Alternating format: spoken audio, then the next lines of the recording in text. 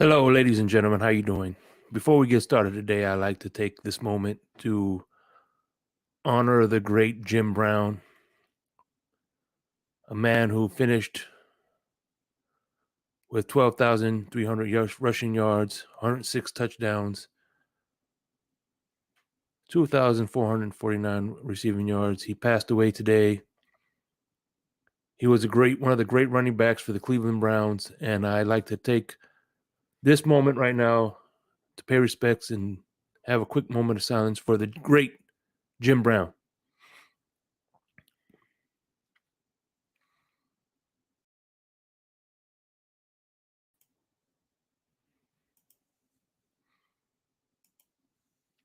All right, y'all. How you doing, man?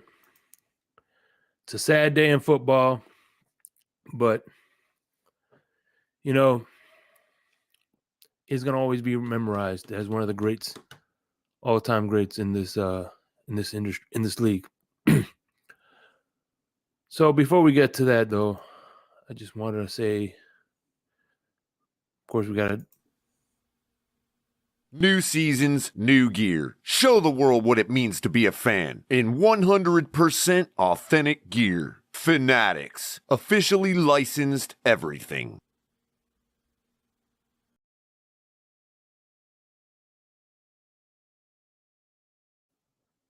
And also don't forget Backroom Collections, where they have magnificent artwork. I showed you the canvases and the visors they have for the mini helmets. Father's Day is coming up. Great idea. And also, don't forget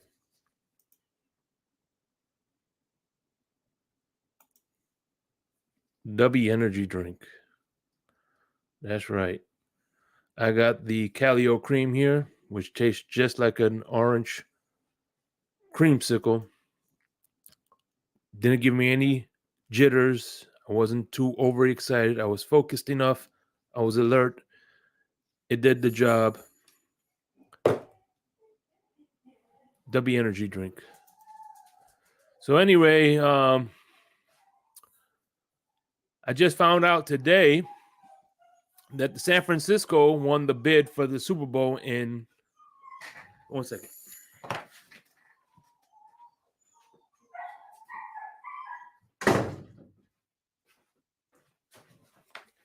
So Super Bowl 60 will be in San Francisco this year. Next year, it's going to be in Las Vegas. And then the year after that, we're going to New Orleans. So also another news of note, the Steelers signed Mitch Trubisky to a 3-year contract. So let me give a few shout outs real quick. We have White Shirt Nick in the building. My man California. Brian Brains, what's up? CB83, don't worry, he'll have your money, man. Color is a man of honor, and he's going to pay up if indeed he wins. If you win, hey. Pete Steaks, what's going on, man? Good to see you. Dolphins Thirsty, how you doing? Lansing Moore, what's up? Mr. Michael K, how you doing, bro? Hope you're doing well. Anthony Manzano. Scott Jackson, what's up, man? V21. IMAX, what's up, man? Damn right. Hi, Amicus. Yeah, man. We need, paying respect to the man. Joe Levisk, what's going on, man? Fred Dunlap, how you doing, man? Mr. Greg, my Fanatic Fury brother, what's going on, man? So anyway, I'm going to go ahead and open up the panel. Make sure I know actually I put in the right. Sorry, I might put in the wrong one. So give me a second.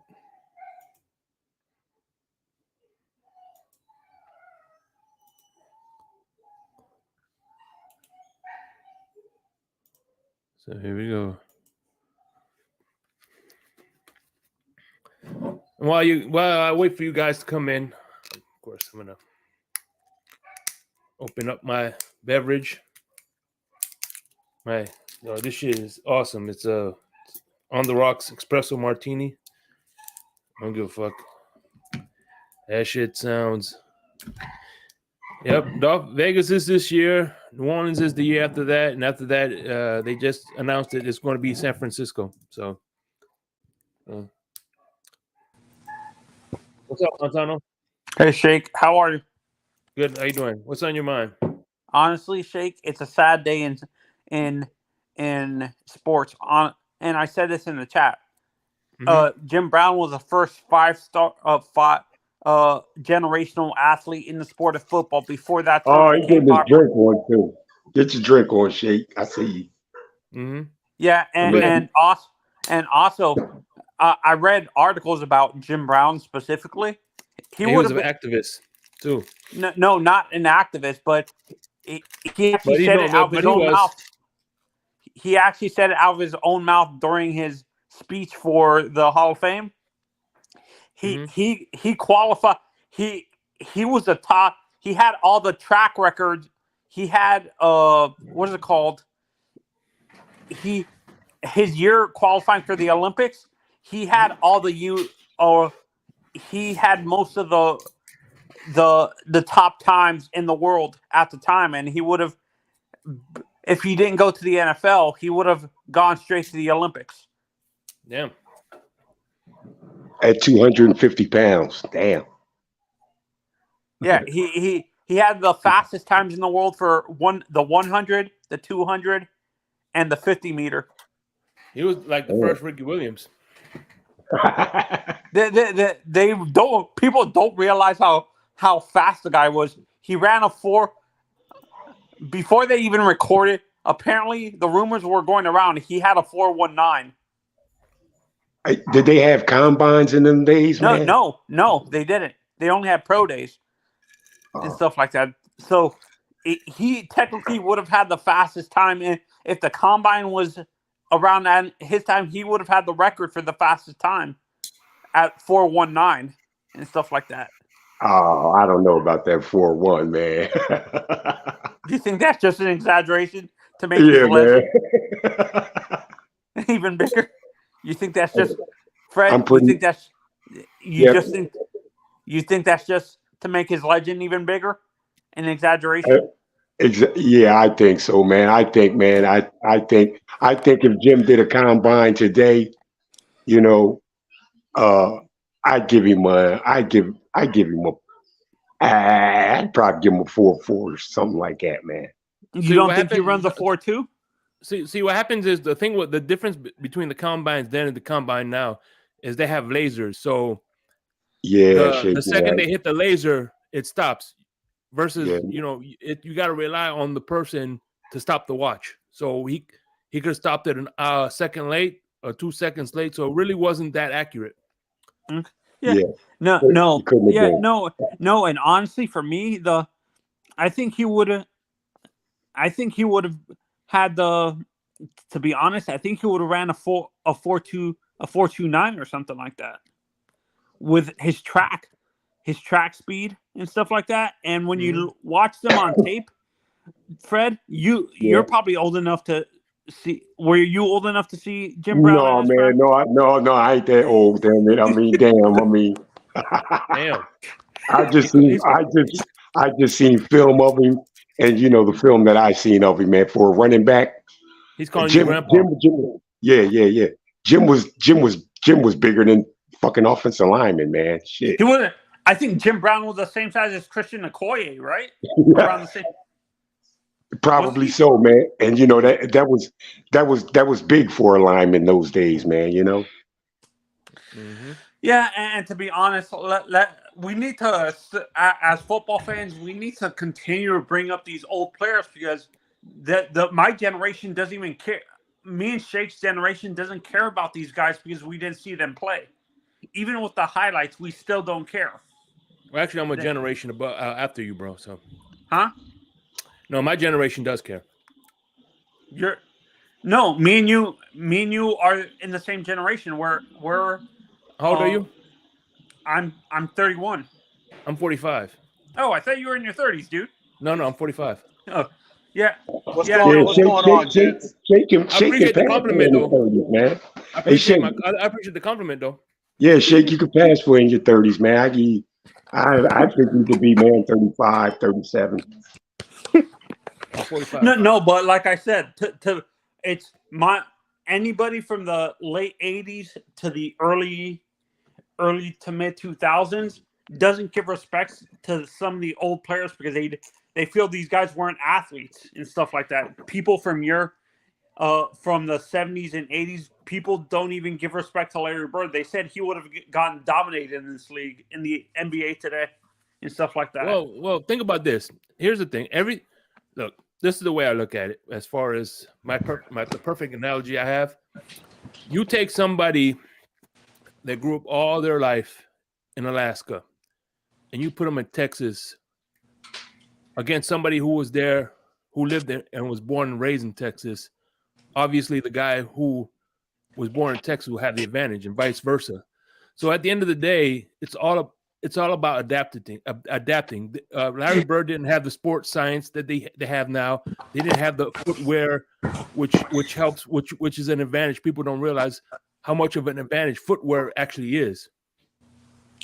Yeah, no, and that's why when I get in arguments with kids in my generation, you realize Larry Bird didn't have the medical stuff either. Like the players today wouldn't last with the rules too. Yeah, they forget the rules. Think about the dietitians, the dietitians that Larry Bird was smoking. He said he would eat a steak and smoke a cigarette before a game and stuff like that. Well, I think like without if he went with the proper diet, didn't smoke, shit like that, I think Bird would excel in his basketball league today, only if he was at the forward position. Yeah. Yes, I think he'd do very well at the power forward position. I really do, man. I don't think honestly. Hold on, before we continue, let Boogeyman and Monty Fins. Boogeyman go first, then Monty Fins. Let me hear from them real quick, and then we'll continue. All right, Anthony. Okay. Go ahead, Boogeyman. What's going on? What's on your mind? Nothing much. Let's go, Dolphins. That's what's up, man. How you doing? That's right, Boogie. That's right, Boogie. Hey. You're my right-hand man on Larry's channel, right? Yeah. You're my brother, but for the next week, we're not friends. I know. No. It's all love, bro. Speaking, if you want that with love, that's with love from Shake, though, man. Yeah. Must win tonight. Celtics lose, series is over. So. Yeah. How about you, Monty Fins? Oh, my bad. Go ahead. What are you gonna say? Hey, what's going on, gents? How y'all doing? Hey, man. First and foremost, I want to pay homage to the all-time great of Jim Brown. Rest in peace, sir. For sure. So he's I know he was way before our time, probably. So, but it doesn't make it any less of significance of what he gave to the game and to our sport. So, salute. Yeah. I'm 42. I didn't see Jim Brown play, but other than film, same as the 72 Dolphins. 72 Dolphins, but still have respect for the past and the history of the NFL. Knowledge is important. Must learn from your past. I know, but my generation doesn't have the patience to watch the film. We have my generation has like ADD to the extreme, or we can't watch anything longer than a TikTok video. I have the attention span of a gnat, bro. Yeah. No, and hey, Mountie, did you see that crazy game last night? Which the game? Panthers game? The Panthers game? Oh no, I don't watch hockey. Bro, that you did? Was electrifying last night. I thought that game was good, bro. I thought I got scared, Robert, Boogeyman, that I thought that game was going to go into 6 overtimes or like 7 or something. I thought we were going to 5 a.m.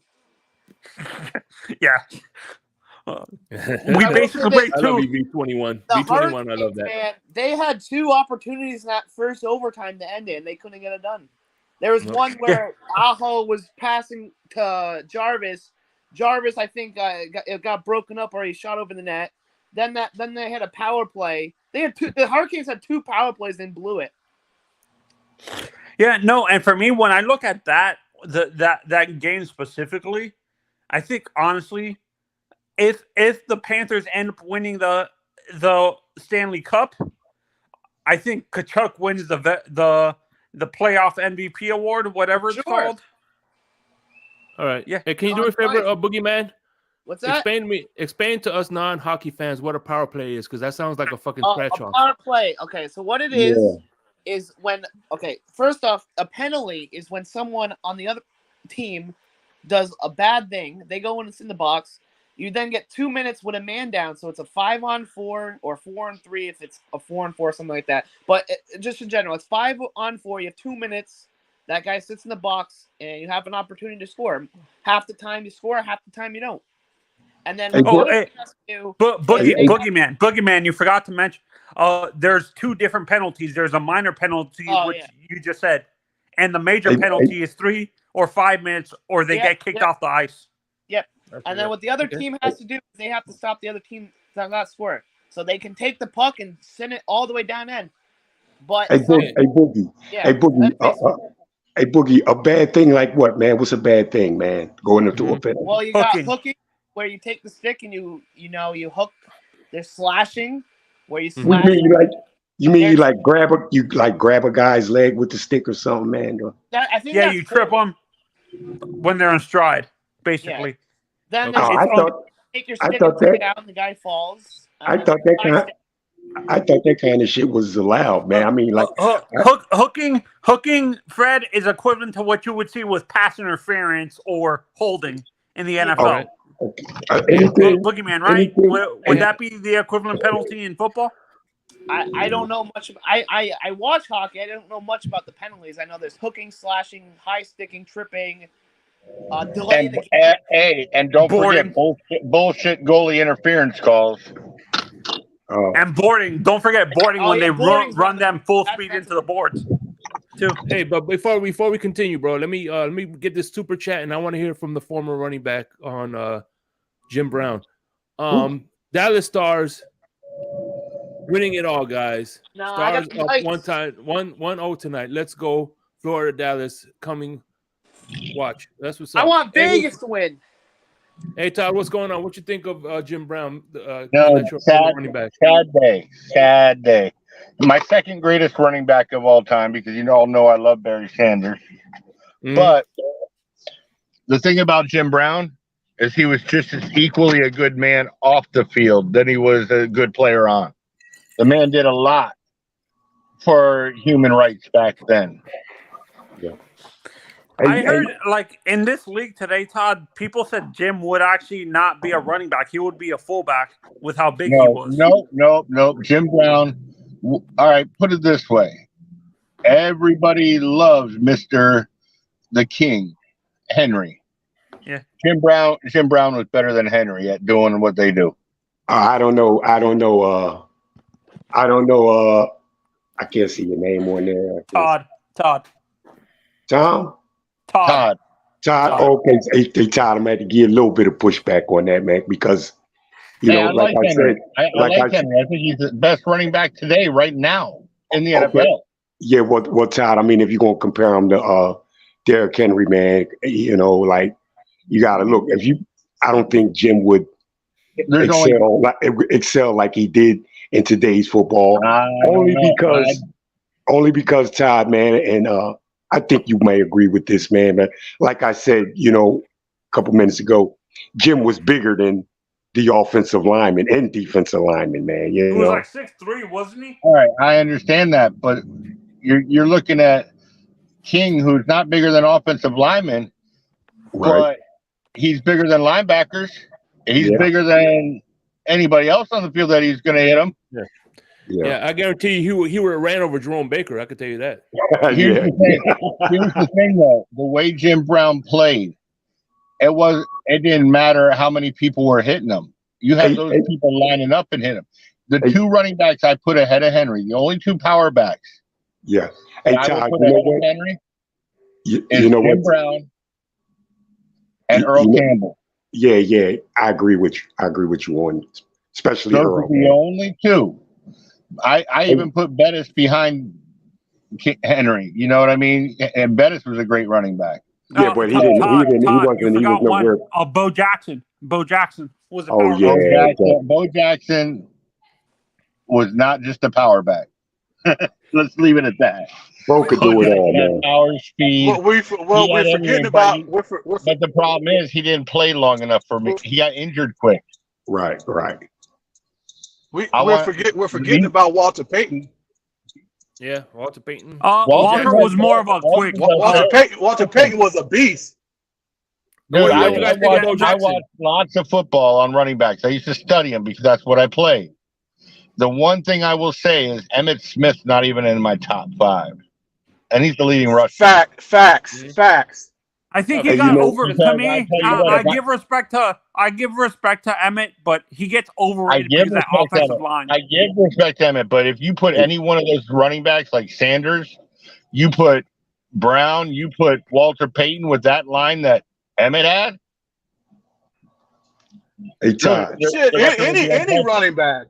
Any running back would be untouchable. Not any running back, bro. Hey, Todd. Not any running back. Emmitt Smith, it would be 5. He would be 5 yards down the field before he's even touched. The reason I know it wouldn't be any running back was because he had a holdout, and they lost every game until he came back in.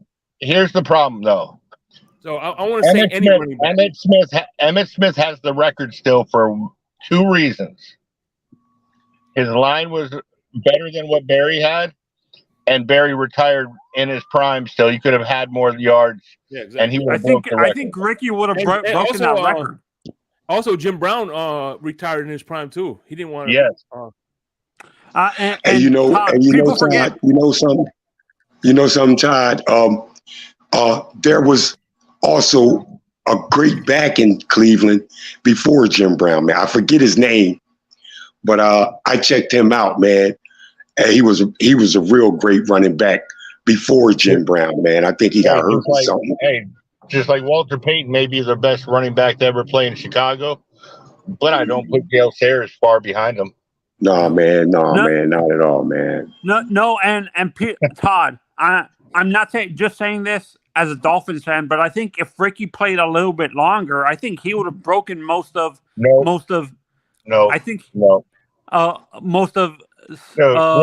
Smith's record. Ricky wasn't playing longer because he got beat to hell and Wannstedt destroyed his career. And by the way, that's why I'm saying if he played longer, if he stayed healthy longer. He couldn't have, though. I'm talking about these guys. Barry Sanders was healthy when he walked away from the game. Jim Brown was healthy when he walked away from the game. These guys had no injuries. They just retired early because they wanted to walk away healthy. Barry was reaction to not being traded to Miami. Yeah. He was mad about that.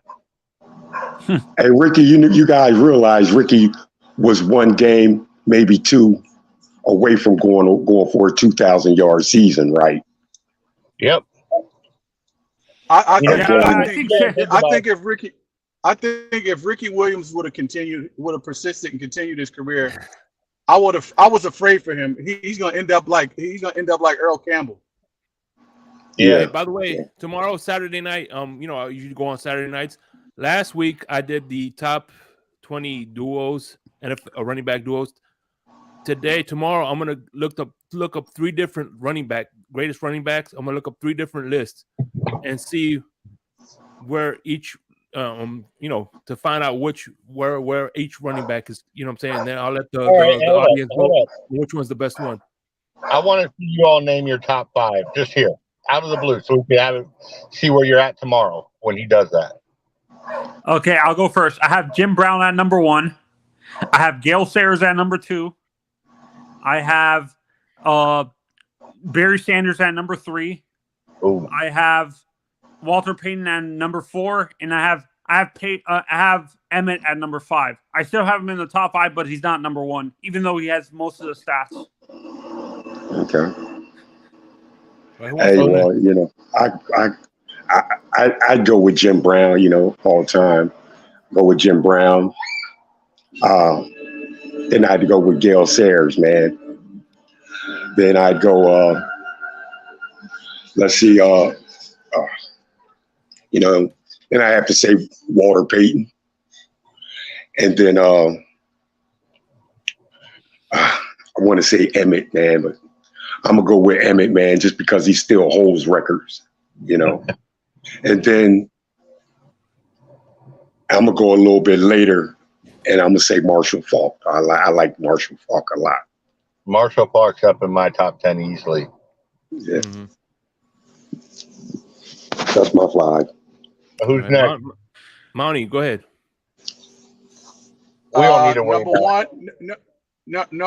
Number one is Jim Brown. Number 2, Walter Payton. Number 3, Barry Sanders. I like 4 is Marshall Faulk, and then I like Tony Dorsett too. I'm not worried about the host pick because I know he's putting them at number 1, Mr. Gator. No, I'm not a homer like you are. But he is number 5. I would definitely say I would say Jim Brown. Looking at the list, I would say Jim Brown. Then I would say Bo Jackson. Then I'll say Barry Sanders. Then believe it or not, only because of the longevity, Frank Gore, and then Emmitt Smith. That's a good group shape. That's a good group. Guys, this is a question. Who would be your dream backfield if you had a choice? Well, guys, hold up. I would have to say mine would be Barry Sanders, Jim Brown, Walter Payton. I would possibly go Gale Sayers and Eric Dickerson. Ooh. Yeah. O.J. Simpson was good too, but you know. But Dickerson came out and Dickerson killed it with the Colts and the Rams when he went to both. I don't know how I forgot all about Eric Dickerson, man. Eric the Great.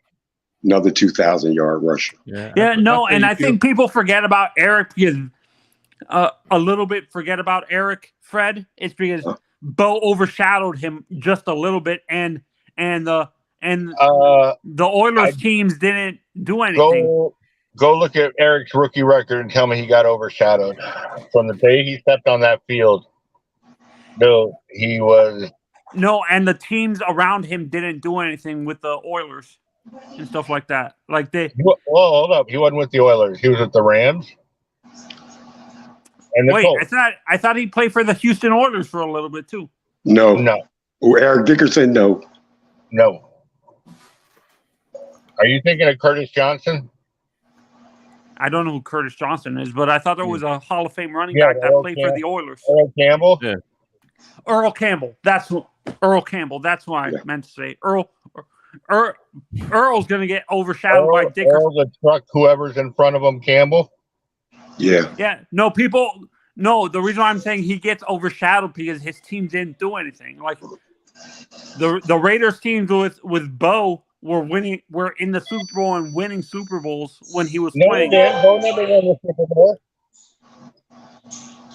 Bo never won a Super Bowl. Bo never had a trip to the Super Bowl. Oh, the Raiders. No. I thought his teams with the Raiders made it to the Super Bowl. No. Made it to the playoffs, but they never made it to the Super Bowl. Okay. Damn. Interesting. Yeah. Back to my question earlier. For you guys, who is your dream backfield if you had to choose 2 running backs? Just 2 running backs. J.R. Black said Fred Taylor and Ricky Williams. That's a good combination. Nice. That's nice. Yeah, that's nice.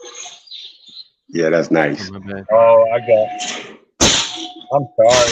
You know, if I'm going to do that, I would actually bring up a modern day guy. I'd have Henry in the backfield and Marshall Faulk. Hey, what's up, Q? Hey, what did you think about they signed your boy Trubisky to a 3-year deal? They signed who? Signed who, Shake? I'm still trying to process that. Yeah, because they What's don't going on, everybody? Pickett. That's why they signed him. Long time no see, my friend. Hey, Todd. Todd, my friend, I'm good. I hope you've been good as well. Yeah, I'm hanging in. Can't wait that's good to hear, can't bro. wait for football season. And oh yeah, it's almost here. I can't wait to see Boogeyman go down 0-2 tonight. But we don't win the night, it's over. Since he was screaming, like I said the other day, since he was screaming like the little girl that the Celtics were going to win Game 1. I'm always wrong. Honestly, the Celtics are kind of overrated, to be honest. How are they overrated? Well, I'm what makes them overrated. Honest to God, you know what makes them overrated? Come crunch time, they seem to turn it over, and their coach is still too young to have that type of. They don't have the track record with the head coach.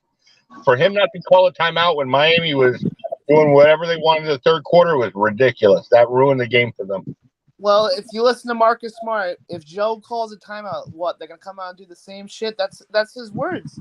Okay, well then that's not the coach for you. Spoelstra was getting tattooed in the first half, came out in the third quarter with a whole different way of playing, and look what happened. Mm-hmm. Yep. Hey, by the way, all I know is not too many coaches. The best coach in the NBA right now. Not too many coaches would have all those undrafted rookies at this and go this far. Dude, there's no way. Undrafted rookies and 2 of your drafted players are out. Hey man, I've always kind of been I'm kind of fascinated, man, with the undrafted player, man. I like that guy. Oh no, the one guy that I really like is I can't think of his name right now. I'm talking about especially football, man. I like the undrafted guy because of what he's able to overcome and then go ahead and excel, man. I'm talking about in football period, in football period. Okay. Hey, I thought you were talking about a particular athlete or player. I love watching O.J. Simpson in the Naked Gun. That's not on the field, but on the Naked Gun. Yeah, he was. Hey, Shake. Let me run my top 5 real quick. What about? Let me run my top 5 running backs real quick. Hold on, let Q run his top 5. Go ahead, Q. Go ahead, brother. I want to know what the panel thinks because I have a modern day era running back in my top 5, and that's okay. I got Barry Sanders 1. I got Barry Sanders 1. I got Walter Payne 2.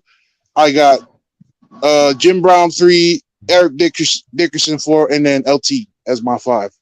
LT. What about the bus? LT was a beast. I'll give him that. Yeah, no, I grew up in that era. I would LT and Adrian Peterson is either 5 or 6. I could put him at 5. LT at 6. Where do you put the bus though? Where do you see the bus? Bus is top 10 for me. Bus is top 10, but in terms of pure running back, I got it. There's a few guys before the bus. Even Franco Harris. Where would you put him in Steelers lure? The bus. The bus. I would put him second. Second to who? Franco Harris. Franco Harris. Okay, that's what's up. Here's the thing. Me with LT, it's him and Marshall Faulk are the closest for me between those two. Marshall Faulk was a beast. Mm-hmm. He was the all-around back. He stayed on for every down. He was a 3-down running back. He'd run on. You guys ready for the real room? Oh God! What's good, Colin? If we weren't ready, we're ready now. By the way, I already know I like this top 5. I already know Pete's on top 5 running back. He has Tua as his number 1 running back, right? What up, Shake? That's what was going on. I just got in. What's up, fellas? Tua with a 4, at 4-2-3. If I knew Color was coming up here, I'd be a smart ass. I would have said Lamar Jackson is my 5th running back. So we got. Go ahead, Shake. No. I was gonna say I'm just teasing tomorrow. Last week I did the top 22 running back duo. So this week I'm gonna grab 3 lists. It's gonna take a while, but I'm gonna grab 3 lists. And then if you're around, Color, I want to do 3 lists. I'm gonna read off 3 top 10 lists, and then I'm gonna let the audience vote to see which list was better. And before we continue, let's read this $10 super chat by my man Kevin Lee. It doesn't matter who wins the series, guys. Denver is winning it all. They have the most consistent all season, and no one can beat Denver in Denver. LA found that out the hard way. My prediction. Kevin Lee, you're the man, and I appreciate you. Uh-oh. Amicus, watch out. So you got Barry Sanders, Walter Payton, Emmitt Smith, Jim Brown. What is that, 4? Yeah. And Marcus Allen. Oh, yeah. Okay. Yeah, Marcus Allen was awesome. Marcus was a beast, man. I use Marcus Allen at fullback, too. You know who Marcus Allen always reminded me of, though? Another beast that was small like him, Tony Dorsett. Those two played the same era, the same type of ball. But everybody's top 5 will always be different. You got to at least top 5 of what you watch. I agree. That's the rule. That's the rear. Because I've never watched some of those guys that Color just named. So it's the top 5 of your generation. I never watched Jim Brown or Walter Payton either. Yeah. You got to give the pioneers props, bro. You got to give those who came before, these new guys. Oh, no. You can also be fascinated with the past, bro. Yeah, it's also YouTube. You can watch them all on YouTube now. Yeah. Marcus Allen, I remember he went one way, turned around, came back the other way. It's always been in the NFL highlights. All I'm saying is I'm not trying to discredit for what they did in the past. All I'm saying is that everybody's top 5 will probably be different based on their generation of who they No, we get it. Hey, Pete, check it out, right? That's true because if I'd have watched Walter Payton, maybe I put him number 1 instead of number 2. You know what I mean? Hey, Pete, you know what? Probably. And check this out, Pete. There weren't 16 game schedules, man. At times these dudes were playing either, man. And they were still going over 1,000 yards, man. You know what I mean? Yeah, and I think back in the days it was like 12 games, right? Yeah, Pete. Yeah, man. You know what, Fred? That may be the toughest point you've ever pointed out to date, bro. Like I've ever heard. That is true, bro. Not even 16 games, and they running over 1,000 yards, bro. Yeah, man. Yeah. Larry Zonka putting over 2,000 up in 14 games. 14, yep. Like I said, 2,000 yards. And Color. Zonka was bigger than most linemen too, man. Damn, Larry Zonka, one of our Super Bowl MVPs. Exactly, man. Hall of Fame guy. Y'all remember the biggest back I've ever seen? Christian Okoye. He was bigger than most defensive linemen. Oh, he played for the Chiefs, right? Yeah. Hey, by the way, shout out to this Facebook user. What about Kareem Abdul-Jabbar and Ricky Williams? I'll give Kareem. Both of them played for the Dolphins. I'll give Kareem Abdul-Jabbar in centers, but not running backs. No, man. Yeah. He was too small, man. He was too small. But he was the first 1,000. That was a good one, Sheik. No, but he was the first 1,000-yard rusher that Marino had. I will say this: Ricky Williams would have loved playing today a lot more than when he did because of the way they don't test for smoking. Yeah. Attention drivers, first court is tomorrow at 6:30 a.m. Hey, no, actually, I like OJ. Believe it or not, when I used to work at the what's the race track, the horse track in it's like Miami and Broward. It's where they hold the Florida Derby. I used to work there. I can't think of it now, but who gives a shit? It was a racetrack, and they hold the Florida Derby. And I met O.J. Simpson, and he signed my passport. So I always love O.J. Simpson. Oh, cool. Listen, I have nothing against O.J. on the field. I just there's certain running backs I put higher on my list. Yep. Todd, you got to see OJ? I told you when I was playing, I used to watch film on every running back. Go back, look at highlights. Look at this. That's what I'm saying. Like, you used to be able to wake up on a Sunday and watch OJ Simpson run the ball. I did, Pete. Okay. I did. Pete. I seen it. Yeah, I seen a couple of OJ games, man. Yeah. I think I remember distinctly seeing like 2 OJ games, bro. And Fred, let me tell you something. I'm one of the fans that I'm actually upset at some of the rule changes because of some of the I guess it's good for the future of it. It's still going to keep the history of it strong, but I just felt like some of the rule changes now messes it up for some of the old school players too. You know, and some rules like their head slap. I'm good with doing away with that. But you know what they tried to. I don't know if they did it, Shake or Panel. I don't know if they did this, but like the running back wasn't going to be able to lower his head, man, when he was going to get tackled, man. Is that legal, or is that can they still do that, or a running back can't lead with his helmet no more. Remember how running backs back in the day used to push forward with their helmet? They can't even do that no more. I was like wondering how does a running back not do that? Put his head down when he's going to get tackled. You can't do that no more. Because you can mess up your neck. You can mess up your neck. But Shake, that's natural. That's natural stuff at a running back, man. Yeah, that's actually one of the first things you do as a running back when you're young. You start playing Pee Wee. You learn how to use that helmet as a. You start using that helmet. Hold on, Todd. Before you, I'll let you cook, but let me just get to the super chat, and then I'll let you say what you got to say.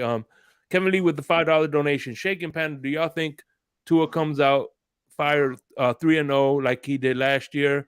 And can he stay healthy? Do we win the AFC East? Yes, I think so, Kevin Lee. Thank you for $5 donation. Go ahead, Todd. What are you going to say? Here's the thing. When you are running and you're going around that corner or even going downfield, you want to make yourself as small as possible. You're putting your head forward. You're not standing straight up. Todd, I was real skinny and little, so I always used that helmet to try to use that. Like I felt like that was I felt like it was a weapon for me. I tried to lean forward with it. Yeah, but Pete, if you stand straight up, they're gonna break. You call that a hit? Keep your head down. The top of your head is the hardest part of your body. Thanks, Coach. Dude, that's gonna break your neck. No, I'm gonna break your neck. Damn it, my leg. Come on now, no sex on the field, girl.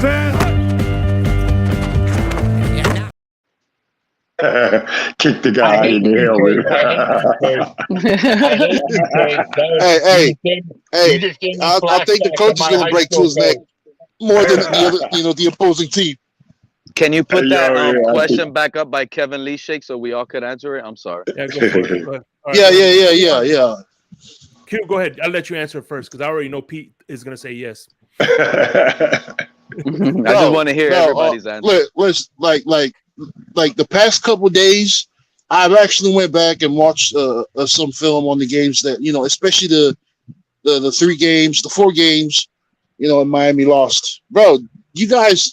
The coach, the defensive coordinator that the Miami, Vic Fangio, the guy they brought in, the defenses that they ran against Tua in those 4 games were that deep, the 2 deep cover safety, the 2 deep shell, the 2 deep safety shell.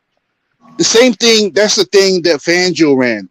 So that was a Fangio scheme defense where they take away your explosive plays. They let you, they force you to run where you think is advantageous, and then you run the ball.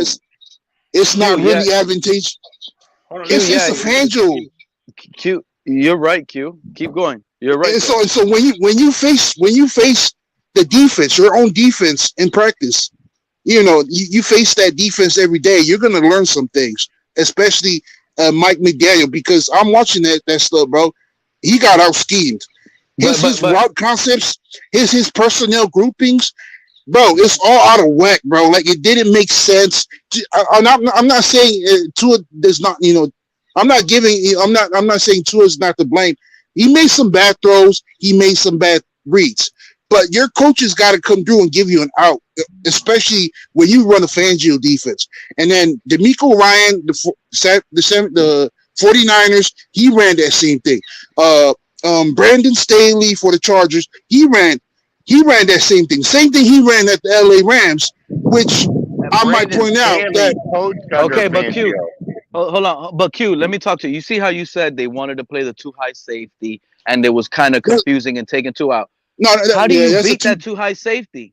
You beat it. No. The two deep passes. And this the is two the thing. deep safety. The two deep safety is just a shell. It's just what you see pre-snap.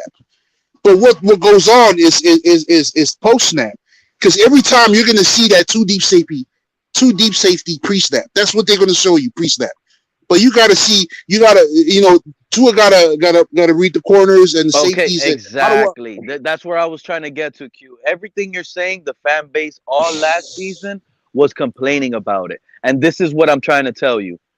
Tua is such a one-read quarterback, and he doesn't process the defense, right, to the point where he's going to throw the deep ball no matter what.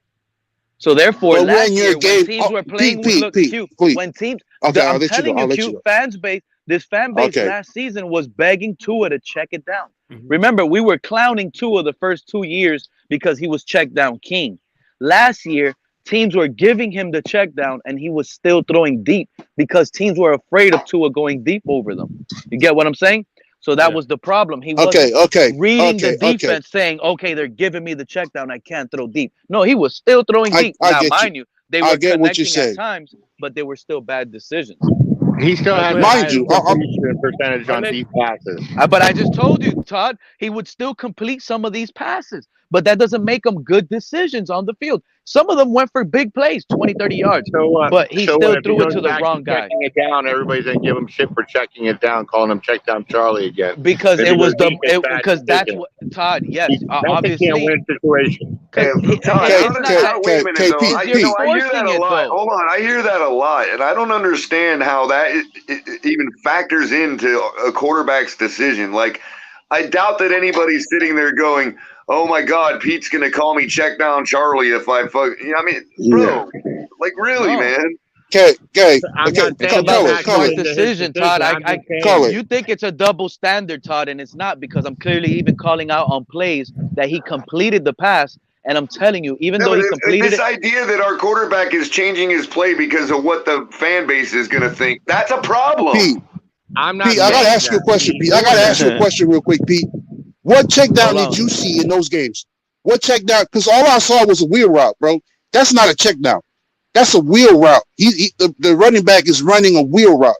A check down is when your running back is staying in the flat. You process it. A check down is something 3 yards right there near the line of scrimmage. The Smythe. That they didn't give me the. You see the same. No, they didn't run that. They didn't run that, Pete. I didn't see that. That's what I'm saying. McDaniel didn't give him the option to even give him an out, a check down. All I saw was a wheel route. You're right. A wheel route. You got your tight end running hooks straight into the middle where the bulk of that coverage is at.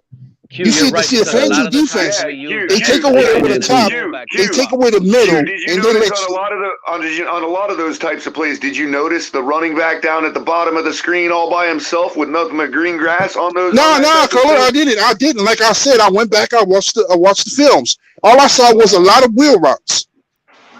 Look, I'm like this, man. Like, hey, I'm like this with it, man. I'm gonna help Tua out a little bit, help the coaches out a little bit by saying, like, look, take what the defense gives you. Don't try to force anything, man. And let your weapons exactly. But to take what the defense gives you, Fred, you gotta know how to process a defense, bro. Okay, man. No. Fred is onto something right here. Exactly what you said, Fred. Just take what the defense give you, and let your weapons. And let your weapons make plays, man, and let it fall out like that. Right.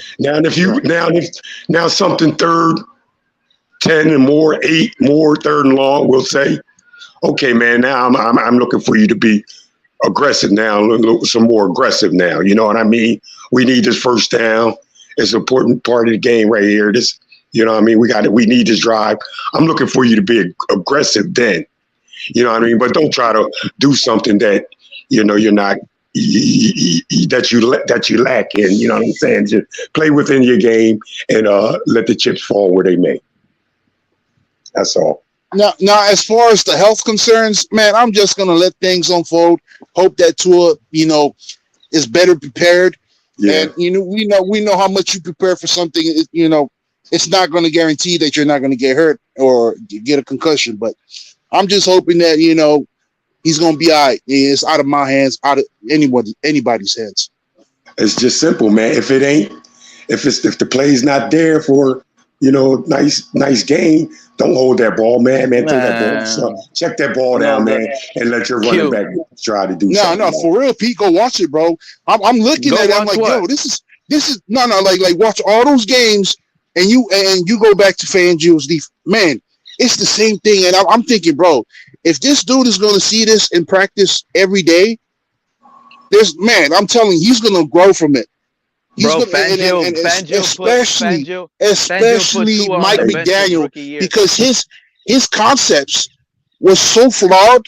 Like really, it was so flawed. His personnel groupings, his route concepts, they were so out. Like I didn't even get some of the route concepts. Like, what were you trying to do?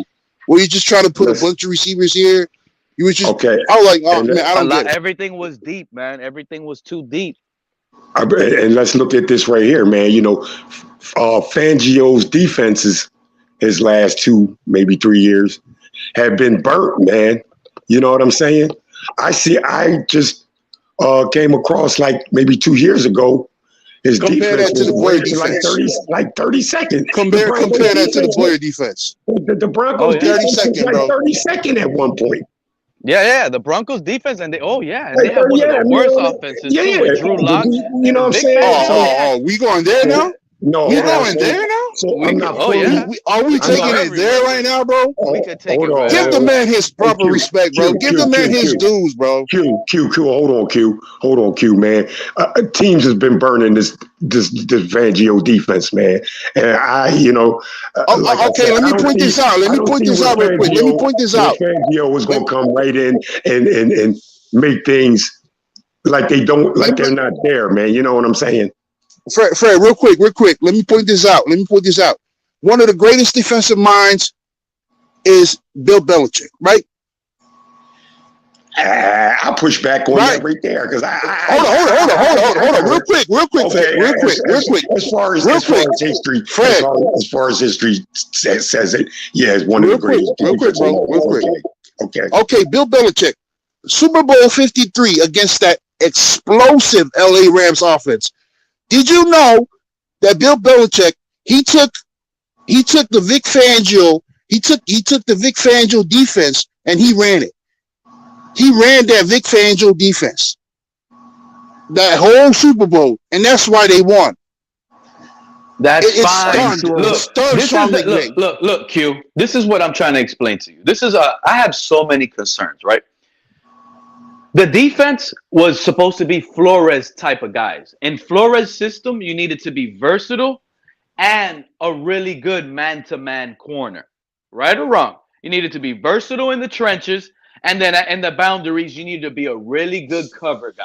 That's all he cared about, that you were a good cover man-to-man guy, and the linebackers and trenches, you're good and versatile. You could be moved around in different spots. Now, under Vic Fangio, the system is changing, and it's counting on guys to play different zone defense. Last year, like if you go back to these panels last year, here on TFTG, you could go on Miami Sports Music or all the way across the city to TD Fins Talk. It don't matter where you go. Early on in the season, when this team was playing and it was at its healthiest, we never had Byron Jones, so you can't use that excuse. We were at our healthiest, and we were running zone. And we were getting screwed and picked apart. That's what we were complaining about on these panels. Man, why are we playing zone? Too much zone on this game. And it was tragedy. Boyer is not a zone man. He's not a zone guy. Yeah. Pete's cooking right now because I can't. Don't tell me that bullshit right now. Boyer is not a zone guy. Hold on. I can't even count the number of times I heard TD flip out over running zone defense, man. Exactly, and we were terrible at it because what do? We don't have the scheme for that. So now we're gonna tell me one player is gonna change the whole thing, Jalen Ramsey, and then the coach is also Vic Fangio is gonna turn this defensive line because his system, Q, relies on what? The 3 or 4 guys rushing the pass. And to your point about practicing against the defense, making the quarterback better, it did nothing for Teddy Bridgewater or Drew Lock. Nothing at all. Good point, well, let me ask you this, Pete, since you're talking about the difference between that Boyer defense and the Vic Fangio. Well, in the Boyer defense, in the front four, I'm talking about the D linemen.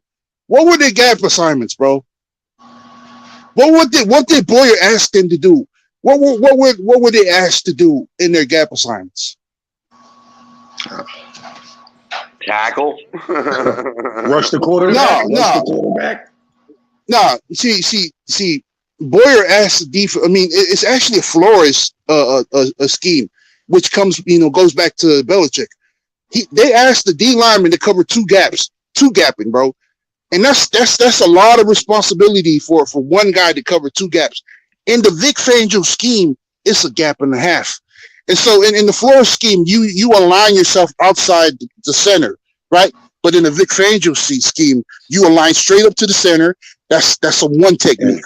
You got one guy inside the guard. That's a four technique. You got one guy outside the guard on the other side.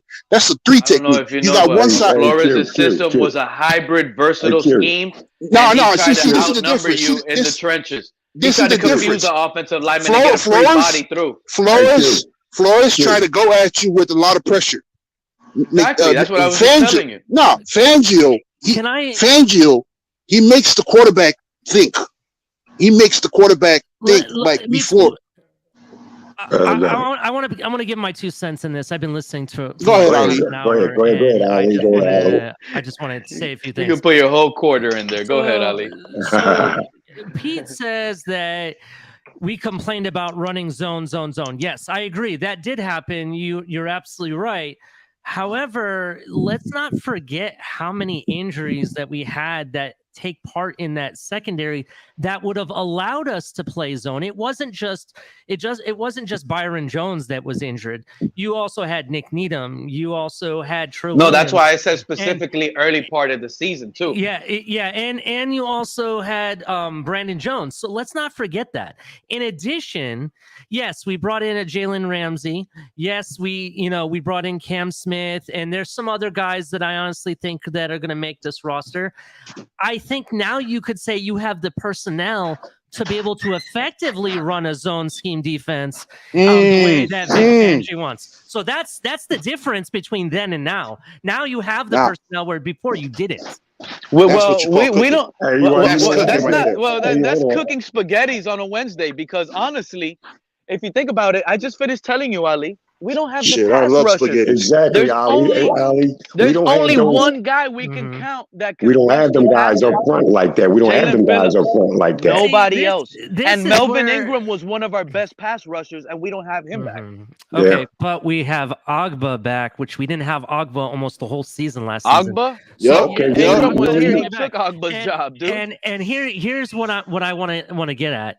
Is what you expect or what you think that the defensive line was doing then could be completely different than what they're going to do now. So it could be effect. And the other part is, you look at it was kind of working in a sense that because Chubb was actually, if you go back and watch the film, Q said he watched a lot of the film, and I actually did watch a couple of games recently. If you look, Chubb is actually taking a lot of double team. And how many calls did the referees blow by not calling the holding? How many times? Color was there. We were on the phone together watching the game at the same time, commenting. How many times are you going to hold a Jalen Phillips or a Melvin Ingram or a Chubb or whoever it may be to get to the quarterback and not make that call? Color can come on here. Come on up, Color. You were there. You saw what was happening. Yeah. Hey, let me. You can't say that they didn't get the pressure or didn't get the sack or whatever when this stuff is going on. And it wasn't just one game. It was every other game. And Color can even tell you that. Hey, Ali, like if you would let me, man, I'm like, just our front four, man, rushing against 5 offensive linemen, blocking. That's not going to be it's not going to be enough, bro. The quarterbacks are going to sit back there and pick us apart, bro. Because we just don't have the horses up front to get after quarterbacks like that, man. If you ask me, the best pass rusher, if he's healthy all the way, if he's 100%, would be Agba, man. You know what I'm saying? That's real. I like Jalen Phillips. He's coming around. Okay, maybe I'm sorry, Fred, but Agba, they're going to move him into the inside. He's going to play DN. Yeah, he's going to go. No, Fred. He's going to go. Fred. Wait. Fred, Agba is a stiff, dude. That guy has no moves when he gets put in line, bro. That guy has no dance. I think he doesn't wiggle. I think they're going to put Agba back where he see, the whole point, and this goes back to the comments that I heard about McDaniel, and Q made some comments about how he didn't understand what he was doing offensively and whatnot, and some of his wide receiver groupings and stuff. But the reality is what this whole scheme is, and this is what I think is going to be up and down, even on the defensive side. They're going to put players in position to maximize what they do well. And if you go back and if you go back and look at Agba under Flores, when he was playing inside like he did the first year for us, he was very formidable. And I honestly think they're going to put him back in the inside. And in addition to it, I don't think this team is done bringing in players. I think there's going to be another one or two players that are going to come here on the defensive side. Not just you mean starters or camp bodies, Ali? Because you're starting to sound like it's going to be. They're just trying to figure out some personnel. They're finding the right people. Melvin Ingram is still on the market. We need to bring him back. We definitely need to bring him back. I think we do. Go ahead. What's going on, Fred? AQ, let me say this to you. Like, you know, our secondary, man, the guys we have back there. Okay, I'm gonna use Howard and Ramsey specifically, man. These guys' game is being aggressive with one-on-one with wide receivers, man. So, but if you just sit back there and let them just play zone, then they're not effective like that. You feel what I'm saying? No. That's Ramsey's bread and butter, Fred. That's the thing he played in. Ramsey's in bread and butter, man, is hanging. No, that's Brandon Staley's bread and butter. It's the cover two shell zone coverage, bro. So it's either cover 2, cover 4. That's Ramsey's bread and butter. He'll either run a match concept where he'll kind of like shade his guy, or zone.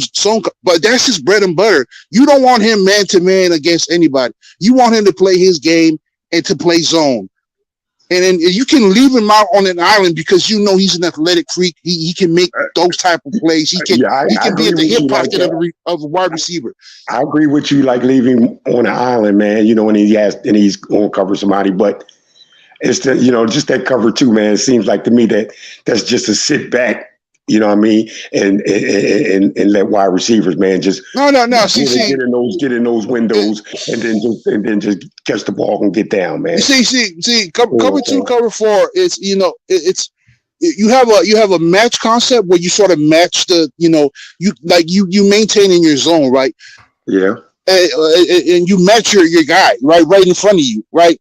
Or you either zone, you stay right there. You it's a soft coverage. That's what I mean. That zone, man. That's what I mean. Not just stay right there. Just stay. But that's the point. Man. That's the whole gist of it, bro. You're gonna take away the over the top plays, the explosive plays. You're gonna make them think, oh, we're gonna run the ball. But really, that 3-4 base is built to stop the run. Okay, Q. But this is what I'm saying, man. Like, but we don't have that defensive front to hurry quarterbacks like that. How you know, Fred? How you know? Because our Christian Wilkins is not a pass rusher like that. No. See, what you're doing is you're projecting Boyer's defense and Flores' defense. It's a Vic Fangio scheme. Listen, it's a different scheme. It's a different scheme, Fred. Who would be rushing the quarterback to you? Who would be the top 4 rushing the quarterback to you? No, it's not. Now you got 3 down linemen. You got 2 linebackers on the edge. And in this case, I think they're going to put Jalen Phillips on the edge. It's not going to be Agba. They're going to bump him inside. They're going to have Sealer as the nose tackle, which is going to be he's going to play in 1 technique, and then they're going to have Christian Wilkins at the 3 technique, right outside the guard's shoulder. That's your front. That's your front right there. Your 3-4 front right there. Yeah, but to me, man, right now we don't have a guy that can beat a guy 1-on-1. You know what I'm saying? Now, maybe in the Boyer and the Flores scheme, yeah, we've seen it. But in the Fangio scheme, nah, we've yet to see that, bro.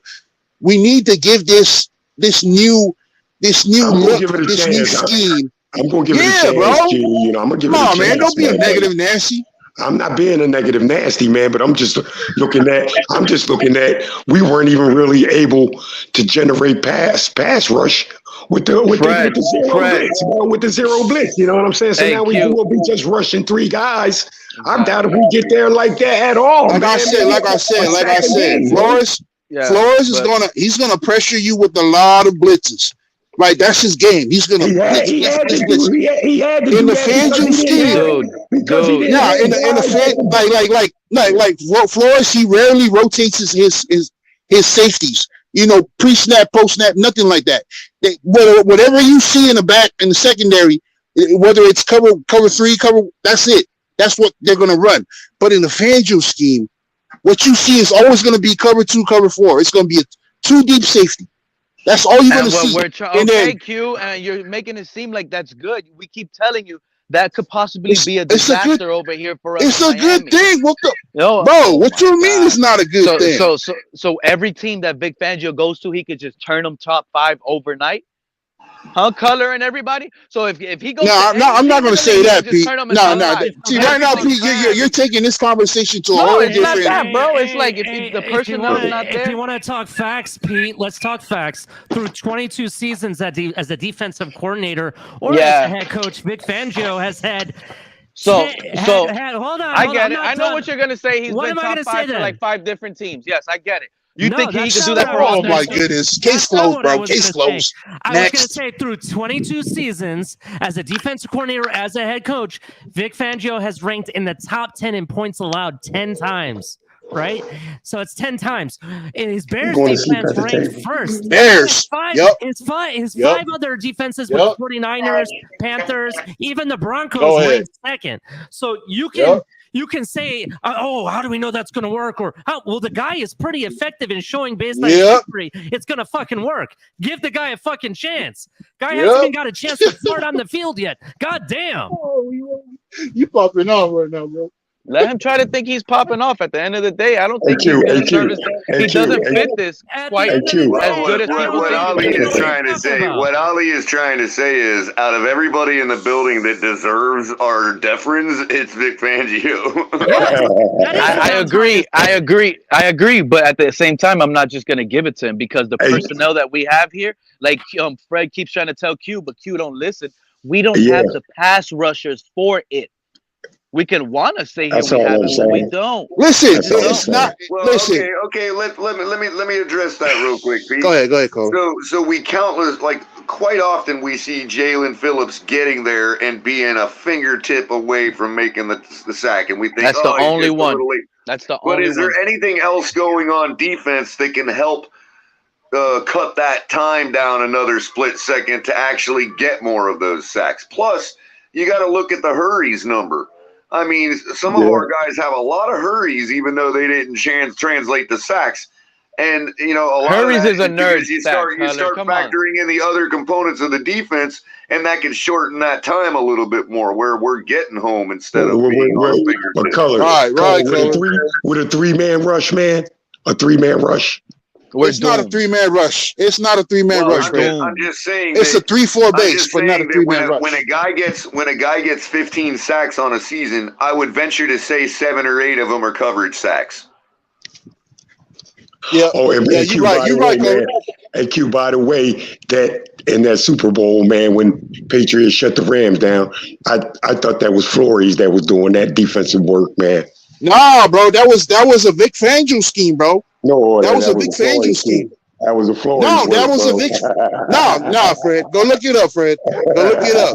They were running the zone. They were running zone all day, bro. I'm gonna look that up, Q. I'm gonna look at it, bro. Ali, I agree with you. The one that we should have the most faith in is Vic Fangio, but a lot of that faith almost ran out the door early, and it's still slowly running out if he continues to only have to rely on expensive veterans to win. Because I expected him to be with experience to come in and be able to teach somebody like Noah Igbenogany. I expect him to teach a Tyndall. I expect him to get some of these other guys on the field and turn them to be better. They're different people, but it worked for Wade Phillips, bro. I mean, in LA, And like I said, Fangio's defense with the Broncos last year was like 32nd, bro, and had the least amount of turnovers. You remember the Bears defense that he had? He had Adrian Ramos. You know, they didn't become those, you know, named players or household names because they were. Now it's the Adrian scheme. Ramos, man. I don't even they had think Eddie Jackson. You wonder why Eddie Jackson's been running it back. Yeah. He's been running pick sixes all day long. It's that scheme. But in the Bear, you know, when he was at the Bears, he would throw little wrinkles, like he would throw cover 1, cover 3 man. Those are the little spin-offs. Man, you should be very excited, bro, for what's going to. I'm gonna be excited. By the way, does anybody want to read what I just put up on the screen? I can't even see it. I got you. Through 22 seasons as a defensive coordinator or head coach in the NFL, Fangio's defenses have ranked in the top 10 in points allowed 10 times. You hear that, Pete? Are you listening, Pete? And it says his 2018 Bears team ranked first, and the 2011 and 2012 49ers, 1996 Panthers, and 2021 Broncos each ranked second. All right, so this was. Oh, what about the last 3 years, Pete? Oh, hold on. No, none of that matters. None of that matters according to this article. Are you serious, man? It's only what fits their narrative, Fred. Let them have it. Oh my God. So let's look at the Broncos roster under Vic Fangio's defense, right? His front three: Shelby Harris, Deshaun Williams, DeMont Jones. Are they better than ours? I don't know. I don't know. Nope. I don't know who the hell those guys are. Wait, who? I didn't follow the Broncos like that, man. Front three. Exactly, Colin. Who? You don't even know who they are. That's what I'm telling you. Let the man cook. He hasn't even got the chance to see the ingredients yet. God damn. Go ahead, man. Finish. Tell me some more, man. It's like he ain't even been to Publix yet, Pete. Yeah. He hasn't gone through the produce aisle. God damn. Jeez, let the guy at least look what he has to work with. And then the rest. Okay, some of these guys are known. We all know who, you know, Bradley Chubb is, Alexander Johnson, Malik Reed. We know who those guys were. Ali, just read off to me, man, the Fangio defense with the Broncos the last 3 years, bro. The last 3 years? Well, yeah, first of all, yes, the last 3 years, he had, 21 and 22, he wasn't there. 2020 was the last year that he was there. And I'm reading it to you. He wasn't with the Broncos last year? Nope. No. He was with the Eagles. He was He was not with the Eagles. He was like a... Yes, he was with the Eagles. And let me tell you something. Oh my God, bro. Oh my God. The Eagles defense ran the same 2 deep shell concept. They ran the same 2 deep shell concept. Check this out. If he was with the Eagles, why did he have to sign a 2-week contract in the Super Bowl? For the Super Bowl. But he was so part of the Eagles. I mean, I get it. He was probably in the building. Contract. He was probably in the building using their gym for free because he lived nearby. And he had free breakfast to get there. Then they made it to the Super Bowl and they decided to use him. But you cooked, bro. You trying to make it funny, but you cooked. Tell me what he did with the Broncos, man. Because of his run in the NFC, he's also faced Andy Reid's offenses quite a bit. So there might be something to said as to why they brought him in as a consultant. Tell me he was what in that did. AFC West, true. Tell me what he did with the Broncos, man. He didn't do nothing. He lost his job. They hated him in Denver, Fred. Where was his defense?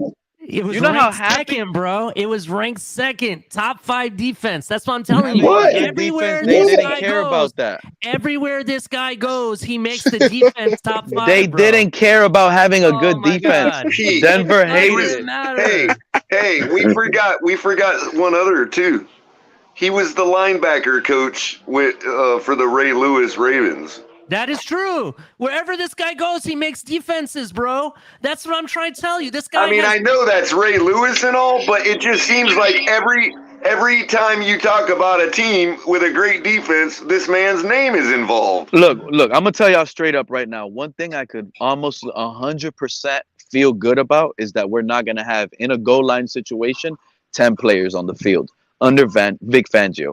So that right there, I already know we're gonna be fixed. I agree. And I'm already know. I doubt that he accepts lack of tackling too. Go ahead, Ollie. And I already know that I'm not going to have to worry about my defensive coordinator making rookie decisions.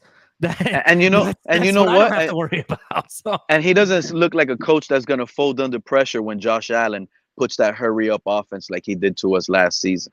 Seems like Boyer didn't know what to call or do once Josh Allen got on the move. Well, I, for one, man, I'm going to give the guy a chance, man. But from what I've seen, like the Broncos, where they were, give a chance, like the Fred. last Take 2 him out years. on the Yeah, I'm going to give him a chance, man. Well, we all have to give him a chance, Fred. We haven't seen him like Ali keeps Yeah, saying. man, And I'm sorry I cut you off, but it's the personnel that we're talking about. We also, those of us that are already sold, we have to pump the brakes and realize nothing gels the first year either. It'd be nice if it does, right? But we gotta expect some kind of issues with the guys that just got in the building. Okay, yeah, I'm gonna be open minded with that. But that's only mainly due to the personnel, the players. You need the right players for this scheme to really work. Q. That's a matter of gelling in a new system or a different system. Okay, so you know what I mean? Q, check it out, right? You said you have to have the right guys, the right personnel, and these players' abilities, what they can do, right? Yeah. What do you think? So what do you think about our offensive line and McDaniel's scheme and what he's trying to do? Do you think we have the right players on the offensive line to carry out that scheme?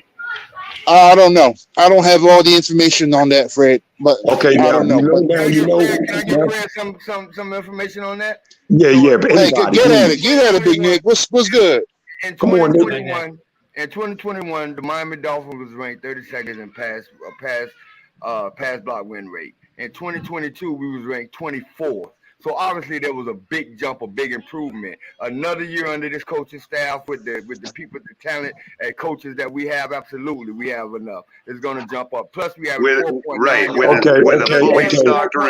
fully stocked room, healthy. Plus, we averaged 4.9 yards per carry, and we even had a point where Tua had 4, 5, 6 seconds to throw the ball, which was some of the reason why he got hurt because he held the ball too long. The offensive line was not the problem last year. Thank you, Big Nick. Big Nick, man, I can't believe you're coming in hot, bro. Hey, Big Nick, so I didn't say like our offensive line was trash. I was just merely trying to point out if we had the guys, like Austin, Teron Armstead is beat up. Liam Eichenberg is beat up. Can these guys? You listen to what I'm saying? Fred. So let me hold on, Big Nick. Let me help you out, Big Nick. Let me help you a little bit. Let me land on this. Go ahead. Take serious because he just sat up there and argued for 5 minutes to check the Denver Broncos last 3 years, and Fangio hasn't been there. So it's hard to take what you have to say take serious because it's telling me that you really don't know what you're talking about sometimes. You just be going negative. Oh my God, man! Who was the Broncos coach last year? I don't know that. Nathaniel Hackett. Oh, okay. Who was Fangio calling? That's what. Yeah, exactly. You don't remember that, Fred? Last year, the Broncos were going to be so good with Russell Wilson and Nathaniel Hackett. Vic Fangio was the problem. But I don't think Hackett ever wanted Russell Wilson. I think Nathaniel Hackett wanted Aaron Rodgers there, man. To be honest with you. That's actually what they thought they were getting, and then they couldn't make a deal happen. Right, so it went south, and everybody's like, "Oh, Nathaniel Hackett's garbage." No, they just chose the $300 million guy instead of Nathaniel Hackett. Okay, so yeah, I'm going to argue, man. Like we don't have the guys up front at the offensive line, man, to do this offense, man, because this offense has a lot to do with agile offensive line, man. I wanted to add to what Nick said a minute ago. It's not so much. Hold on. It's not so much. Look, Big Nick. Your quarterback was leading the NFL in air yards. Right. Oh my God. What I'm going to say is, I ain't gonna stop, Nick. It ain't nobody gonna stop it. Hold on, guys. Hold on. Just to add some nuance to what Big Nick said. I don't think that the offensive line. I think the offensive line was a problem, but not the problem. Yeah, I agree with that. Not the problem. Color. How was the offense? I'm not letting this shit slide. Heck no. This offensive line was the biggest problem, and you guys are gonna see what happens, and it's gonna come storming down week 1, 2, and 3 coming up. Because tell me how that offensive. Don't tell me about my team, bro. Pete, my question. How was that offensive line looking? Pete, you said it yourself. You said it yourself. You said it yourself. Tua was only sacked 20 times. I know, because of his offense, his style of offense. It's a quick read, one read offense. It's quick. That's what I'm trying to explain to you. That's what I'm trying to tell you. How was this offensive line looking under Skyler and Teddy? How was it looking? And Pete, I suggest you watch some film, bro. Like, I'm not being funny with it, bro. No, I'm telling you, watch some film, bro. How you gonna say the offense is a problem and say Tua's trash? This man is a Steeler fan. He's gonna try to tell me about. How you gonna say offensive line is a problem and say Tua's trash? 40 platforms. Which is it, bro? Which is it?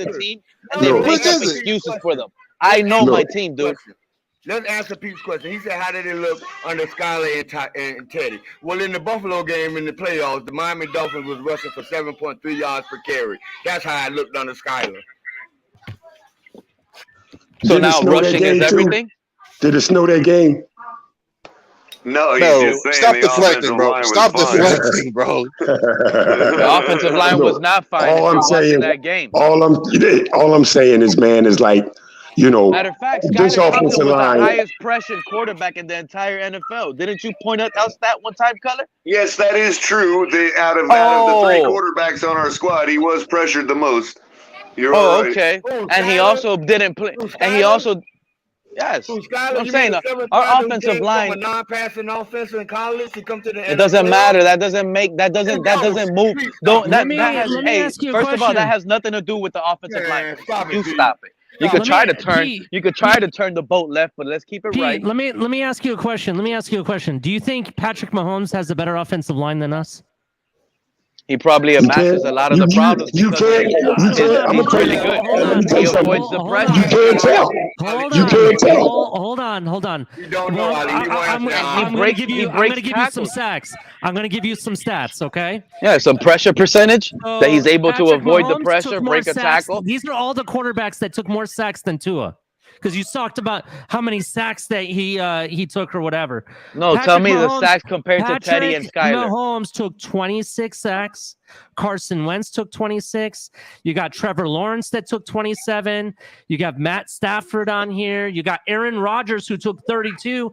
Josh Allen took 33. These are all people that took more sacks than Tua, bro. Even Joe Burrow, who was one of the highest. Yeah, they all played more games than Tua. And it's been that way for 3 seasons, Ali. Yes. Which is why I've been making this point. This is why I've not been. What's up, Chef Jew? That's what I'm trying to do, Color. I'm right there with Our you. offensive line has never been the problem. It's always been a problem, but not the problem. Yes, thank you. The problem with those stats, Ali, is if you put those quarterbacks to run in this Dolphin system that Tua's been running in, they will take half of those sacks as well. You know, let me say this, man. And then with that Patrick Mahomes thing being sacked this many times, okay, check this out. Okay, they've been sacked. Look, hold on, Nick. Hold on, man. Hold on.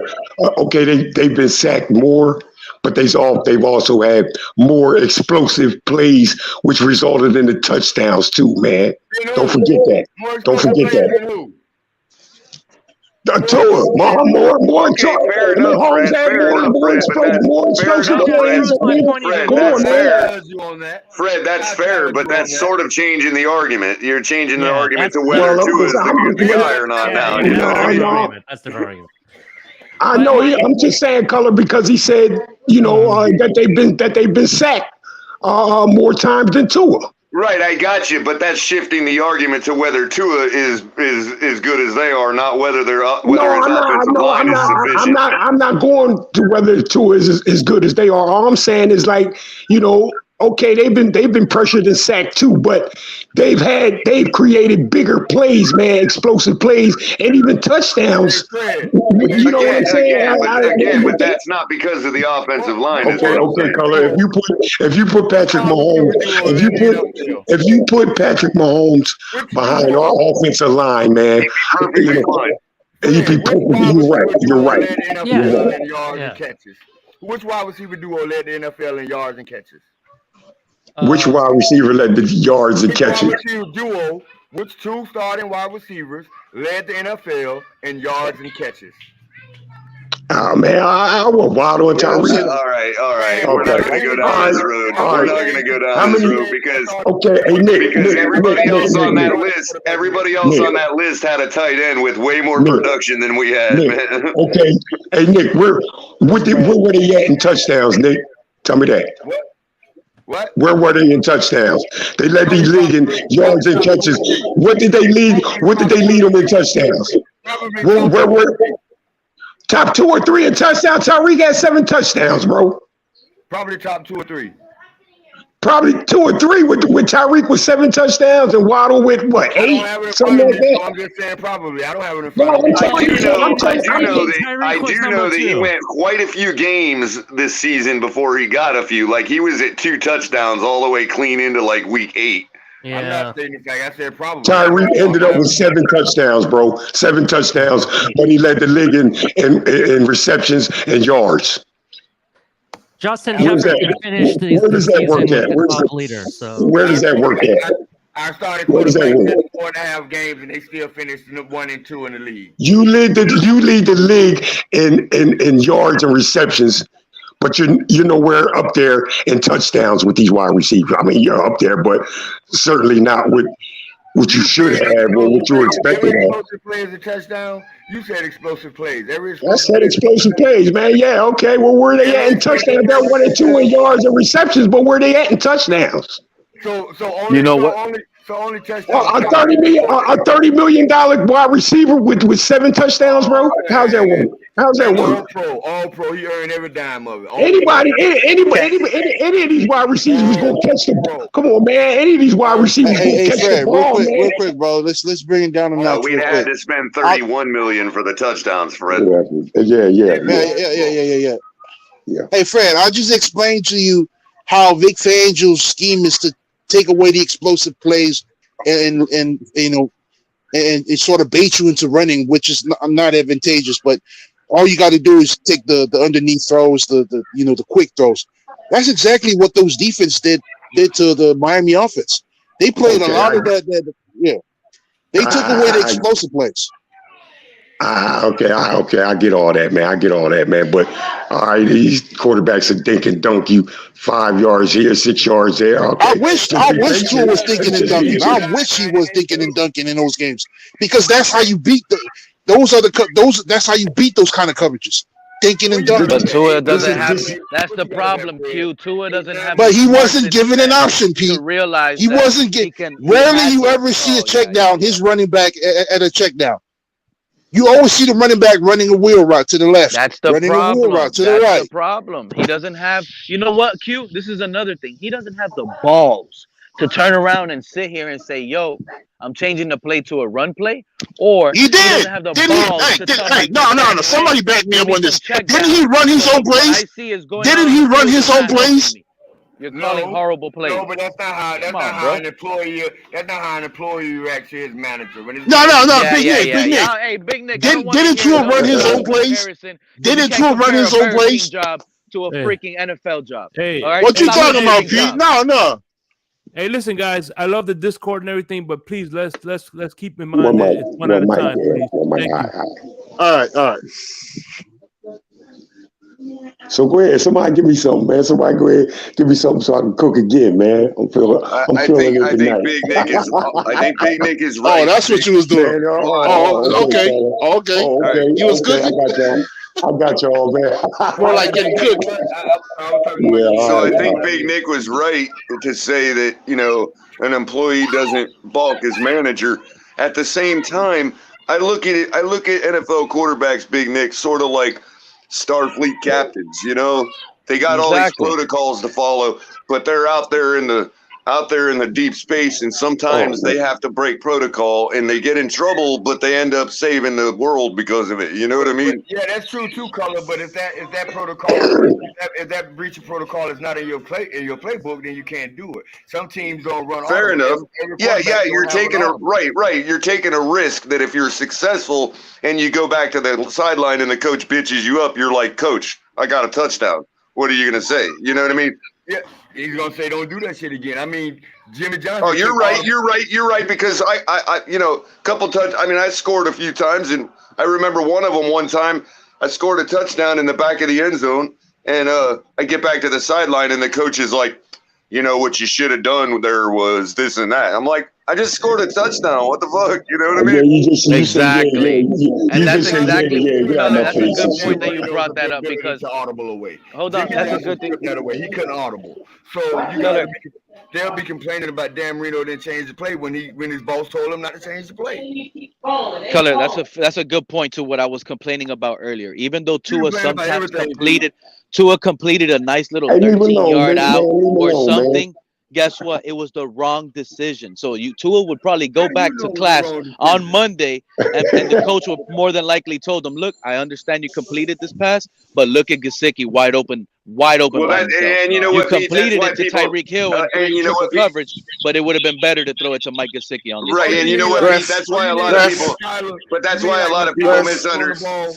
I mean, like when Skyler was throwing the ball to Gesicki and Water. Come on, Big Nick, don't do that, bro. Like, listen to Big Nick, hold on. I was gonna say that. I think Big Nick. This is why people misunderstand me a lot when I say things like when I point out like a good play, and I say, oh, this and that problem on that play, and everybody's like, it was a 60-yard bomb. What are you complaining about, Color? It was complete. And it's like, yeah, I get that, but I'm from an old school where the coach would tell you problems. Even when you had a good play, coach would still be bitching you up. You know what I mean? Yeah, it's like a teaching thing. Like, good job, Color. You caught that touchdown, but next time, right. But what I should have done was not be static in the back of the end zone. I should have ran the baseline instead of standing there. Exactly. Following the quarterback. You should have ran with the quarterback. And that was nitpicking, especially after I caught a touchdown, but they were right. Exactly. That's what I should have done. You know what I mean? Exactly. Touchdown, Color. That's crazy. We was 9-1 in my senior season of high school football, and we lost in the first round of the division playoffs, right? But that whole season, 9-1, everybody on my team feeling outside. I played with people like Sterling Palmer, who went to the Washington Redskins, right? That whole season, we feeling good about ourselves. Not one time did the coach show us any of our good plays. Not one time ever in the whole season in film session did he show me throwing a touchdown. Did he show none of that? He showed missed tackles. Well, you know what? If Tua goes with a play that ain't good, and he should have changed it to an audible, and if he changes an audible, he's like, nah, he shouldn't have did that. Just stay with him. And let me tell you something, Fred. He ain't gonna get no pushback from no fucking guy. Hey. No. Check this out. No. First of all, Tua wasn't. I don't even think Tua has ever called an audible, because there's a difference between calling an audible and checking to a different play. So if Tua has an option to do the RPO pass, it's or check X or get on the line and triangle, check it to a run. Exactly. Yeah. He just checks it to a run. It's not really an audible. He just had both of those options on that RPO play. That was the thing. You just got to press the X button. Nah, you never seen Tua. Nobody here has. Nobody here has. I'm gonna tell you right now, easily. I'm gonna just point one out. Have we ever seen Tua go under like an I formation? Look at the defense. It doesn't matter. Well, we've seen him. All right, so a single back. We've seen him do on a single back, right? He's under center on a single back. Have we ever seen him do a single back one under center? Look at the defense. Say, holy crap! Audible. Turn the play into a shotgun. You never seen him do that. Completely change the formation. That's an audible. Like, come on, bro. Like, you've never seen Tua take command of the offense like that. He'll check it to a run. But he ain't calling no full audible. I wanted to do Tua to check as well, but I learned that once you do once you go motion. Oh man, don't cut Shake off, man. Don't cut Shake. I'm good. I'm good. Thank you. Appreciate you. But hold on, Nick. Let me finish. I'll let you get next. When you go in motion, that's somewhat of an audible. You're trying to see where what damn right, Shake. You are correct, sir. Shake, that is an audible, and not only an audible, it's also a way to see what the defense is running, because if you call a motion, you're going to see what kind of coverages they have. right? So when you call motion, and let's say like they were running a cover 6, which a lot of the defenses, like the Green Bays, they were running cover 6. The 49ers, cover 6s, cover 8. Who else team that the Chargers? They ran cover 6s and cover 8. That's what McDaniel should have done. And in most of his motions, you couldn't even see it. It was behind the line because when you do motion, it's eye candy, right? You want the defense to see that your guy is motioning. And McDaniel had this. No, like he had most of the running backs motioning behind the line. The linebackers couldn't see any of that going on, and so they didn't bite to it. And so say, I'm just saying, you're right, bro. You're right. Motion is kind of like just say that audible. I hate to do this. Hold on, real quick, Pete, because I don't want us to go further until this is corrected. Because just like everything else in society, this society likes to use words however they want, and we totally forgot what the meaning of the actual word was. What does the word audible mean? It means to use sound. That's what it means. It don't mean alternate. It's not a form of alternate. It's not a form of anything. It comes from. It literally means to use sound. Audible. No, audible. So technically, the only true audible is a play that is called. I gotta correct that. Using the voice at the line of scrimmage. That's not true, Color. Audible is not the user sound. Audible is the measurement of sound. Okay. No, fair bro. Enough, fair enough. What are you talking about? Audible is wait, but okay. Big Nick's change the play at the line. Hold on, D. Hold on. Let me land. You have a silent audible. Oh, damn, bro. Hand signal. What? You can use a hand signal and it'll still be audible. I understand because of the way we use the word now, but technically, changing the play doesn't make something an audible. Verbalizing it at the line of scrimmage makes it an audible. Okay. I don't. That's semantics, but I wanted to. It's semantics. It's semantics. But you can't. But if you don't, Color, if you don't verbally do it, how would anybody know you changed the play though, Color? I want to touch on 2 quick comments. First comment is that's a trick, man. It's tricky. Why haven't we seen? Tua under center and call out a different play and go back into shotgun? Color, I want to comment on your claim. You can't do that in football. That's an illegal for motion. You can't do it. You can only go from shotgun to under center. You can't go from under center to shotgun once you're set. Secondly, every team doesn't have audibles to run.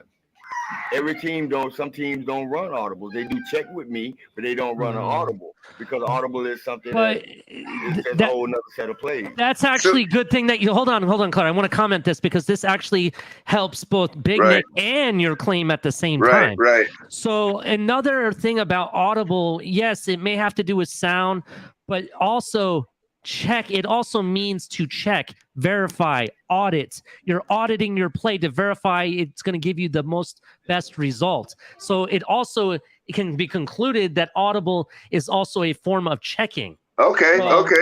That's another thing it can be used for. On top of that, you guys are thinking too much, man. You guys are thinking too much, man. When Big Nick was talking about not being able to go from under center to shotgun, I think that's the purpose of it being audible. Is that is what you're announcing it to the defense, so it's clear that you're getting up from under center and getting back to the shotgun. You can't be under center. You can't do. I'm just checking, but you get what I'm saying.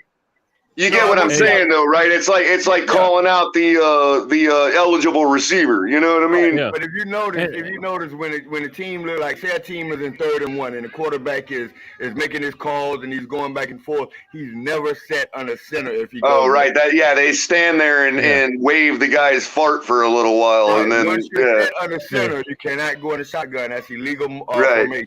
Right. You can go from shotgun. You can go from shotgun to under center, but you can't go from under center to shotgun. Right. Well, Color, I have a question for you, Color.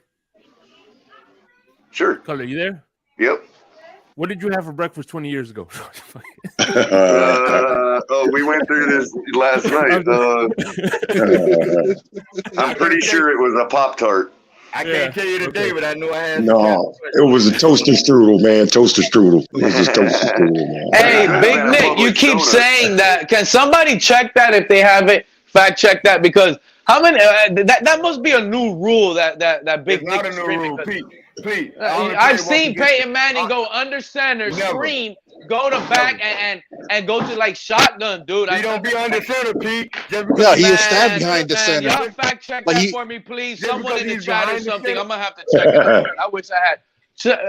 No, bro. I'm telling you, you can change the play at the line of scrimmage whether you're under center or not, Big Nick. I'm telling you, I don't believe what you're saying.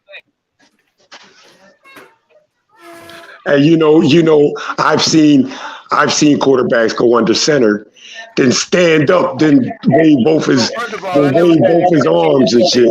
I never say you can't change the play. I just said he can't go from under center. I don't know if you know what that means. Under center. Oh my God. Shotgun. You can't do that. Well, you can go from shotgun. if I'm under center and I decide to call an audible and change the play to a shotgun, I probably could. I'm just saying, fact check that. I can, right? Well, see, here's the thing. I Pete.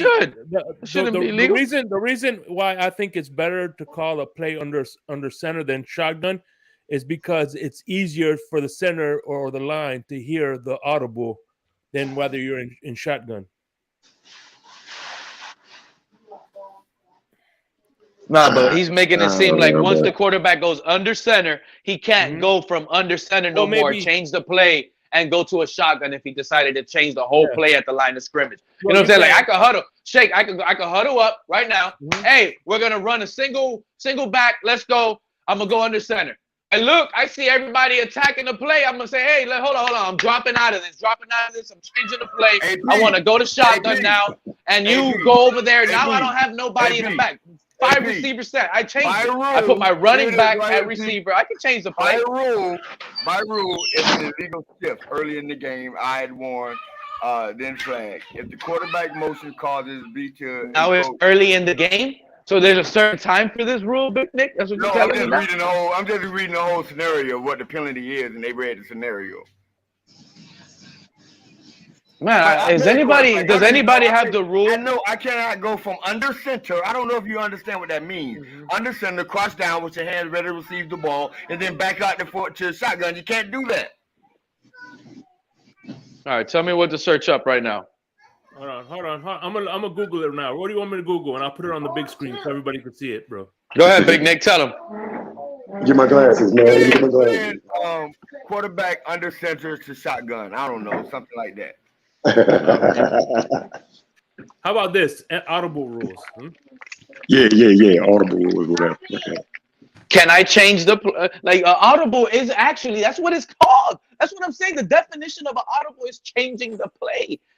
At the line. I could huddle up, call a play. Hey guys, the coach told us to run this right here. 32 wham, go right. That's what the coach told us to play. So according to Ali, everybody lines up. I can change the play. Oh, so everybody was looking what up. Ali brought to the table, if when the wide receiver points to the ref and checks to make sure he's on the line of scrimmage or not, he's technically calling an audible right there. He is, and I took the definition from the English dictionary, bro. So that's what I'm getting it from.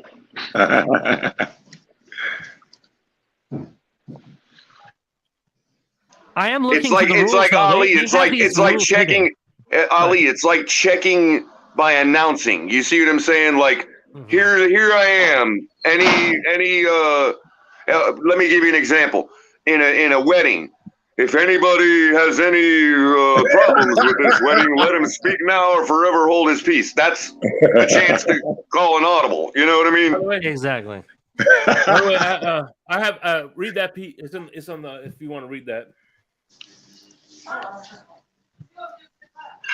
Oh, I'm on mute. My fault. I didn't even realize I was on mute. Can you zoom in a little bit? When the offense breaks the huddle and approaches the line of scrimmage, the quarterback job is to scan the field to see how the defense is aligned. Like I was telling you guys, look at the defense. If he recognizes that the defensive assignment doesn't match up well with the play that is called, he will audible out of that play and into a new one. Exactly. So if I decide to look at the defense and they're all going to come down, I'm going to just call audible and change to a shotgun. Like, I don't get what Nick is spewing. That doesn't say anything there. Cool. I don't know how to explain it to you either, man. But I'm just telling you a rule that you can't do, man. I'm trying to look it Let up. me try it this way, Big Nick. Nick, But you just told me. whether you're wrong. Look, it's right here. Hey, go on man. YouTube. You see it right here, right now. Hold on, Pete. Derek Pete, Carr hold on. calls an audible and goes to a shotgun from an I formation. You're right, but okay, let me try this nuance real quick because I don't know I'm if watching Pete's it right here. Hold on, I don't know if Big Nick is right or wrong. I'm just going to explain what Big I'm Nick gonna is tell you trying how to wrong say. he is. He's Okay, right here. but Go to hold on, Pete. Audibles on YouTube Pete, and show the first one.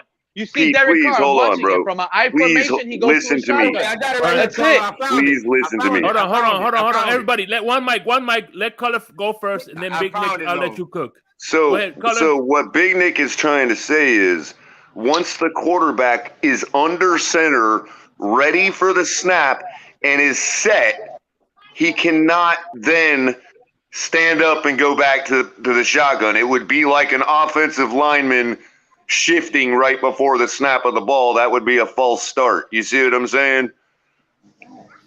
He's saying once the quarterback is set, he cannot then change to a shotgun play and get up out of center. So what we're suspecting is whenever you've seen what you've seen, the quarterback will walk up to the center, kind of like brush his ass a little bit, stand there, look at the field, and then go back to a shotgun. That's not breaking the rule. But if he puts his hands under the center and sits down and is ready to go, he cannot then go back to a shotgun. There you go, Colin. One plus one equals 3. I mean 2. Gotcha. Now, I don't know which it is one way or another. We got to look at the rule, but I'm just trying to point out But what I'm the literally nuance of watching what Big Derek Nick was Carr trying to do say. it right here.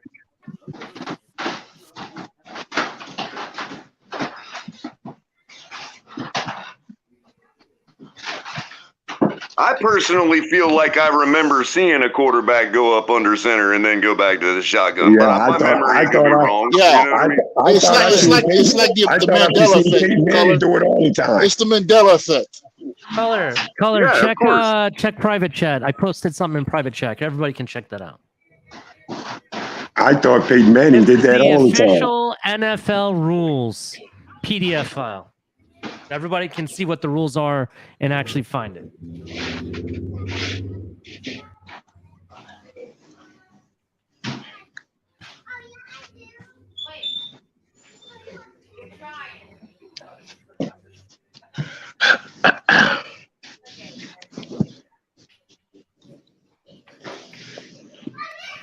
Damn, everybody's blowing steam looking at the rules. Everybody's like, hey, you know what?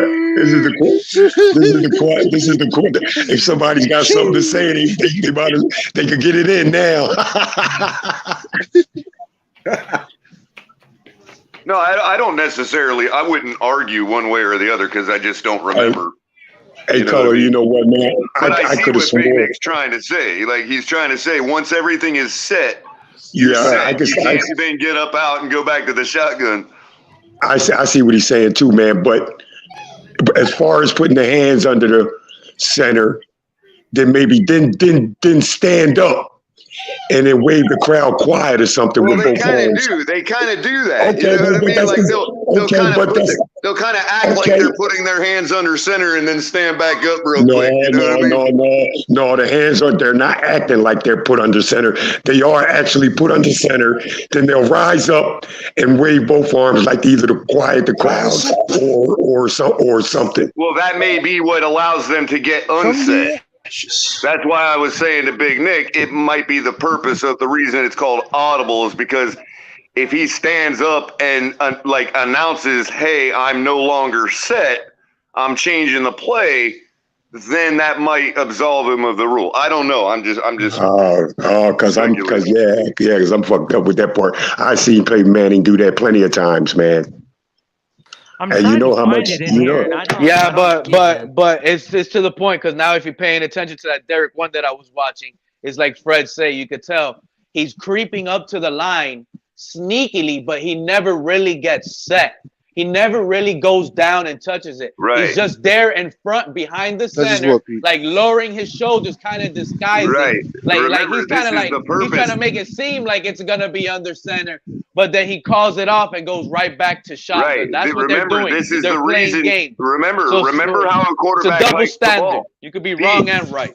Pete, remember how the quarterback likes the ball. He gets up under center and he says shift or down and then says set. I think this is the rule. Once Big he Nick is says talking about. set, you can't do anything. You know what I mean? Like you can't change once he says set and everybody's set. That's it. Right. I get that when he says set. Yeah, ain't nobody going nowhere. Yeah. I think I found the rule that Big Nick is talking about. I'm going to share it here. Let me know when you guys can see it. Let me zoom in a bit. It's too small. Okay. That's how's shit. that? Is that better? Go back again. Oh, you had it good for a second. That right there, man. Okay. Shit, so item 3, this is Article 2, false starts. Player under center. It is illegal for a player who has taken a position under or behind the center to go in motion, whether he has placed his hands under center, on his knees, or on the body of the center. However, it is a false start if the action is quick and erupt if the player fails to come to a complete stop for at least 1 full second prior to the ball being snapped. It is illegal motion. Right. That's pertaining to like when a fullback is motioning around in the backfield. But what they said is when the person that is positioned behind the center either has his hands underneath the center or on his knees or on the center, and then he goes to move back into shotgun, is illegal. Now, what changes that, what nullifies that is if the quarterback said, check with me, he gets up and he heads toward the sideline, which is horizontal from the play. He gets that play. If he stops right there to get the play, he can back to shotgun then. But he cannot go from under center just because he doesn't like what he sees and back up the shotgun. That's a fault. Right. Likewise, when a wide receiver puts his foot in the dirt and gets set, if he realizes, oh shit, or if they want to do a shift where he now has to be off of the line of scrimmage because of the numbers, he'll point to the referee and check with the referee and say, hey, I'm not false starting here. I'm shifting to off of the line of scrimmage. The ref nods his head and he moves back. You see what I'm saying? Yeah.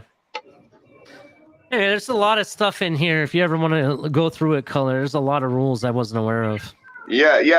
Mainly, a lot of it's about declaration. Like, you can't advantage yourself by trying to catch the defense off guard in that way. And that's really what these rules are meant to stop. You know what I mean? Like, same with the declaring the eligible receiver. It's too easy. There's certain things that are so easy to manipulate the defense that they've tailored these rules so you can't do that stuff. For instance, having to stop and be set for a second after your motion. You know what I mean? You can't make a movement that simulates a play that causes the defense to jump off. Right. Now, to your point, Big Nick, when as a wide receiver, when at least I don't know how different the rules are, high school to NFL or 1991 to 2023, but as a wide receiver, when we went in motion, we had two options. We could either let's say if we got to the end of our motion before the play got started, before the ball was snapped, like let's say we're early in our motion, right? We've got two options. We could either turn around and get set, or we can sit there facing east and west, chopping our feet like we're still running in place. You see what I'm saying? Both are legal. Yeah, I just can't wait for this season, man. It's gonna be, man. But I've actually seen a center get called. Is it a false start by a center when they don't hike the ball? But there's a lot of things the centers do. Like I've seen the center get a flag for squeezing the ball. Well, I don't know, Big Nick, but I've seen when that's a delay of game, Big Nick. That's a delay of game. It is, because I've seen them call the whole offensive line. The ref was like, false start, the entire offensive line, but the center. One of the tricks the centers do is they have their hand on the ball, then they'll squeeze it because they react to any movement toward that ball. So they'll squeeze the ball without actually moving it, and it causes the defensive line to jump. But I've seen the referee call them. Yeah, and that what also, Big Nick, when they twist the ball around when they're moving their head, looking around, acting like they can't help the ball moving because they're moving their head around. Hey, how about that shit with the center with the head bob, man? Is that still allowed? No, you can't head bob. Head bob, no, you cannot head bob. Well, before the play, like when he first gets down, before everybody gets set, he can do that. You know what I mean? They're still doing it, Nick. These centers are still doing it. Living there. I mean, it don't mean you can't do it. You know I mean, it's like they don't pick their head totally up. I mean, it's like they just give a little forward look. Well, the other thing they're allowed to do that. They're allowed to look down at the ball, and then right before the play, they're allowed to lift their head up to protect themselves against the nose tackle. You know what I mean? Every tight game that's coming down to a wire and the crowd is loud and beaming, I guarantee you those teams got a false start. Hey, dude. And last year, Colin, do any of you remember Mike Pouncey doing that all the time? No, Mike Pouncey did that all the time, bro. All the time. I don't remember. I think it was versus the Chargers last season, but I don't really remember the game. That even the commentator came out and said, "Oh, everybody," because what happened was the center didn't snap the ball. Connor Williams. It must have been like a silent count on a 2 count, and Connor Williams never snapped the ball on time or something. And the flag was everybody on the offensive line got it's except for the center. I remember that penalty when they said everybody on the offensive line. Except for the center. But the one that's at fault on that penalty is literally the center. But it looks like it was everybody else that moved on the offensive line. I know just what you're talking about. I thought you were going to blame Tua for that. Hey, man. Hey, we'll save our best for Tua. Don't worry about that, Nick. You want us to start dogging Tua? We ain't forgot you, Nick. Trust me. Hey, look, let me and Big Nick. You know what? Let me tell you something, Big Nick. Whether you like it or not, this fan base is broken. This fan base is divided. No, broken, Pete. Yes, this is a divided fan base. Hey, Pete. Whether you want to like it or agree with it or not, it is, bro. We're broken. We're divided. We don't believe. We don't have that guy. There's no season tickets, Pete. There's no season tickets to buy. You got to get out all that. There are no season tickets to buy, Pete. Hey, Nick. You can't buy a season ticket, Pete. Fred, you can't buy. They got y'all full. Hey, Nick. I can't believe it.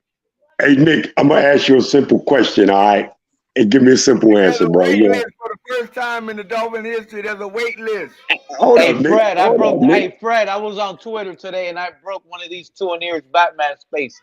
Hey, they almost broke the internet. I was like, yo, what They were talking about Jalen Hurts, Tua, and how Jalen Hurts has the best offensive line. Woo, woo, woo, all this crap. I said, if we were to swap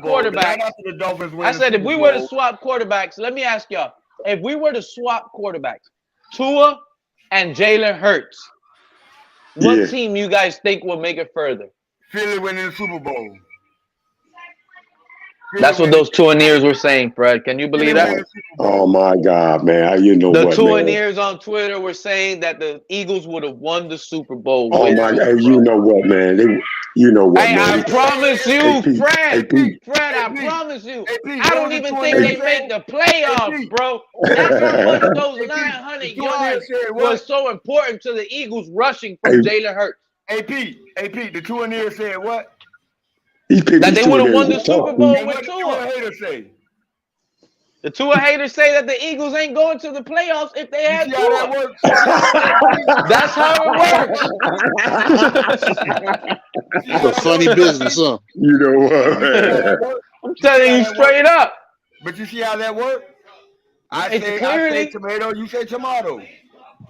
Hey, I'm still. I'm gonna tell you, if you say tomato, you wrong. Because it's called tomato. I'm still waiting for Nick to tell me why Tyreek only has 7 touchdowns, bro. Say what?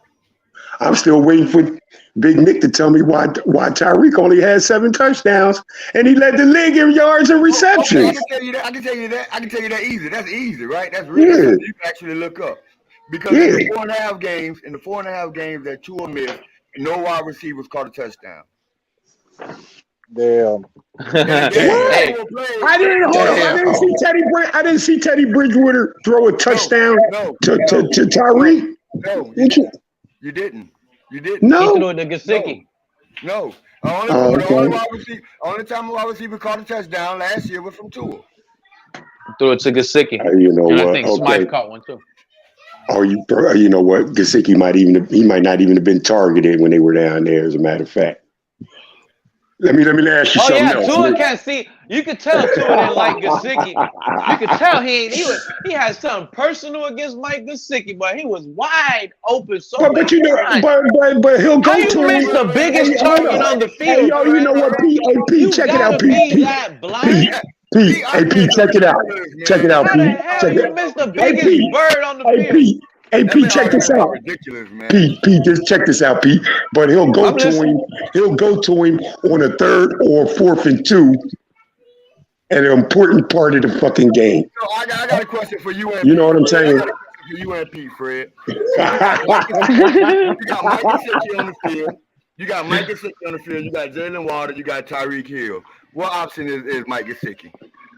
Oh man, he's gonna be your 3rd probably. You see, that's how I know you're a 2 and near, Big Nick. I'm looking at the coverage. If I see Mike Gesicki with a linebacker, that's you don't know football that well, Pete. Yo, you know what? Now, Pete, tight end is always the 3rd. Tight end is always the 3rd, Pete. But I'm gonna put it. Tight end is always the 3rd option. What was Mike Gesicki telling y'all? He ain't no tight end. He was telling y'all that right out of his mouth. You see Mike Gesicki with a linebacker, you take that route all day. Tight end is always the 3rd. You come from the outside. Your exit is your 1.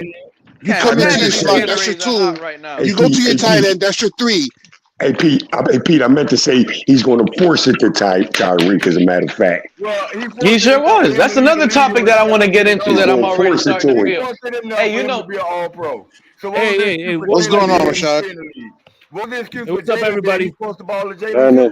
Forcing it enough to him to keep us out the playoffs. That's what he was doing. But we didn't miss the playoffs. Only because we had an extra game, bro. Skyler saved us. It had nothing to do with the 8 games that Tua won, huh? Hey Nick. Tua losses the 3 games before the Green Bay game. Teddy Bridgewater could have won those games that Tua won. That's why he's setting the head down, bro.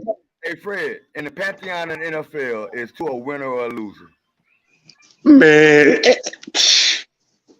You know what, man? I'm gonna tell you like this. It's not hard answer. Is he a winner in December? I was just trying to say. That was the funniest reaction I've ever heard. Hey, is he a winner in the playoffs or in December? No. Hey, Pete, let me answer this, man. 6-5 in December, Pete. 6-5. Oh, the gap is closing. The gap is closing fast.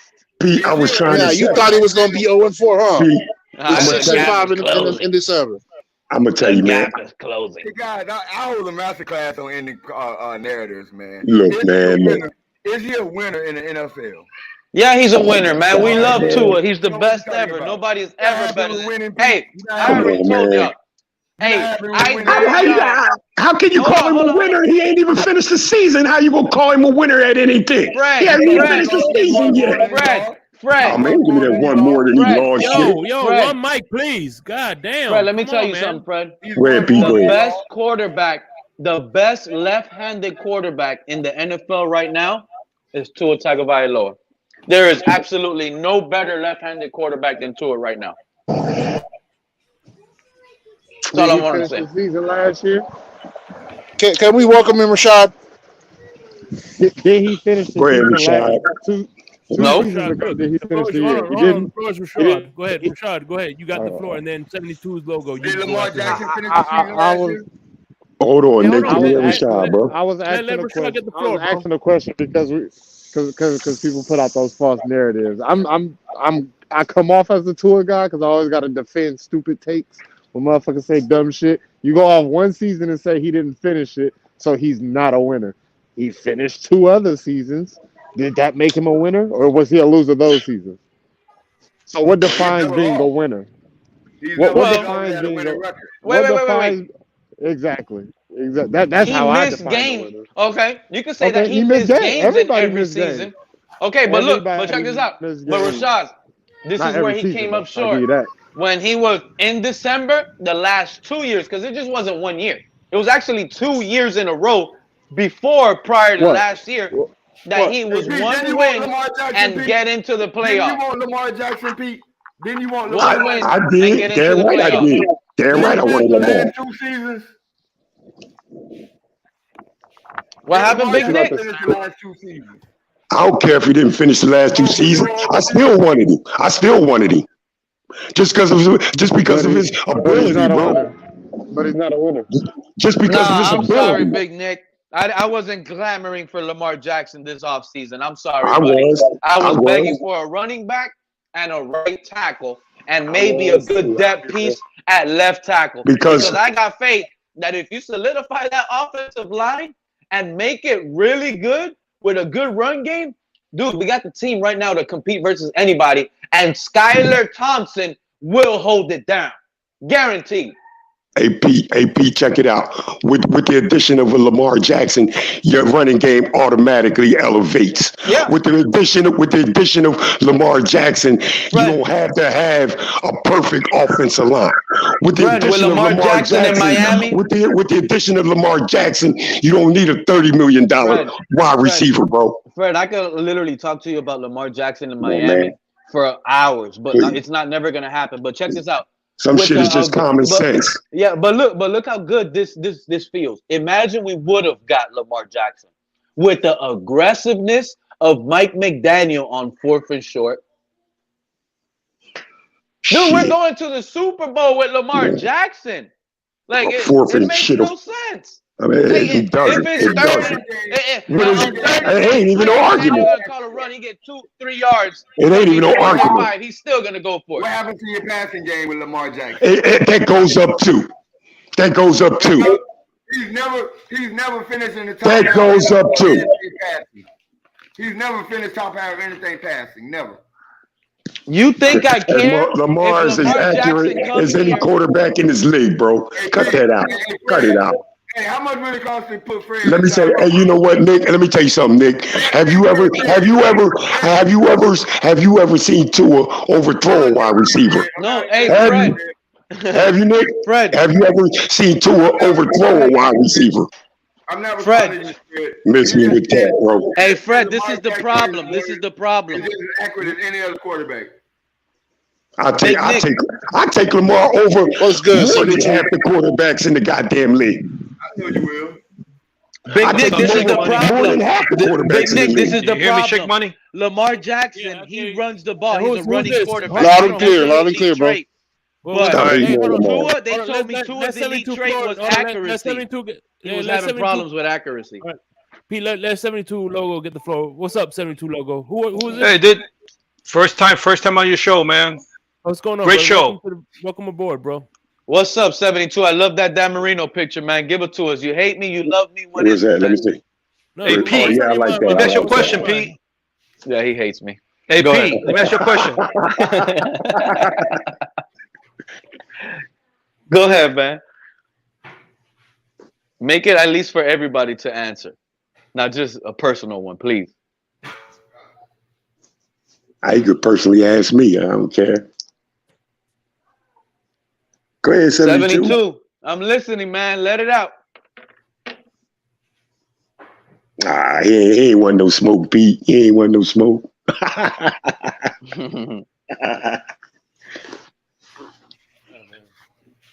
Hey, but Big Nick, you still there? Hello? Yeah, we hear you. I want you to refer that to somebody else, man, because you said Lamar. Hey, do you guys hear me? We hear you now, 72. Go ahead. All right. Hey, Pete, are you Puerto Rico or you Cuban? Come on, man. I'm Cuban. What's up? It doesn't matter. Good. Yeah, that's what I'm saying. Like, those type of questions, like, that's what I was trying to tell you. Like, don't ask personal questions. You feel me? You from Miami? At least ask a question that I'll answer, but then if other people will be able to answer, they could throw in. Not like that, because now everybody's Cuban on this panel. You know what I'm saying? Come on now. Hey, I know I'm Cuban. Yeah, go ahead. Ask the question, 72. I'm an honorary Cuban. Go ahead, 72. What you got for us, buddy? Oh my God, man. Hey, let me ask you a question, 72. Can I ask you a question? Hey man, you ain't gonna be there, man. At least turn the jersey in, bro. Yeah. We're having technical difficulties. Oh, okay. Having real big technical difficulties. Maybe Mountie could jump in. He's been quiet. Mountie, slide in. What you got for us, homie? How you been? Is Mountie there? Nah, his mic turned off, man. He's. Damn. I told you. I'll be back, Shake. Pete, I told you there don't want no smoke.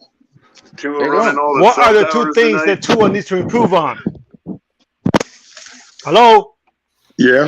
Hello? What are the two things that Tua needs to improve on? Being more decisive and getting rid of the ball quicker. No. No. Hey, Tua, number one. Hey, you know what? Number one. With Big Nick. Put me down for Big Nick. Whatever Big Nick said. What'd he say? No. Pete said no. No, he talking about get rid of the ball quicker. Like seriously, he's already getting rid of the ball quick. How much He faster getting do you off a want him to second get and rid a of half. it? A second and a half. That's what he's doing. Damn. Y'all ain't gonna get no big plays. Y'all want him to get rid of it in half a second. And Cheetah gonna be running down but slant. You guys were Dolphins. Because if you was Dolphins, you would know each time Tua got hurt last year, he had the ball for a total. This man asked the question that what do you think Tua could improve on? And what Tua needs to improve on is process. He has no problem getting rid of the ball quick. His problem is reading a damn defense. He can't read a defense. He can't process it. He needs to learn how to process and read a defense. That's number one. He needs to be able to get off of his first read if he knows, holy crap, Tyreek Hill, he's looking at it and he sees that it's double covered and he needs to go to the safer option. That's what he needs to learn. I don't believe I just heard. Now, listen, Pete, let me ask you another. Pete, check this out. Do you think Tua does a good job in adjusting his offensive line for his protection? I don't think Tua sets the line really that good. I think Tua, matter of fact, Tua just runs the play that the coaches give him. He doesn't really have full control of what other quarterbacks have, man. That's what I'm telling you. Like last year. Now listen. Go ahead. I'm sorry. Like, you know, the great quarterbacks, like you know, Rodgers, you know, Brady, Dan Marino, and Manning, they had a knack of knowing where the pressures are coming, like you know, blitzes and whatnot. They identifying the blitz, yeah. Right. They adjust it so they don't get fucked up. Sorry for cursing. No, I don't see Tua doing that. Why? Okay, Tell me, Shake Money. Give me your opinion, Shake Money. You don't see him doing that, but I can give you a stat that you might not. You might take or you might throw it away. I don't know. But Tua, when Tua was blitz, led in the NFL in all statistical categories because he throws the ball exactly where the blitz is coming from. That's one of his greatest strengths. One of his greatest strengths to throw to that vacated area. So y'all got to come on, man. Y'all got to stop that. Hey, but you know what just I haven't seen that. Hey, but what just messed me up was Tua's got to get rid of the ball faster. Oh my God! Come on, man. He's getting rid of the ball faster than anybody, bro. Fred, he got hurt. He's getting rid of the ball faster than anybody. Fred, he got hurt. Okay, the first time. Hey, Fred, you're absolutely right, buddy. Against Buffalo, the ball was gone and it was a dirty play. That was the first time. That was dirty. The ball was gone and he pushed him down. The second time he got hurt, when he got knocked out, he had the ball for almost 5 seconds, Fred. Okay, but you're talking about one instant play. I mean, there's like 70, 80 plays. You only get that like 3 times. But Nick, his thing is he gets rid of the ball faster than anybody, which he does.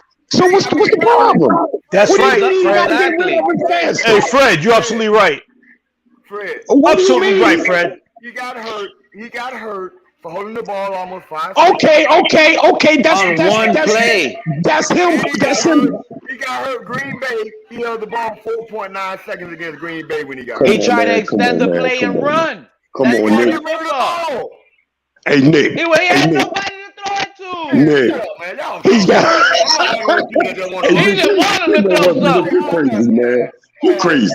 And you have to, hey, Fred, and if you throw the ball away, you have to turn around and get out of the pocket. You have to go outside the tackles to throw What's the up, ball. Lewis? So your quarterback has to be mobile. That man gets rid of the ball faster than He's just anybody, exactly. man. He don't got no problem getting rid of the ball. He needs to learn how to read his He defense. needs to get rid of it. He needs to get rid of it faster. What you want? What? Oh my God! Man. We'll never get a big play over here, Fred. I know. Man, fuck all that. What's up? What you should have said? What you should have? Hey Nick, what you should have said was he needs to stop holding. He needs to stop. You should have said he needs to stop holding on to the ball. Holding on to the ball. Hey, hold on, one mic, bro. One mic. Say, what's the biggest thing Tua needs to do to improve on? Say. Yeah, two things that Tua needs to improve on. Go ahead, Lewis. Answer that. What does Tua do? Two things that Tua needs to improve on. I would say health and extending plays. Off script. I go with that. Plays. I say I go with that. Health is definitely number one, and number two is when the play breaks down and shit is hitting the fan, Tua has to get better in off script plays. And if he does that, I think he'll be fine. I go with that. Now, Lewis. I go with that. Hold on, guys. Hey, Lewis. Now, I asked Pete this question. I'm going to ask you the question. I know people don't want to answer it. They don't want to give me the right answer. Only Pete gave me the right answer. Oh, I thought you said I didn't answer it. Wow. No. You answered the right question. Does Tua need to improve? This is for Lewis. Does Tua need to improve how to adjust his offensive line when the pressure's coming from? If he needs to, do, the adjustments so he won't get hurt. I would say his first 2 years, and even last year, I didn't really see him do that. So I would say, yeah, you can always get better in that. But I think because I was listening earlier, right, and this narrative about Tua doesn't change plays and he doesn't audible and stuff. And again, from a physical standpoint, when we're watching either in the stadium or on TV, it doesn't look like he's at the line. To Pete's point, I think Pete was the one saying it. Yes, he's not. I said he'll just check it, and he's not. He'll check it. He's not really autoing it. And yes. Hey, Lou. Hold on, Fred. Fred, you've been up here this whole time talking. No, I just wanted to ask you a question. Let me answer. Hey, hold on. Hey, listen. The first person that speaks when somebody else is talking, you're going in the back, bro. No discussions. Go ahead, Lewis. What I was saying is, right, for the sake of, because on visuals on the side, I see what Pete's saying. I'm not going to debate that. What I would throw out there in this, I can hear you. We're losing you, Lou. Start over, Lewis. Can y'all still hear me? Yeah. Now, yeah, start over. All right. Again, I'm not trying to give a pass to Tua because I agree. When the optics of it, it looks like Tua's not at the line, making an audible or whatever, calling an audible. I get it. I would just pose this question and see what y'all takes on it, right? Could Tua maybe have like an eye signal or something? Maybe that's an audible if I give you a certain look, or if I tap on my ass, if I tap on my helmet, if I point at a 90-degree angle, could any of those factors be an audible, right? Because I'm saying we have seen Tua do that, right? So one thing is being at the line and calling, you can physically hear it, because a lot of times you can hear it over the TV, the quarterback audible. But could it be like a hand signal, like an eye? Could it be anything to that nature? I'm just saying. I'm just asking that question. All right, guys, that's a good point. Great point, Lewis.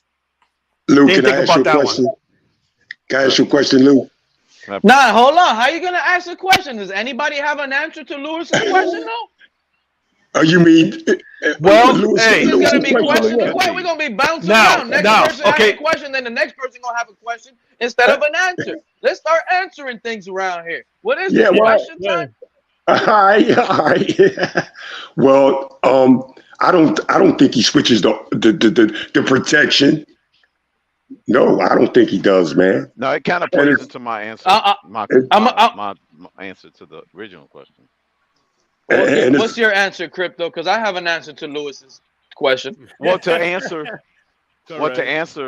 a brief answer would be no, and that would be one of the things he needs to improve That's for cap. me. Is I meaning agree. he hasn't. He needs to have command of the playbook. He doesn't have complete control of the playbook. Thank you, Crypto. I agree with that 1,000,000%, and that's exactly what I That was would gonna be to say. me the He biggest. came out of his own Puts mouth and said the he's only offense gonna on do steroids. what the coaches If he call has of him and total ask him command of to the do. playbook, He doesn't have then that's command. what puts us offense in another level. Again, he might have checked from a pass to a run in an RPO real quick as a little check. But to your point, Lewis, that you asked, does him and a certain receiver, not even with Waddle, no, I don't think they have that chemistry like that. They don't have that signal where he can wave him off or wink at him or That would have something been telling him evident in the he can Buffalo switch game. the route or And, something. Exactly.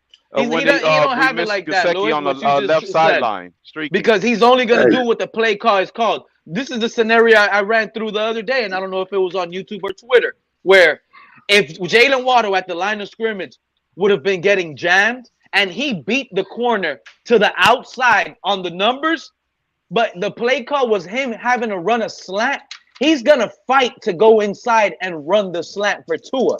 He's not going to take it upfield knowing he beat the corner and count on Tua to look and say, oh, wow, he beat the jam. Let me throw it downfield now. No, Tua's a spot thrower. He's going to throw it where he should have been on that slant. And you guys know it. Every That's the quarterback, problem with this every quarterback is a spot thrower. I would just say every quarterback is a spot thrower, but they also could be a see it to throw you open kind of thrower too, where Tua's not.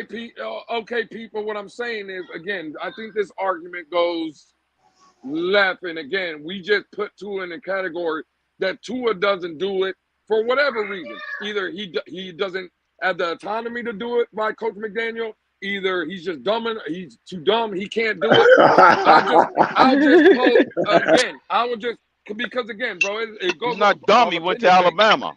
Again, he had problems at Alabama too. It goes by opinion based. It goes by opinion based because I will ask everybody up here.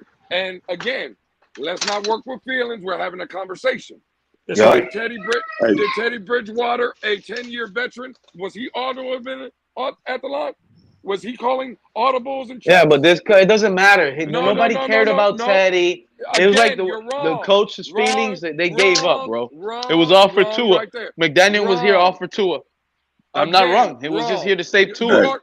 That's fucking wrong. See right there. That's hey, I got a question for the whole panel, man. This is for the whole panel. Does Tua get rid of the ball fast enough? Yes. Of course. I mean, everybody knows that. And whoever says that he doesn't. Damn fool. So can he get rid of it faster? No. No, right? If he gets rid of it, I'm just going at what Big Nick was talking about. Come on, you get rid of the ball faster than anybody now. Come on, how much more faster are you going to get? God damn. You don't need to get faster. Right. Delivery is not an issue. He pointed Nick was talking about as far as holding on to it. Oh no, that's not what he said. He said he needs to get rid of the ball faster. Yeah, I was getting ready to tell him. That's what Big Nick meant. That's what he meant. He just don't hold on to it longer than what he should. Right down, but I did. He talked about the speed of his passing. Look, he didn't give me a chance to throw. I know what you're saying, man. He didn't give me a chance to. He didn't give me a chance to. It's not about Fred. It's not about getting rid of the ball faster. I'm going to give you the play. Lou. I know about that. All I was going to say was he needs to stop holding on to the ball. That's what I was saying. No, he does not. He does not, and that's where again you're wrong in your statement. And if you let me prove to you why, I'll explain to you why you're wrong. The play in Cincinnati when he got hit, right, and he held the ball on for 9 seconds. That wasn't a wrong play by Tua. Escaping the pocket, getting out of there, that wasn't the wrong play. Where Tua made the mistake, and what I said in the opening question when I first got up here, and you said, y'all guys asked, what does he have to get better at? He has to get better to when the play breaks down, like in Cincinnati, the play got hurt, right? I hear Color mention it all the time. If that was Lamar Jackson, that's a 75-yard touchdown. We know Tua can't do that, right? We know Tua can't do that. But once Tua escaped the pocket, if you would have just stopped there and looked and trusted your eyes and you would have planted your feet, Tua could have made a throw with Waddle streaking down the sideline. Well, and Lewis, right? That's the point of the type of offense we run. I mean, that offense was designed to do exactly what it did to open up that side of the field for Tua to have all that field of vision. You know what I mean? Absolutely. But you see, that's the point. That's the point. He could have ran that too. He could have ran it too. Well, again, but see that. Hey, Shake Money. When you have a chance, man, give me a chance, all right? Fred, the problem is with Tua, and I'll give it to you right now. The problem is, Fred, though, with Tua, Tua could have ran that. But to get 6 yards, that's not the play that Tua needs to make. Tua needs to plant your feet, trust what your eyes are showing you, and hit Waddle streaking down the field. If that's Lamar Jackson can take off and run. You see what I'm saying? Tua's not Lamar Jackson. Tua's problem was in holding on to the ball too early. Tua's problem is when the play is breaking down and he's holding the ball too early, either run, get rid of it, or trust what your eyes are seeing and let the ball go. Okay, Lou, that's what I've been saying. The only thing I've been saying when I came with Big Nick says he needs to get rid of the ball faster. I said, well, damn, how much faster do you want him to get rid of the ball? What you should have said was he needs to stop holding the ball and make a decision. Either go ahead and make your throw or get the hell out of there and take off. That's all I already know, Lou, that, if with that time right there, no, you don't hold the ball, man. You take off and go get out of bounds, pick what you can't get out of bounds or whatever, or make the throw. I was just talking, Nick was talking about he needs to get rid of the ball faster. Did he, Pete? Is that what he said? Did he say that, Pete? Yeah, that's fine. Say that one more time. I'm saying, Big Nick was saying he needs to get rid of the ball faster instead of saying fucking wrong. And Big Nick is fucking wrong. Okay, but that's what I'm saying, man. But of course, Tua needs to stop holding the ball. Of course, that, man. I mean, come on now. That's all I'm saying. So I said to Nick, how much faster can he get rid of it? Shit, he gets rid of it faster than anybody in the NFL now. I think again, I just don't even understand what the argument is. Again, Big Nick was wrong. But Fred, I don't understand. What do you want me to say to that? I want you to say nothing to it, Lou. You just made my point of what I was saying, man. Maybe Big Nick, I took the way he said it wrong. He probably did mean that he needs to stop holding the ball. I have a question. Shake Money. Go ahead, 72. I have a question. All right, thank you. Now, another question for you guys. Do you guys think that Mike McDaniel, right, knowing that Tua is going in his second year in this offense, right? So that means that Tua knows the offense already, right? Do you guys agree? Yeah, I do. Do you think that partially McDaniel not completely? I mean, it's not. 72. He knows the offense, but he has an elementary notebook. Is it a real big, thick notebook? No, it's a small playbook. Okay, Pete, check this out, Pete. I would love for Pete to answer this. Now, Pete, do you think that McDaniel needs to give more reps in training camp to the backup quarterback? Because we know that Tua, we don't know if he's going to last the whole year, right? And last year, hold on. You know that last year, the backup quarterback was not ready to run the game. Yeah, I agree with that. Yes, I agree with you. Damn if you do, damn if you don't. Well, I mean, exactly. We get put in a pickle because Tua doesn't have an opportunity to master the playbook if somebody else is getting reps. Yeah, but guys, I think there's something being missed here too, and I believe I'm not mistaken. I believe there is a rule change that allows us to dress 3 quarterbacks now. So that's really the reason why we've brought in a 4th quarterback. that fourth quarterback should open up time for the backups to get more reps with the first. We got camp. 5 Yeah, quarterbacks, right, Color? We got that Now, dude, hey, James Blackman. as the regular season go along, they won't. That's gonna be the now let me. Hey, this is for the panel. Do you guys think that the backup quarterback needs more reps this year for us to be successful? Because we know that Tua is not going to be there for 17 games. 72. I'm gonna be honest with you, like a brother. We're all family here. We all love the team, all right? Of course, bro. Look, the backup quarterback on the team right now, Skylar Thompson, is literally the best quarterback on the team right now. It's a political stunt that they have Tua starting first, and we're in trouble with that move right now. Moving forward, we're in trouble based on that standpoint alone. They're forcing Tua to start. It's not an open competition. The thing is, hold on, guys. But the thing is, my question is, even Collier. As a matter of fact, I want Collier to answer this. Do the coach need to give the backup quarterback more time in preseason or in training camp? Period. Yes, to be ready to step in and be ready to play. Last year, our backup quarterbacks were not ready, man. Come on, guys. Yeah, I agree. Listen to me. I think Skyler should be starting. I think Skyler should be all the time. This is fucking ridiculous. You heard me, 72? That's a really good question. But not in the regular season, though. Wait. But 72, can you ask Lewis? Because all Lewis knows how to say is, this is fucking ridiculous. Come on, Lewis, answer the question. Lewis, answer the question. I'm letting all these idiot fucking takes come out of people's fucking mouth. This has to be some of the dumbest shit I ever heard. Oh, really? Let me look at this top hat. I thought Lewis was talking. Hey, That's Lewis. what I thought was talking. Oye, papito, man. Come on, bro. 72. I'm going to ask you a simple question. Right? Now, you ready for the question, 72? Yes, go ahead. Hold on, Fred. All right, bet. Tua, you said the question, the way you preface it, we know Tua is not going to complete a season, so we should let the backup quarterback get more reps. Is that the question? Yeah, but basically, yeah. Okay, I mean, at least, hold on. Lewis, hold on. Yeah.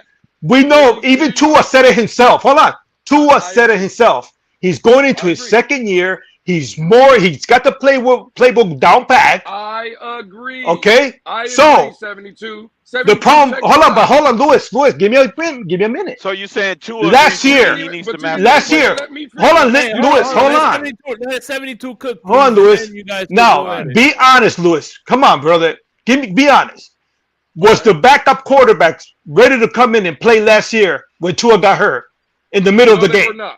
Okay, so does McDaniel need to prepare him more in the in training camp? I'm talking about preseason. If you let me in training camp. And if you let me answer the question, I would have told you because I already knew what your question was. You just told me again. I didn't need to hear it again. I'm gonna kill your argument with one fucking question back. I'm not trying to argue. I'm asking a question. I'm not arguing either. I'm gonna pose another question to you. How you posed it to us. Jimmy Garoppolo is an injured quarterback that don't finish seasons. We played his team, the San Francisco 49ers. Do you believe that week before we played him, Brock Purdy, the third string fucking quarterback, was getting reps? Yes. No, he wasn't. Come on. How do you know? How do you know? Lewis, we don't know that question. That's not that's unfair. That's not a fair question. Wait a minute. First of all, that's not fair. San Francisco. At the time they played, hold on. At the time Miami played San Francisco, he wasn't the third string. He was the second string.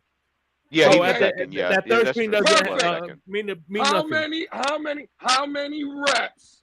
How many reps does a second string quarterback? Now again, if we're gonna apparently he got enough. That's all we need to know. No.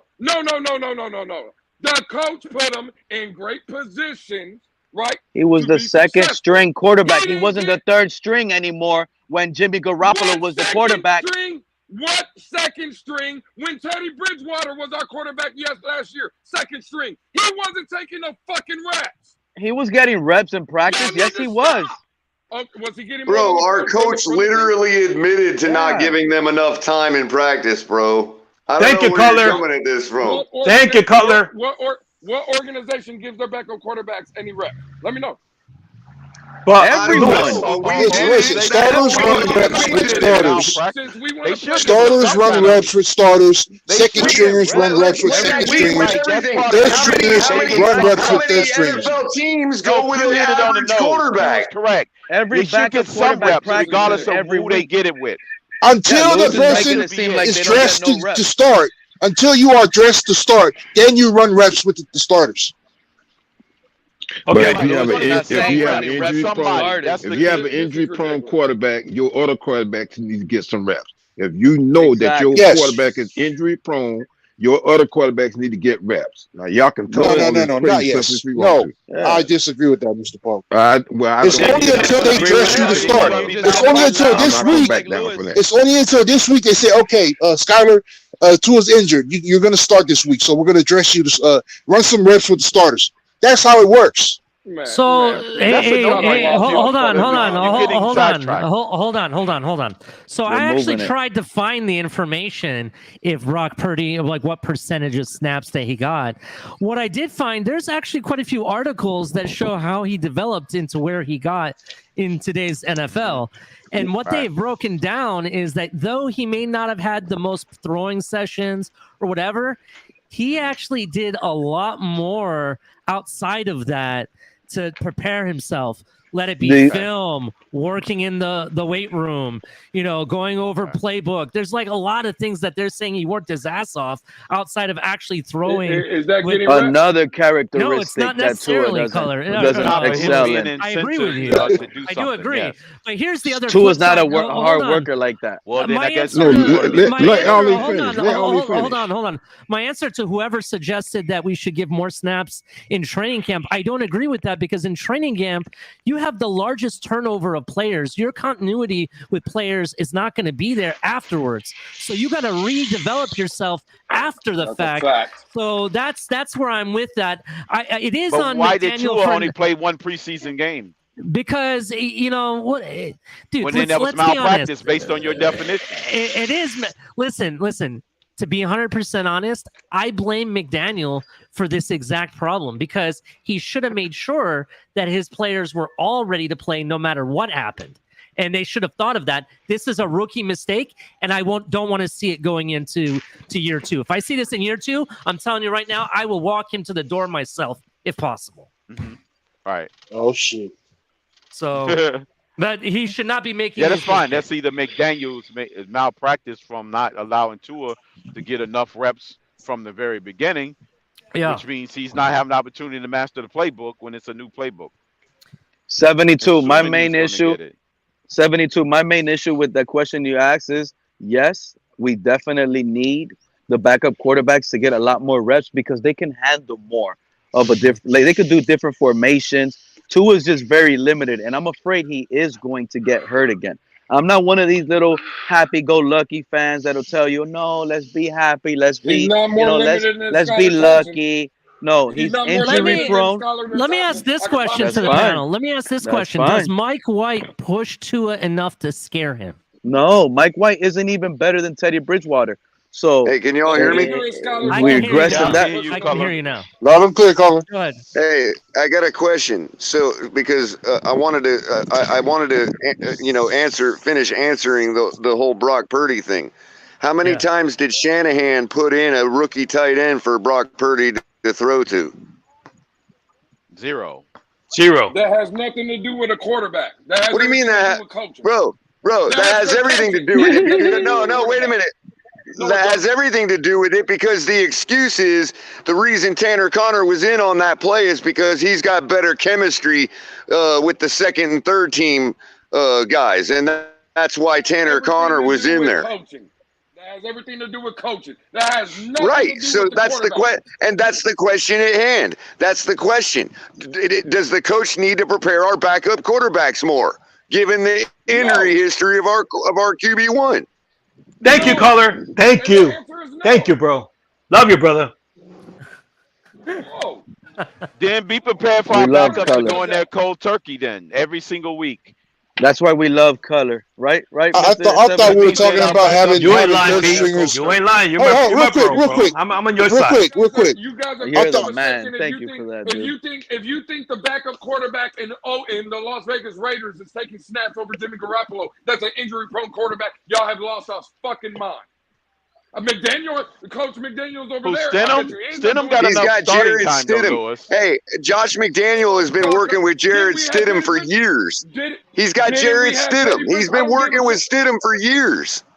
Was Teddy Bridgewater a 10-year veteran last year? I'm talking about Josh McDaniels has been working with Jared Stidham for years.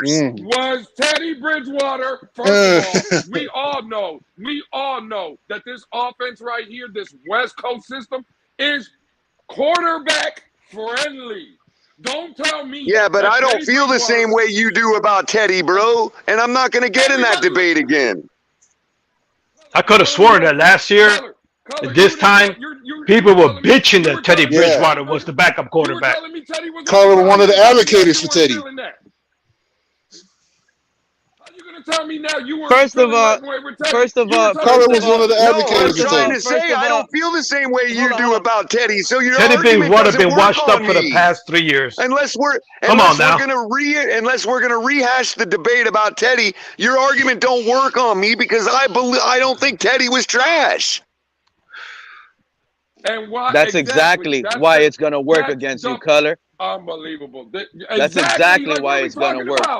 That's what Lewis was trying to get you to, and that's why I was gonna jump in. Right Tell me now, why. I was trying to jump in.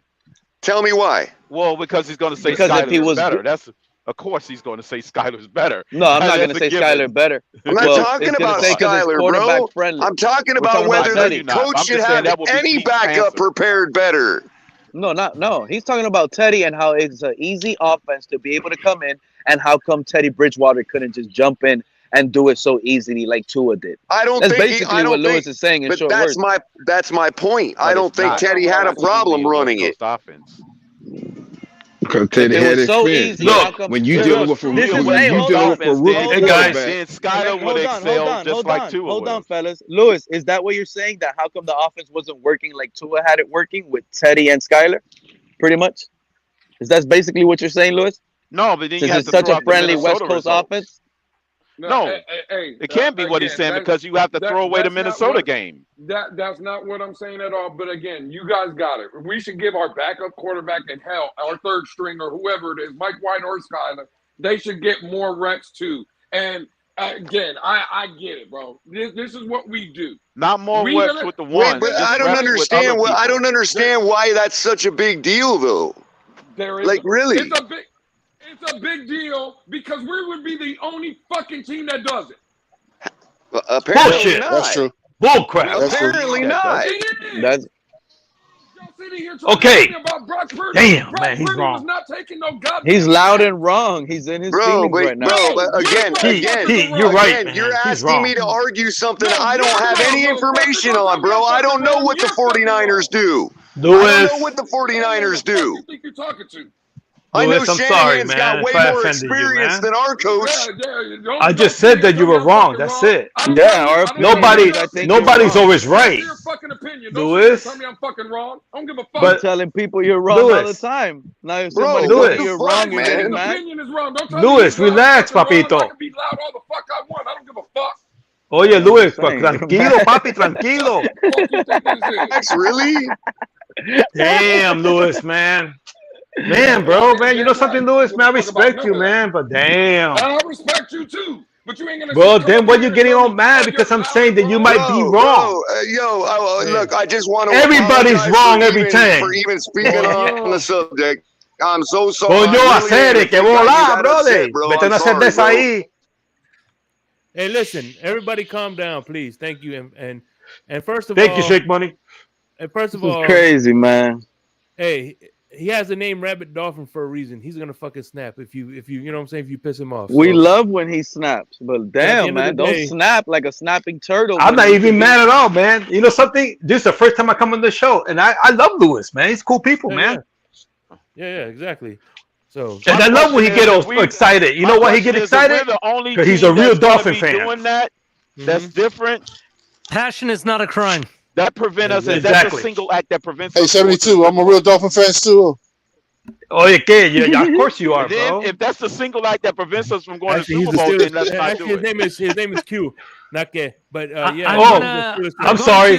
I'm Spanish, man. CSK. I'm sorry, man. My bad. I'm gonna clip what Q just said, claiming to be a Dolphin fan, and send it to Steelers YouTube channels. No, but hell no.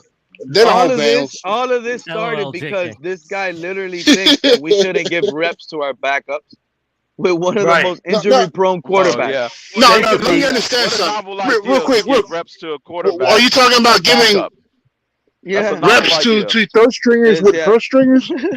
No, Is that what you're trying to say? Why not? No, giving reps to second stringers, not third in the game, in real games. Yeah. Oh, in real games? No. That's no, bro. Not real games. I'm talking about. My question was, hold on. Training camp. That's what I said. Yeah. Training camp. As I said, second stringers run reps with second string. So second string receivers, quarterbacks, everybody.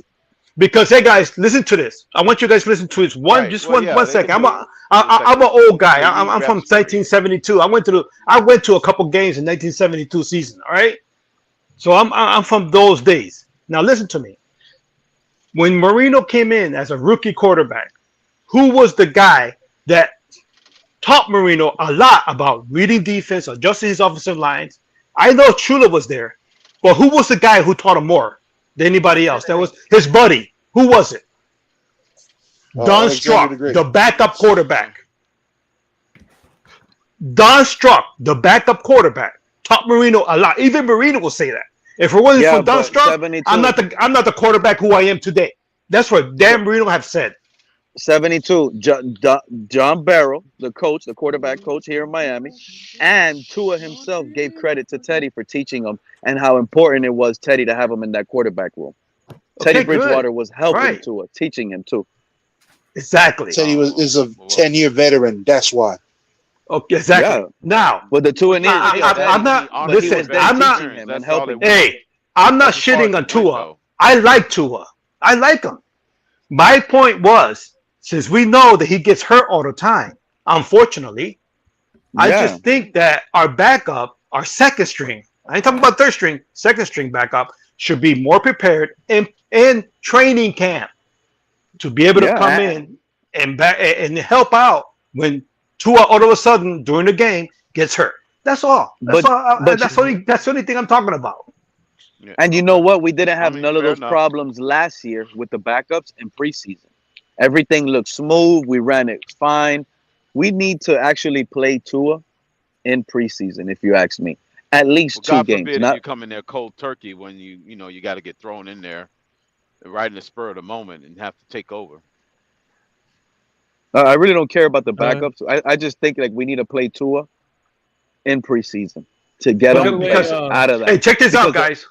One second. I'm sorry, Pete. They're not going to do that because you're going to be admitting that he doesn't. That's a genuine comment right there, Pete. What you just said.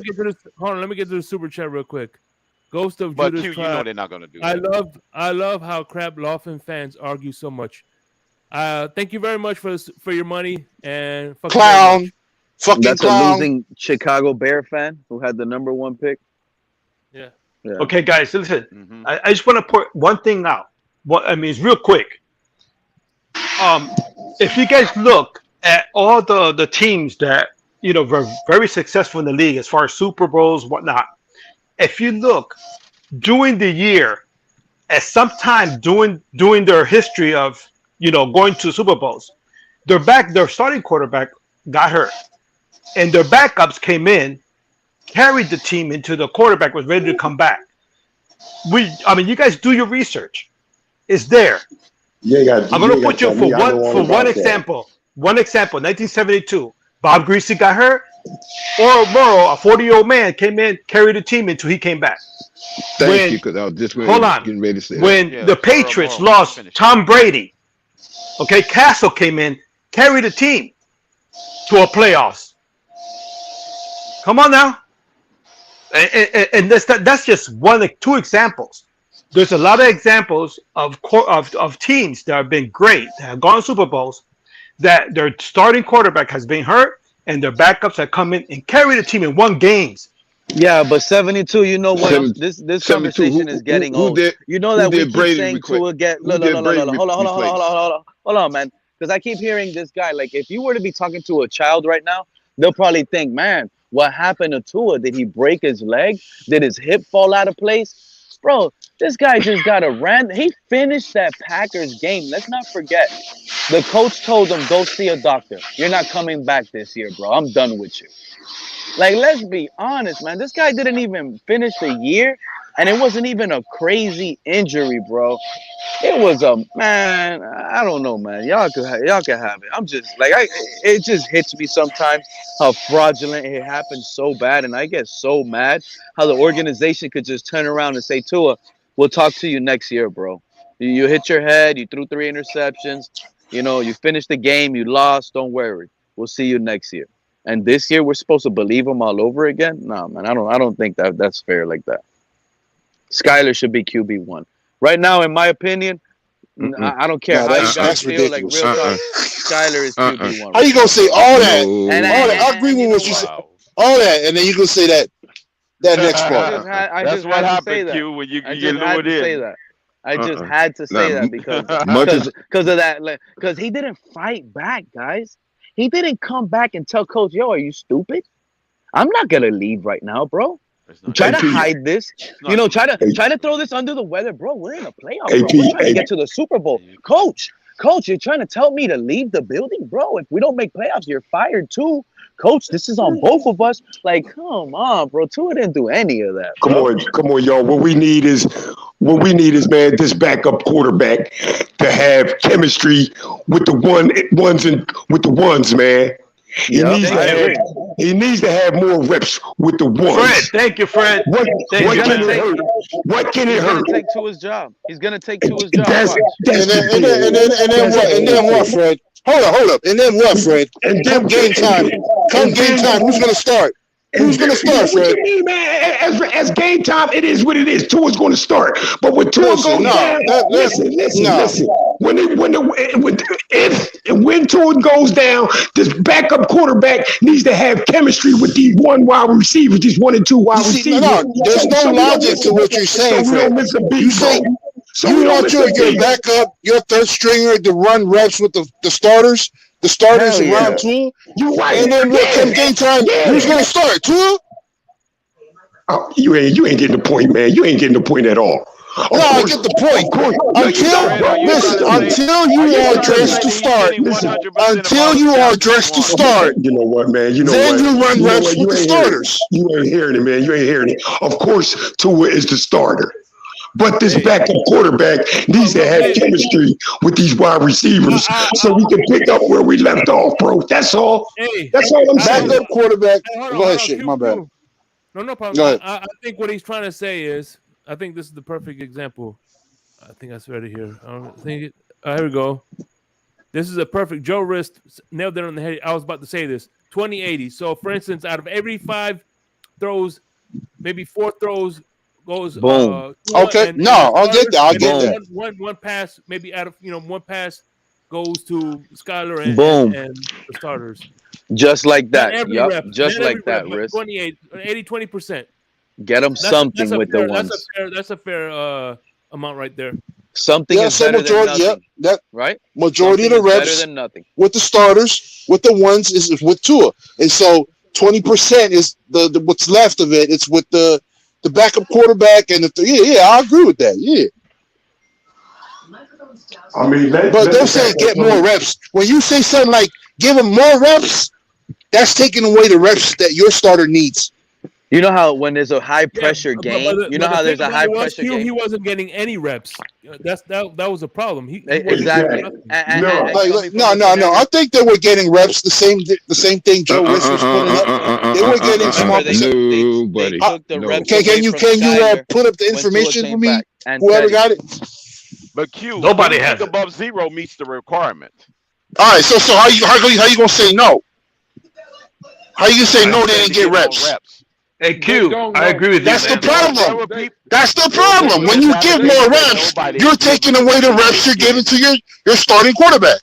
But when we just arguing that they should get zero reps? Hey, Q. So when the starter gets hurt, and I would probably say 70-30 to that. That's all they're doing. They're just talking. When the They starter gets don't hurt, know. here's They're what we just do. talking. I tell you what. Let me ask you this. What do you think, Coach? How many quarterbacks on the roster? Normally, Man, I can't hear nobody. Somebody, one at a time, please. Yes, thank you, Q. Mr. Pope. Hey, Q. Sorry. I'm sorry. How many quarterbacks? How many quarterbacks? I agree with you, man. 100%, man. Now, during the regular season, that 1 week that they have to practice, of course you don't give the backup any reps because no. starting quarterback. I think Joe Riss nailed it on right on the head, bro. I think that's what they're doing. I think every team does that. They give majority of the reps with the starters to the starting quarterback, but then During the backups get some right. Yes, they get a portion of the reps with the starters. Going somewhere else. But to say that to give them more, that's dumb, bro. You taking of course it's dumb all the way. I agree with you. Well, yeah, but okay, look, but I think nobody does no reps. Can I say this? It's that the way things now they have it is like, okay, when Tua go down, that's our season. I don't want to feel like that, bro. I want to feel like if Tua go down, our backup's gonna come in and pick up where we left off. I don't want to say our season. I don't want to say our season. And that shit ain't gonna happen. That's why the backup quarterback needs to get more reps in training camp. That's what I'm telling you guys, man. That's what I say. I get that. I feel that. I feel that. Yeah. And you know I what? feel that. Training camp, by definition. And you know what? And you know what? Losing the lack of experience that Teddy Bridgewater had last year, that's going to be a little bit crazy because now you got younger talent in the quarterback room. Mike White, he's only been in the league, like 4 or 5 years? Skyler, his second year. Tua, he's going to his That's fourth. Considered a veteran. Okay, now I got a question. True. Yeah, Skyler's no longer a rookie. He's a veteran. Yep, he is. Hey, Rabbit, hold on 1 second. 1 second, guys. I'm sorry. Hey, Rabbit Dolphin, man, you're my boy, man. I respect you, man. You know that, bro. Really, I respect you a lot, man. Now, did you remember last year? Everybody up here too. Remember last year, doing training camp when they had 3 quarterbacks, right? They had Teddy Bridgewater and they had Tyler, right? Skyler, I'm sorry. Do you remember a lot of the Dolphin beat writers? A lot of the Dolphins beat writers were saying the Skyler looked better than Teddy. I remember. Am I wrong or am I right? No, I was telling you guys that last season during the offseason, 72. Right. They didn't want to believe me. My point is here, okay, is that during that time, I mean, I know it's a new offense, so that didn't make no sense to give every those 2 backup guys the chance to do it, all right, to take more reps. No, I agree. And maybe that's the reason why our backup quarterbacks didn't look that good this year. It's because Tua was learning a new offense. Okay, now that passed, Tua himself said, I got this shit down pat. He said it himself. I got the offense, man. I know what's going on. Mm-hmm. Now, Rabbit Dolphin, do you think during the training camp, I want to hear it from Rabbit Dolphin only, the backup, Skyler or White, whoever it is, need more time in training camp to get used to the offense? They get the reps, and this is what I'm saying. Y'all are moving the goalposts. They get the reps in OTAs and training camp. What I tried to tell y'all earlier, but everybody started getting in their feelings again and saying, oh, you're right, you're wrong, you're this, you're that. You guys are the one, in my opinion, that are wrong. Skyler, go to the 49ers. Brock Purdy wasn't taking no damn reps. Rabbit Dolphin. I'm sorry, Rabbit. Hey, man, I respect you, bro. You didn't answer my question. You're not answering my question. Let me again, and everybody cut me off again. Go ahead. But you're not answering my question, Rabbit. Trade Lance, I did answer your question. They all get no, you didn't, Bobo. They all get them. What do you mean? All right, listen. I listened to TD Fins talk during OTAs. And the one thing, and it just hit me right now. One thing that sticks out is, okay, today Skylar Thompson got reps with the ones. Oh, today Teddy Bridgewater got reps with the ones. So they all rotate reps with the ones during OTA. Nice recollection, Shake. Nice recollection. So exactly. yeah, they do. They get them all in training camp. They get them. You guys are asking for more. You're right, Shake. And what I'm saying is, I heard it too. You're right. And what I'm saying is, again, that's what I'm telling y'all. They always get it. But if you want them to get more reps, I don't agree with that. Because again, Trey Lance, hold on. 72, okay, go ahead. Go ahead. Trey Lance, the 49ers quarterback, right? He was hurt during the season. I think it was week 2 or week 3. So he was number 1. Jimmy Garoppolo was number 2. You think Brock Purdy was getting all kind of reps during practice? As a third-string quarterback, he was not, right? What your guys are missing, it has nothing to do with how many reps they get with the 1s and 2s. Brock Purdy wasn't throwing to Brandon Ayuk. Brock Purdy wasn't throwing to Deebo Samuels. But when he came in, the Coach Shanahan, put him in positions to succeed. Where our coach, a rookie coach, mind you, right, didn't put Skyler in the opportunities to succeed. What our coach did was basically throw Skyler on an island and say, hey, this is what we're doing. You're going to throw here. You're going to throw here. You're set them up, in my opinion, to fail, right? No, Rabbit Dolphin. That's what he got set up. But it has nothing to do with the reps. Good point. Okay, Rabbit Dolphin, good point. Now, listen to this. Now, you said that he should have put him, right, to do run a diff. I mean, when he put the backup quarterback, he put him to do different things. That's what you said, right? No. He asked him to, again, we all are Dolphin fans, right? You watch when we played the 49ers, right? Was Brock Purdy throwing anything deep? Was Brock Purdy throwing taking 7-step drops and looking to make plays and stuff? That's what we were doing to Skylar Thompson, right? How did Brock Purdy beat us? Quick little passes to the flat. No, he played within their offense, Lewis. He still played within the 49ers system. Okay, and guess what we did to Skyler? Our offense was pushing the ball 15, 20, 25 yards down the field. That's what Skyler was doing, right? So, Rabbit Dolphin, do you think we do best? Right. Do you think that the backup quarterback has nothing to do with reps? Skyler didn't execute. It had nothing to do with reps. Rabbit Dolphin, do you think that the backup quarterback has the same skill set as the starting quarterback to run that same offense? Well, they should. How? What do you mean? Every backup quarterback in the league doesn't fit. Again, okay, hold on. Hold on. Do you know who the backup quarterback in Philadelphia is this year? No, I don't. No, I don't even know. I'm a Dolphin fan. It's Marcus Mariota. Is Marcus Mariota the carbon copy of Jalen Hurts?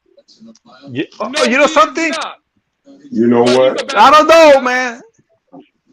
They both run athletic. Stop. They're both mobile quarterbacks. Okay, now exactly. Check this out, Rabbit. Check this out.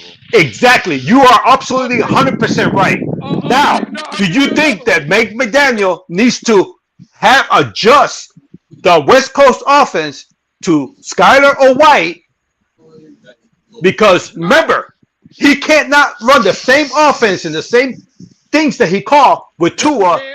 He cannot call it with Skyler or White because they're not the same quarterbacks. He can. They How? run the same system. It doesn't matter. Again, it's not about the quarterback. It's about the system. The quarterback needs to run the system. It's not about being what's it called. I'll ask you this. You guys said Marcus Mariota and Jalen Hurts are both mobile running quarterbacks. Okay, cool. There you go. I'll give you that argument. Is Matt Barkley or whatever the backup quarterback in Buffalo, is he the equivalent of Josh Allen? Is he mobile? Oh, no. He runs that Buffalo offense to perfection. You're right. Rabbit, you're absolutely right, man. I'm telling you, you're right. But the problem is here. Hold on. When did this happen? Hold on. Tua. Hold on. Hold on. What am I missing here? Barkley played the game this year? Rabbit. No. 2 years ago when Matt Barkley lit our motherfucking ass up. You remember that? You remember when he came into the game and he was throwing 40, 50-yard bombs? Yeah. That was Mitchell Trubisky. I remember when he lit us up. Yeah, that was right. Mitchell Trubisky. That was it. That was Mitchell Trubisky. That's a common theme, Lewis, with us and backup quarterbacks. And Trubisky came in and lit that us was up. Mitchell And then Matt Barkley Trubisky. came. And right, then but after that, Trubisky, they right. took him out. And then they took him out, and Matt Barkley came in and threw a touchdown pass against us. Hey, Rabbit, I'm sorry, man. Against the Dolphins, though. Rabbit, can okay, Tua throws the ball in 2.5 seconds, right? That's the fastest he throws it, right? 2.5 seconds, right? He gets rid of the ball. He could throw it faster than that if you ask him. Okay, yeah. now if the backup quarterback throws it 2.93 seconds, do you think you could make the same calls offensively as Tua to the backup? Yes. Again, you're missing the point. The West Coast system is about timing. So if I call a 3-step slant route, let's say it's a 3-step drop, it's boom, boom, boom, throw it, right? You telling me I can't ask Skyler to take a 3-step drop and throw it? You're telling me that I can't ask Skyler Thompson to Yes, you could ask. Drop? So, but you could ask, yes. But can he throw it 2.5 seconds? Yes. How? Are we fucking kidding ourselves? No, man, because if Skyler is not as fast as Tua throwing the ball, how can that work? Unfucking believable. What did this argument evolve into? No, but it's a really good argument by 72. I think that's close. That's close. 72. I know. Hey, listen. I know that he's the new guy, and but that is a really good argument. No, I like this. I like 72. If Tua can throw it at 2.5 seconds, and the play relies it to be 2.5 seconds on the dot, but Skyler can't do it, then Skyler can't do it. That's the argument. You got to. It's going to be an incomplete pass. It's not going to work. Okay, let me ask you this. 72. You told me you were around. Right. You told me you were around for the 72 Dolphins. So I know you'll be around for this. Did Joe Montana and Steve Young throw the same? No, of course not. And they ran the same offense. But, hey, Rabbit, hold on. But they adjusted to Steve's ability. They adjusted. It was a different adjustment towards his ability. With the same players? Crypto. Hang on. The same stats with the same players? No, Crypto. What offense did Joe Montana run in San Francisco? Okay. Wait a minute, I didn't hear you. I had something in the background. Hey, Crypto. What kind of offense did Joe Montana run in San Francisco? I think Crypto preoccupied. Hang on, I got something. Yeah. I can answer that. He ran the West Coast offense. Hey, Shake Money. What system did Steve Young run in San Francisco? The same West Coast offense. It's the same. What are you guys talking about? Rabbit, I agree with you, bro. But if you look at Joe Montana, if you look at Steve Young, when they played, Steve Young was a different quarterback. He ran. He scrambled. He did totally different things. Joe Montana couldn't scramble. He was a Dan Marino. He had to stay in the pocket. Did Steve Young, when they threw the ball from the pocket, was Steve Young able to execute a 3-yard or 3-step drop in a slant? Was he able to execute that? Yes. So why the fuck couldn't Skyler do it? At a different timing. There's no different time. The system is called. Stop feeding the fire, Pete. Come on now. There's difference. You could probably he could do a deeper slant with Skyler. He would have to do a quicker slant. The slant pattern might change. But here's the thing. Skyler came from a West Coast offense. You got to remember. West Coast offense. Robert Dawson, I'm agreeing with you, man. You're right. You're right, bro. Hey, well, look, if you throw a slant, if Tua's telling you he can't see over the middle, how can you trust him to throw it like that? I don't get it. Another quarterback might do it. That's a different argument, Pete. Now Tua was deadly throwing in the middle of the field this year, though, right? He was deadly accurate throwing in the middle of the field. But he wasn't seeing it. He's just throwing it to a certain spot. He's a spot thrower. That's false. He's just throwing it. That's a lie. You see it in triple coverage. He got lucky. Yeah. You're right. That's what did you? I know. That's what Trent Shepard said, who was literally in the locker room with him. You're right. That literally was in the locker room, just throwing it to the spot, knowing where the receiver's going to be at. He ain't Rabbit processing Dolphin. or looking at no defense back there. Rabbit Dolphin. You're right. So Rabbit Dolphin, do you think that the coach, whatever, if it was with Montana and Steve, whatever, do you think that coach looked at both quarterbacks and said, okay, you know something? This guy does this guy does that. I need to adjust this offense. Same offense to make him successful. Do you think McDaniel could do that? They didn't do it though. Is what I'm. But you think McDaniel could do it? That's what I'm asking. Why do they need to do it? Why? Because they're two different quarterbacks, same system. Steve Young. What do you think what do you think the head coach needs to do to make both of them successful? Again, you're not listening. You're wrong. Steve Young and Joe Montana were two different quarterbacks. The system didn't change. That's what I'm saying. You're right. I'm saying to keep the same system. But what I'm saying is, what does the head coach need to do to adjust it? The plays they called certainly changed. Exactly. No, they didn't color. Oh, come on, man. Come on, bro. Exactly. No, they ran the same exact plays. Everything was identical color. Nothing changed. So what you're telling me is when Steve Young would break around the pocket, do 3-4 cartwheels, front flips, spin out of all kind of shit. I wonder if Peyton Manning and Andrew Luck ran the same system. That's what the play call was. That's what the play call was, right? When Steve Young would spin around, create time, run around, that's what the play call was? That's what you guys are telling me? No, but you obviously know, so tell us what the play call was. It was the system. And when Steve Young... A system is not a play call, bro. Are you going to let me finish, Color? You going to answer the question?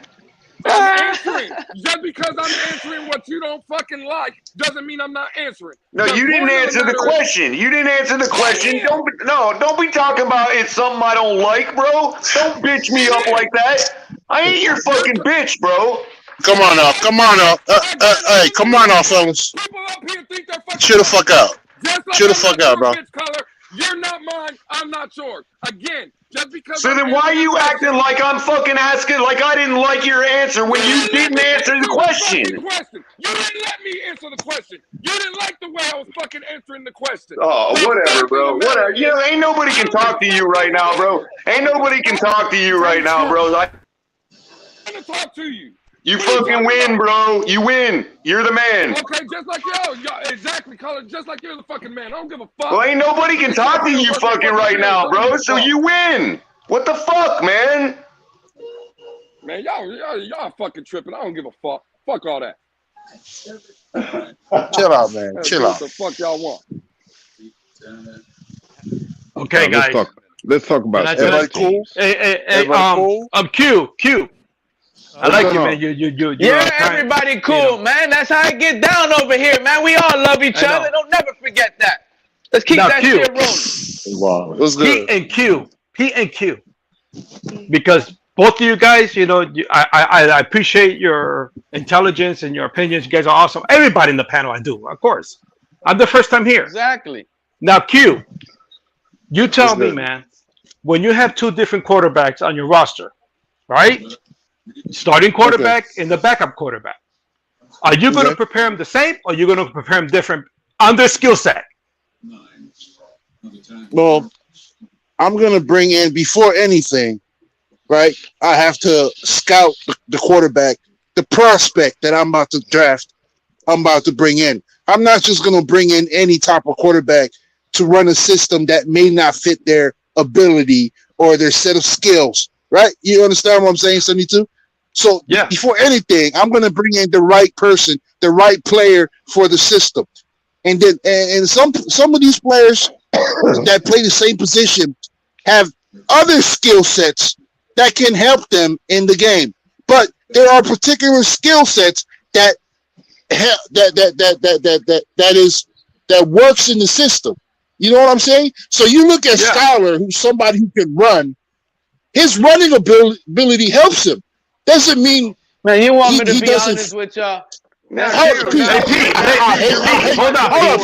hate when you do that, Pete. When you tell hold on. You're making my point for me. You're making my point for me. So if different skill sets can work within that system, what separates the two different skill sets other than play calling. Thank you. No. What I'm trying to say is, where I was trying to get Skyler can run. Hold up, Pete. Stop cutting people off. Hey, Shake, you need to go on your word and start kicking motherfuckers out. Hey, these two people, man. Come on, man. Go ahead, Q. We're having fun right now, man. We're having fun. Go ahead, Q. Q said to kick motherfuckers out, so I kicked them out. I'm sorry, man. I'm sorry. He also Come on, Q. Come on, Q. Q. Great points, Q. Great points, Q. Come on, Q. damn. Shit. Yeah, Adam, thank you very much. I appreciate that. Is this a Hollywood Square? It's not me. I swear. It's not Hey, me. can I answer the question too about with the quarterbacks, man? Go ahead. All right. My thing on the quarterback situation is that, man, like, look, we in training camp. You know what I mean? This is what the offense is. Now, you two quarterbacks need to know this fucking offense. Okay, now, all right, this quarterback, shit, I know, I can see this quarterback. He's not good at this right here, Now, if I have to bring him in the game, now I'm going to go to what his strength is. But in the meantime, what my offense is, both of you quarterbacks I expect both of y'all to know this shit and make these throws so we don't miss a fucking beat on what the offense is. Now, I'm going to, as a coach, I'm going to adjust as the game goes along. I see this. This is what I need to do different with this quarterback right here.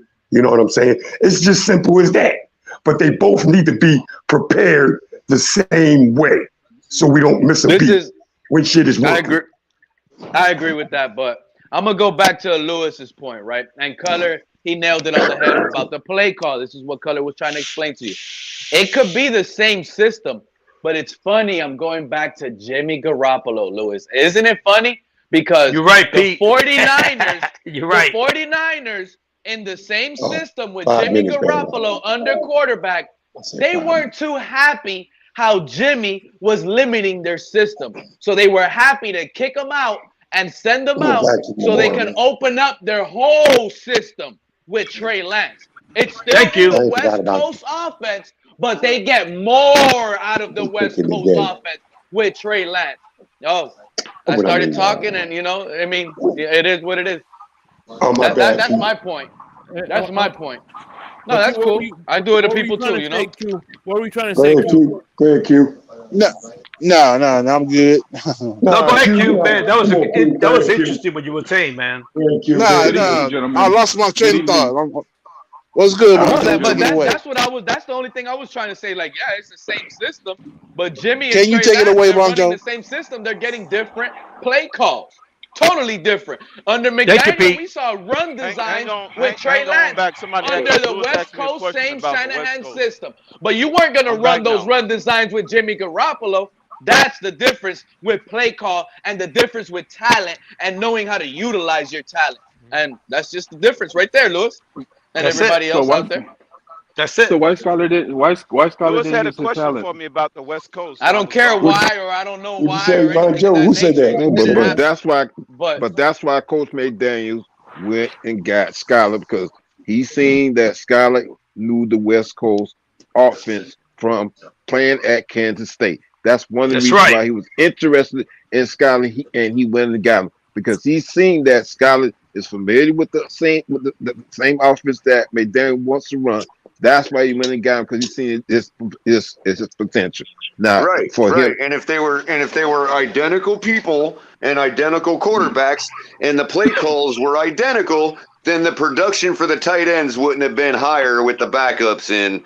Okay, or you could point to a couple other indicators that the play calls were obviously different.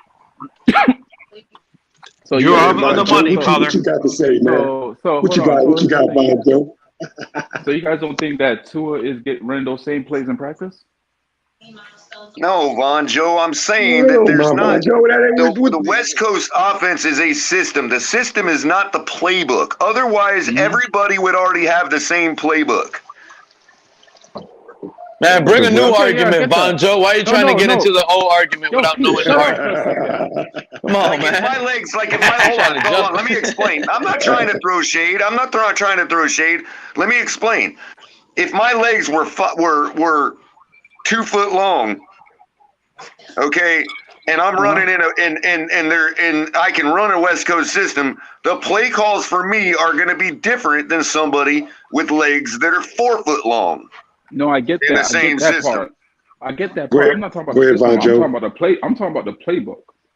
I'm pretty sure that they have the same playbook with just different plays playbook is the same. I'm yes, sure, yeah, of course. Because it's a large No playbook. doubt about it. Yes, because it's a large playbook. Yes, they're all the same. The playbook is the same.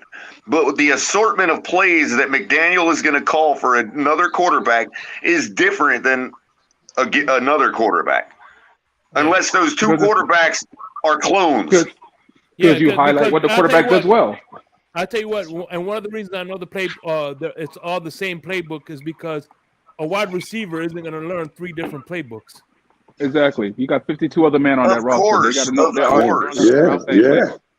Of course. Of course. It's just, okay, I know Skyler does this well. I know Skyler can't do that. Okay, or he struggles with this. Right, so I'm not going to call an 80-yard bomb for Tua. And I'm not going to call a quick pass for Skyler because Lord knows. Exactly. No, fuck, you know what, man? We got hey, man, we're gonna sit up there. Are we gonna say like, nah, I ain't giving Skyler a whole lot of props or whatever, man. But Skyler can't make the quick throws, man. I mean, he can't. Have you guys seen that he can't? No, that was just shorthand. He wasn't trying to say that like shorthand, that. But it was shorthand for that's not his best skill set. That's not where his I'm not saying that he can't do it, but I'm going to say that's right, Collier. You're 100% right. That's like saying, "Oh, Tua can't throw it deep." Okay, right. We know he can, but it ain't his meat and potatoes. Exactly. That's what I'm saying. Come on. At the same time, Skyler can't process the field as fast as Tua. All quarterbacks are different. Look at Bob Greasy and Earl Morrow. When Bob Greasy got hurt, Earl Morrow brought that up earlier. Right. It wasn't, hey, Mr. Paul, it wasn't too much difference in that, man. Bob Greasy and Earl Morrow, man. It wasn't too much difference in that. They're 2 different quarterbacks, man. Come on now. You can't say they're the same quarterback. They ran the same playbook and same plays, man. They are 2 different quarterbacks. So you trying to tell me that they're the same quarterback? They're 2 different quarterbacks. They're not different quarterbacks. See, I would keep the same energy, Fred. I would keep the same energy and venture to say that by default they would have had to run different plays because they're 2 different people. Well, I don't know about Thank you, Collier. Hold on, wait a minute. When your running backs are running 1,000 yards each, the quarterback, saying had very little to do with that. It must have been real. It must have been real hard to hand off the ball to Larry Zonka. Must have been. But here's the thing. Color, and guys. This is. Hold on. Here's a key example. Baltimore shows you a key example to this. This season, we had Lamar Jackson and Tyler Huntley both running. You could say our primary. The running game is part of their equation, right? Yeah, they can both take off. Yeah, but they both could throw the ball down the field, right? Yeah. But you saw 2 different plays. You saw pretty much 2 different playbooks. Right, because Huntley's got a way longer draw with his arm Von throw. Joe said it right there. Oh my God! Right. His arm throw is a way longer draw. Huntley's is. You know what I mean? It's like Jacoby Brissett compared to Tua. Exactly. If he's standing in the pocket.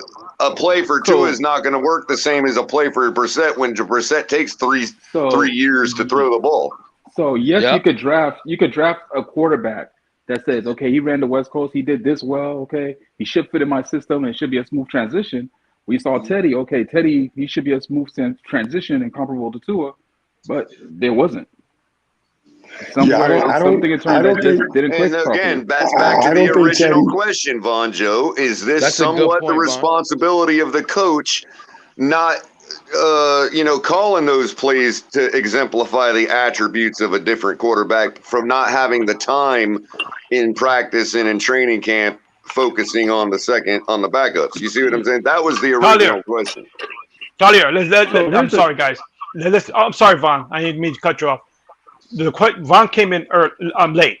My question was, Vaughn, before you even came in, was, do you think McDaniel needs to give more reps in training camp to the backup quarterback because Tua gets hurt and whatnot, just to be prepared? What do you think? Aside from the reps they already got. I say right. No. No? No. And the reason why I say no is that you have to go in with the mindset that your guy is going to play as many games as possible. So you have to get your starters and your first guys used to him, used to operating with the first string guys. Even though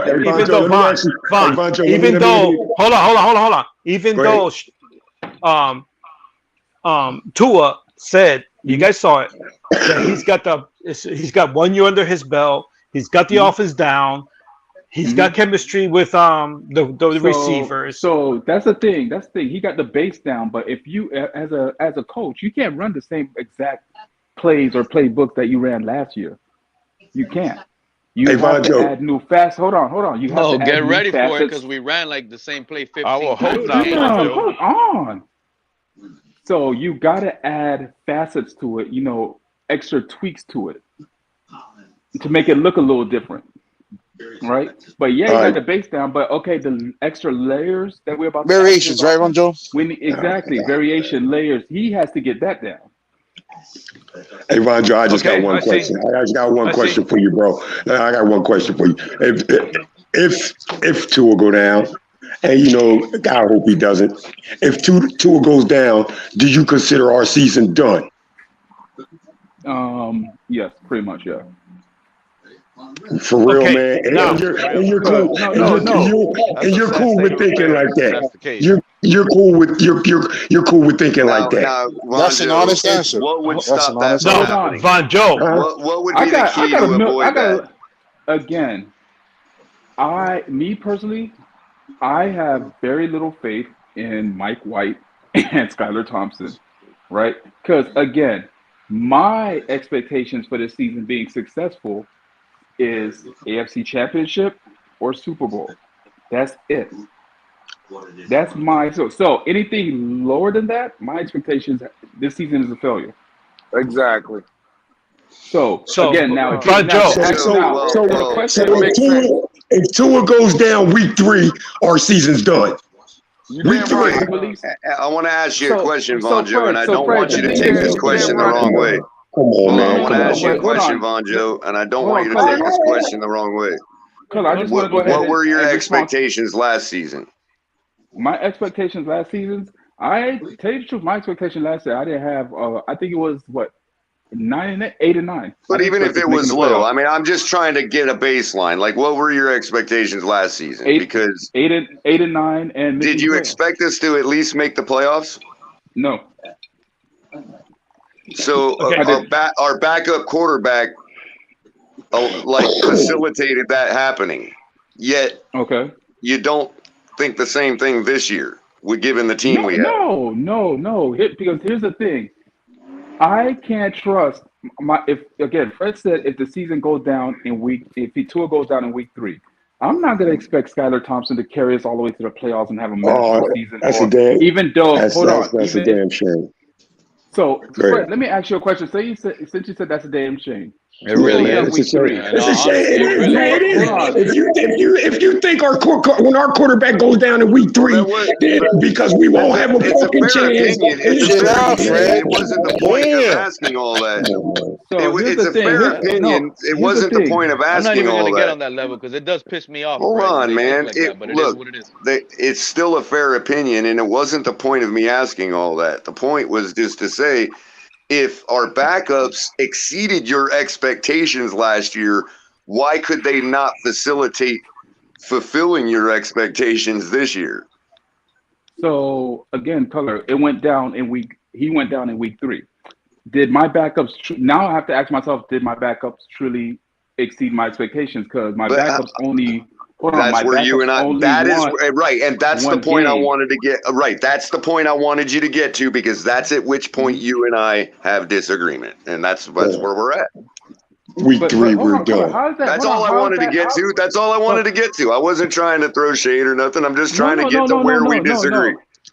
No, and I'm just the thing is I don't understand how it's a disagreement because it's a fact. Our backup only because I look at personnel decisions that were made and plays that were called when our backups were. Can you repeat that, performances? I look at performances of other players on the team, just like we're supposed to do with Tua. Remember? Can you repeat that again, Bonjo? This is a fact. Yeah, it's a fact. And again, all things coming full circle.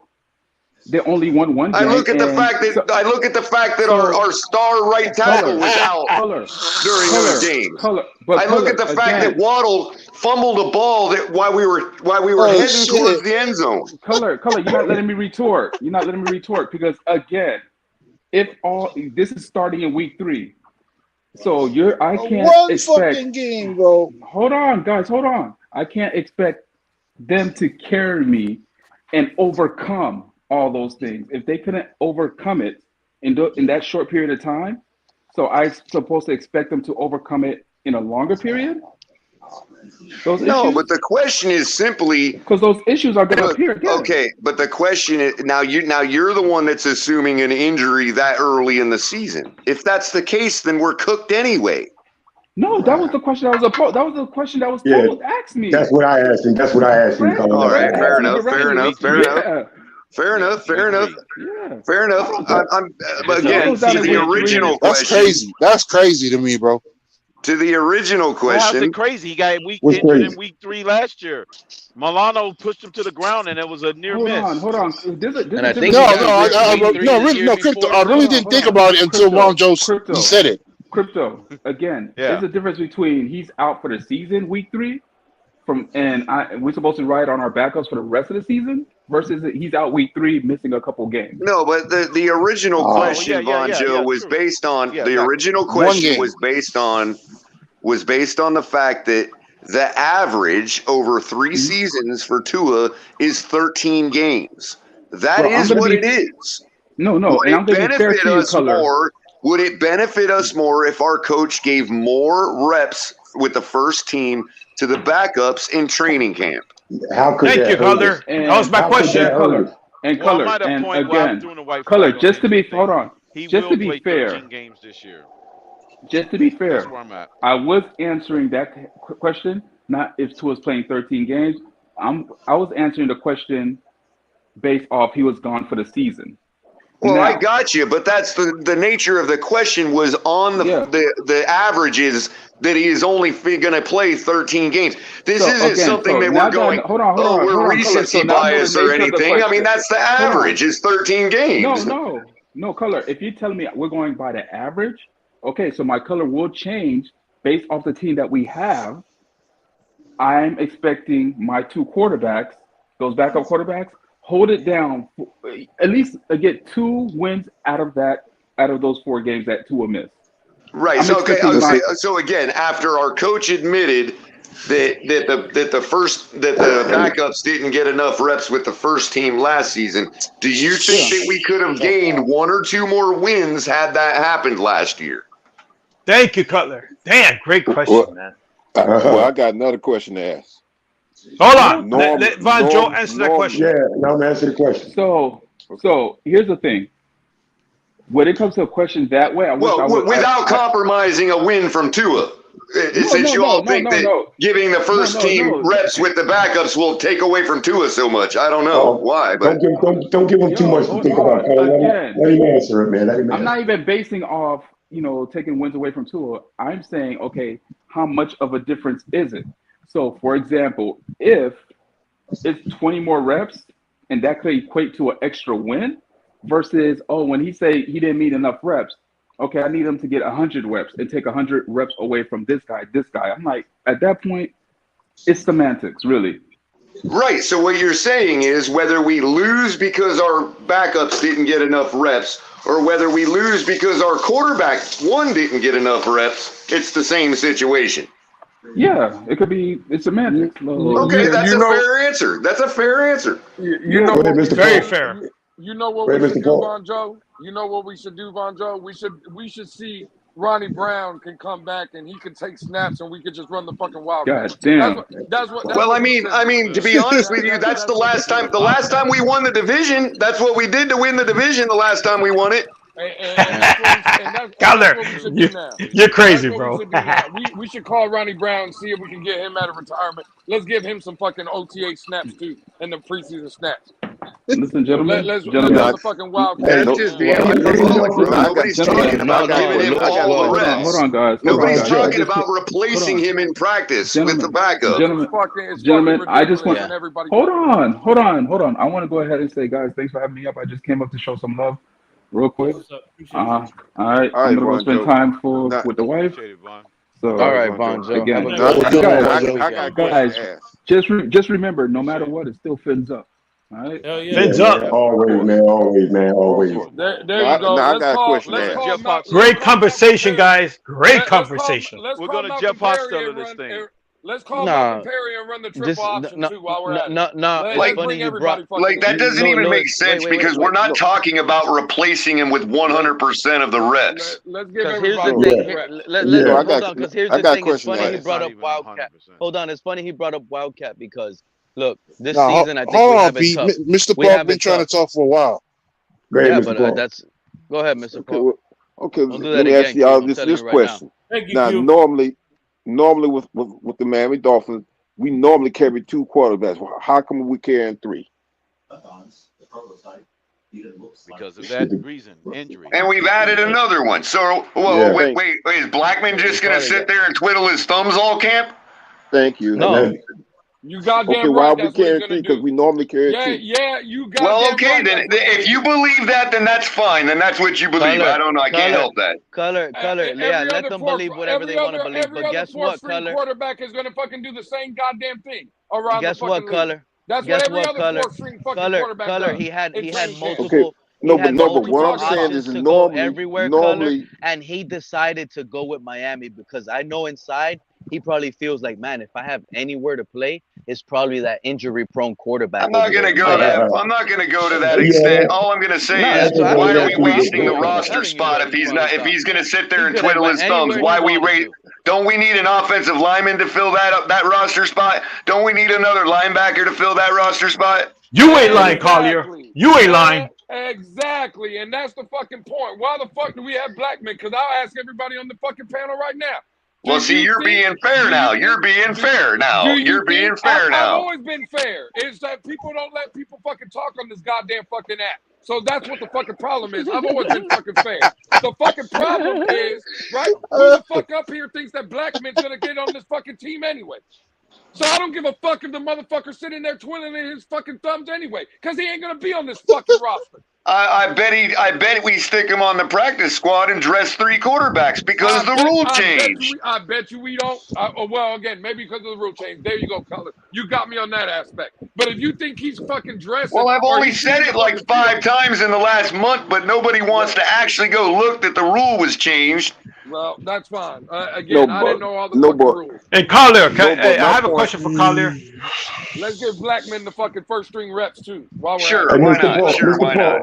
Mr. Color commentary. Can I ask you a question? No, my point was that normally we carry 2 quarterbacks on a 53-man roster, and we will keep one on the practice squad. Now that's my point. But we are carrying 3 on the 53-man roster. Right, they did it because they don't want teams to be stuck with a wide receiver playing quarterback during a game. That's why they changed the rule. Yeah. But there's another reason for that as well. But and then again, leave it alone. If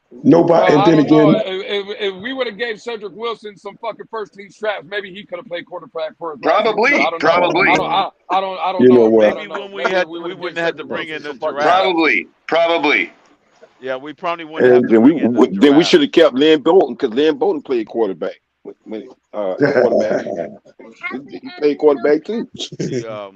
I mean, we're getting 4 quarterbacks. That's not a novel idea. The Patriots had it in their Super Bowl championship year, even though Tom Brady was a starter. But that's neither here nor there.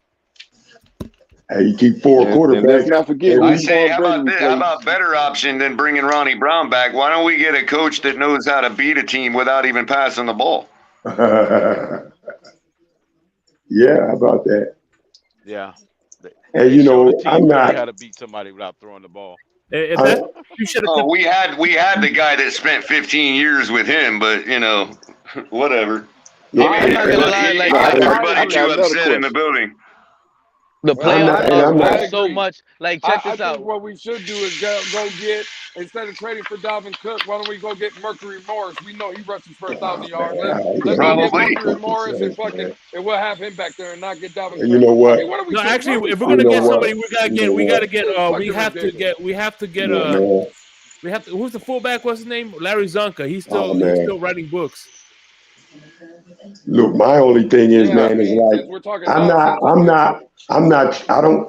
not trying to get like the backup to just totally take over all the reps, man. I'm just saying, man, just prepare them to be ready to come into a fucking It don't game. matter what we say because everybody wants to lay the blame squarely at the feet of our backup quarterbacks for losing last year. I know what the narrative is. I ain't got to, I don't care about any of that, Cutter. They think that's funny. That? It's not even funny. Who's the one saying that? Nobody has to say it, bro. We know how the but messages are relayed. But that's not what you said. You said the people that I would like to know what people are saying that. Plenty of people. A lot of people, Lewis. A lot. Who's blaming? Again, I don't know. Talking heads. I don't know. I don't know all their names.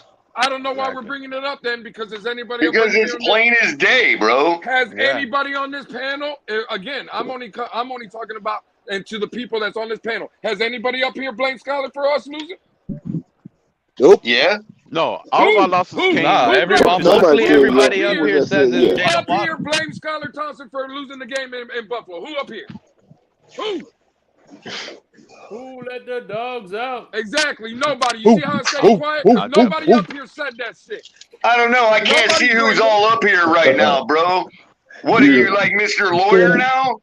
Can we blame Skyler Thompson? I'm not getting the. Hey, act like people don't say that shit, bro. Come on, bro. You're gonna act like people ain't out here calling Teddy and Skyler trash, dude. Give me a fucking break, man. Exactly. Like, it's not the joke. I ain't gonna put no fucking names on it, bro. Every time you go on Twitter, and you don't win the argument just because I ain't putting names you don't on have it. to go on Twitter. On YouTube, they calling them trash and blaming them for the season are two different things, Teddy fella. Bridgewater was trash last year. I said it. But blaming them for the season is an entirely different your concept. name on it. What do you want me to say? Blaming Skyler for losing the playoff Teddy game. was trash. I know one up here. There's the point that was made. We know the narrative. They're trying to blame Skyler. Who up here is blaming Skyler? Nobody blames Skyler.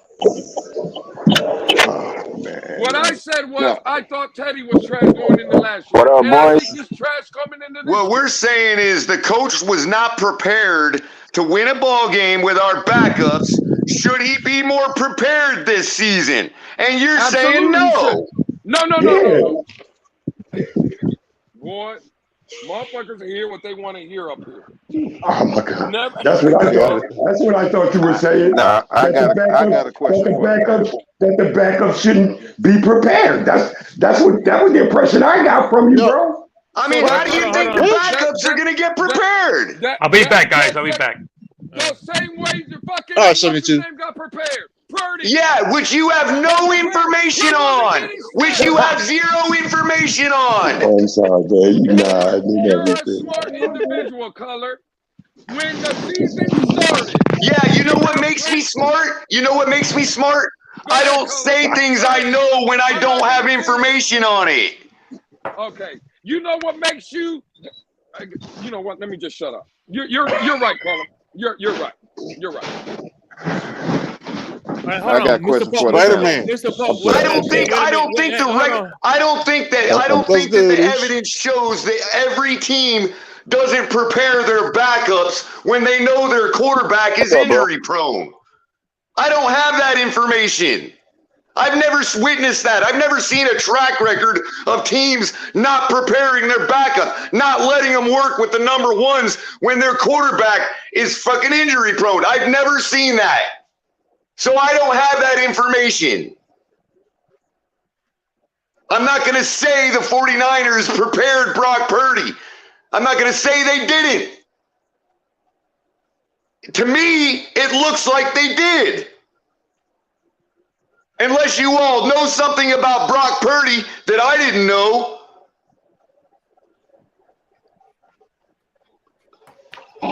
Okay.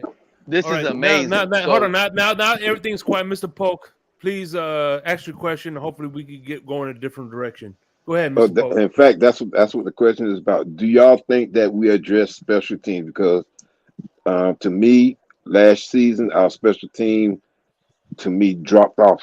Not a lot, but some, to the point where it was noticeable. Do y'all think that we put address Tua that? at kick return, put Tua at punt return, and let them get smacked back there in preseason? All right, go ahead, Mr. Polk. Finish asking your question.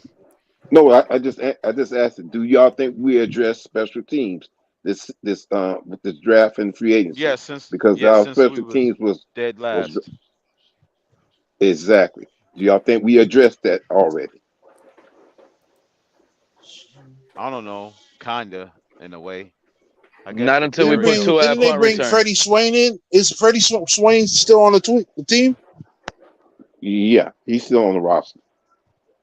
I think we may have kind of addressed it, or they were just kind of throwing us a bone like they always do. But yeah, I'm not sure. I hope so, because special team looked a little. Kick coverage was horrible. It looked ragged last season. And I'm not talking about season before, but last season they looked a little ragged. Okay, so Mr. Puck, there's different scenarios in the special teams department that were trash. Which, in your opinion, was trash? Was it kickoff? Was it kickoff return? Was it punting, or was it punt return? No, there's different. Kickoff coverage kickoffs? Kicking. Yes. Okay, so I can remember two big kickoff returns we gave up. The Packers, right? We allowed the Packers guy. And then who was the other guy that we allowed that got a big return on the kickoff? I only remember two, really. It's the guys in the Packer that he almost, and who was the other guy that almost ran it back that got caught almost by the touchdown? What game was that? You guys don't remember? Patriots?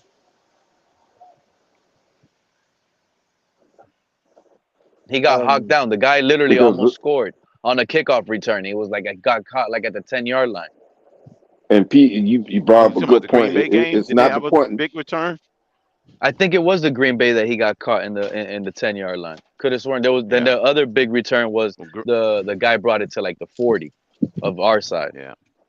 And Pete, you brought up a good point. You're right. It wasn't the point that I was concerned about. It's the kicking, the special team as far as the kicking goes. That's my concern. Kicking field goals was not good at all. No, not kicking field goals. Kicking. Okay, kickoffs, because Jason Sanders was one of the best on kicking it out of touchbacks. It's just when he didn't get the touchbacks, that's when things went bad. I think we're kind of rich at the returning, right? Welcome to the panel, Irving. There you go, Louis Irving. You want me to throw a name on it? Irving. What happened? He caught you off guard with that one, huh? Special teams. Real talk, Irving. We love you, dude, but you have one of the most annoying mics, bro. That mic sounds like a ticking time bomb. You like, damn, what the hell happened?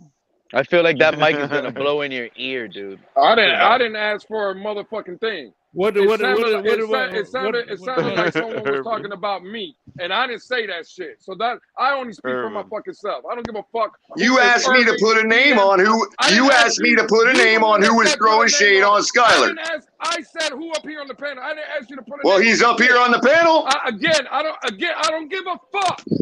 This is again, Color. I don't know what the fucking inch up the ass. I'm telling you, this ain't where fucking other people and shit. I'm just letting you know, Color. If you're looking for something, you're gonna fucking get it with me. I ain't the fucking one to be. I ain't looking for shit, bro. Well, and me neither. So just keep fucking like edging me on, because to get into the point. Oh, okay. So it's okay for you to do it, right? It's okay for you to act that fucking way, bro. You're the one that just mentioned my name. I was just on fucking mute. You asked the question and I'm answering it. Fucking panel. Okay. So are you retracting the question you asked? I didn't ask shit. Oh, okay. So then I'm sorry for egging you on. I'm sorry for egging you on then, bro. It's all about you. It's all about you, bro. Come on now, fellas. Chill out. No, fuck that. Hey, listen. Hey, come on, man. You know what, bro? You know where the fuck I'm at, bro. Okay? You know where the fuck I'm at. You got something to fucking say to me? You come the fuck say it to me.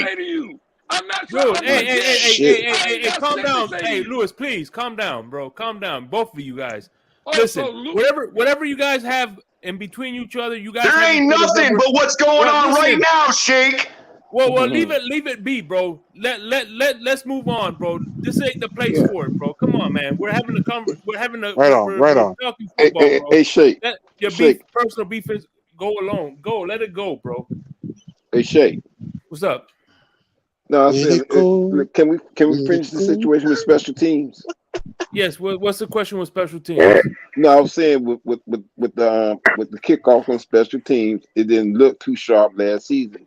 Do y'all think that we have addressed that and corrected? Well, hey, Mr. Paul, can I answer? I was about to answer that question. Hold on. Go ahead. Let me ask now. Then I'll give it to you. Nice shirt, Shake, by the way. Oh, thank you.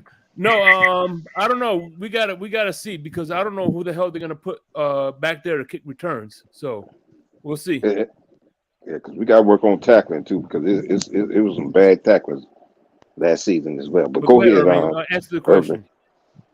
No, I was just saying. I think at kick return, punt return, I think we're kind of we're a lot better at that that particular position than it was last year. I think we had some of our starting players running, returning punts for us, and that could have created a risk for any of these players, right?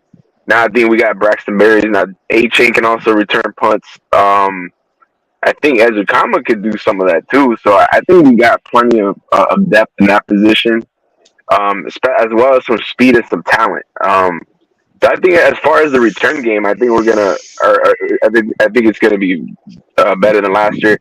Also, man, I think that this is gonna be a key thing this season because if your return game is good, it affects your field position, right?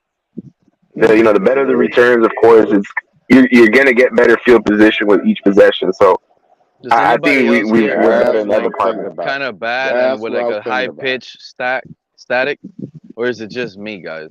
Like honestly. No, but Irvin, that's what It's probably my mic. It's probably my mic, Pete. Y'all hear when he talks like it's like really like screechy in your ear, or is it just It's not that bad, Pete. Stop. It's not bad. It's not that bad. And I love. He's just trying to get back at me because of my mic. I love how people love this shit so much, man, right? I hear something when Roger Goodell's burner. You think Color's gonna get dropped, bro? What are you gonna drop me? What are you talking about, Keller? I was talking about his mic. Oh, I'm talking about Roger Goodell's burner coming here fucking talking shit like he does everywhere else on everybody else's. I haven't heard that name in a while. Burner is here. I haven't heard that name in a while. Who's gonna drop me, Roger Goodell's burner? Who the fuck's gonna drop me? I haven't heard that in a long time. He comes over here. You gonna come here and drop me? That guy out this morning on. Is that what we're devolving to now? Somebody's gonna drop me now. Is that what we're devolving to? That's a clown. Don't ignore that. Ignore that, Color. Yeah, Trust Color, me. Well, somebody get that fucking clown out of my fucking chat.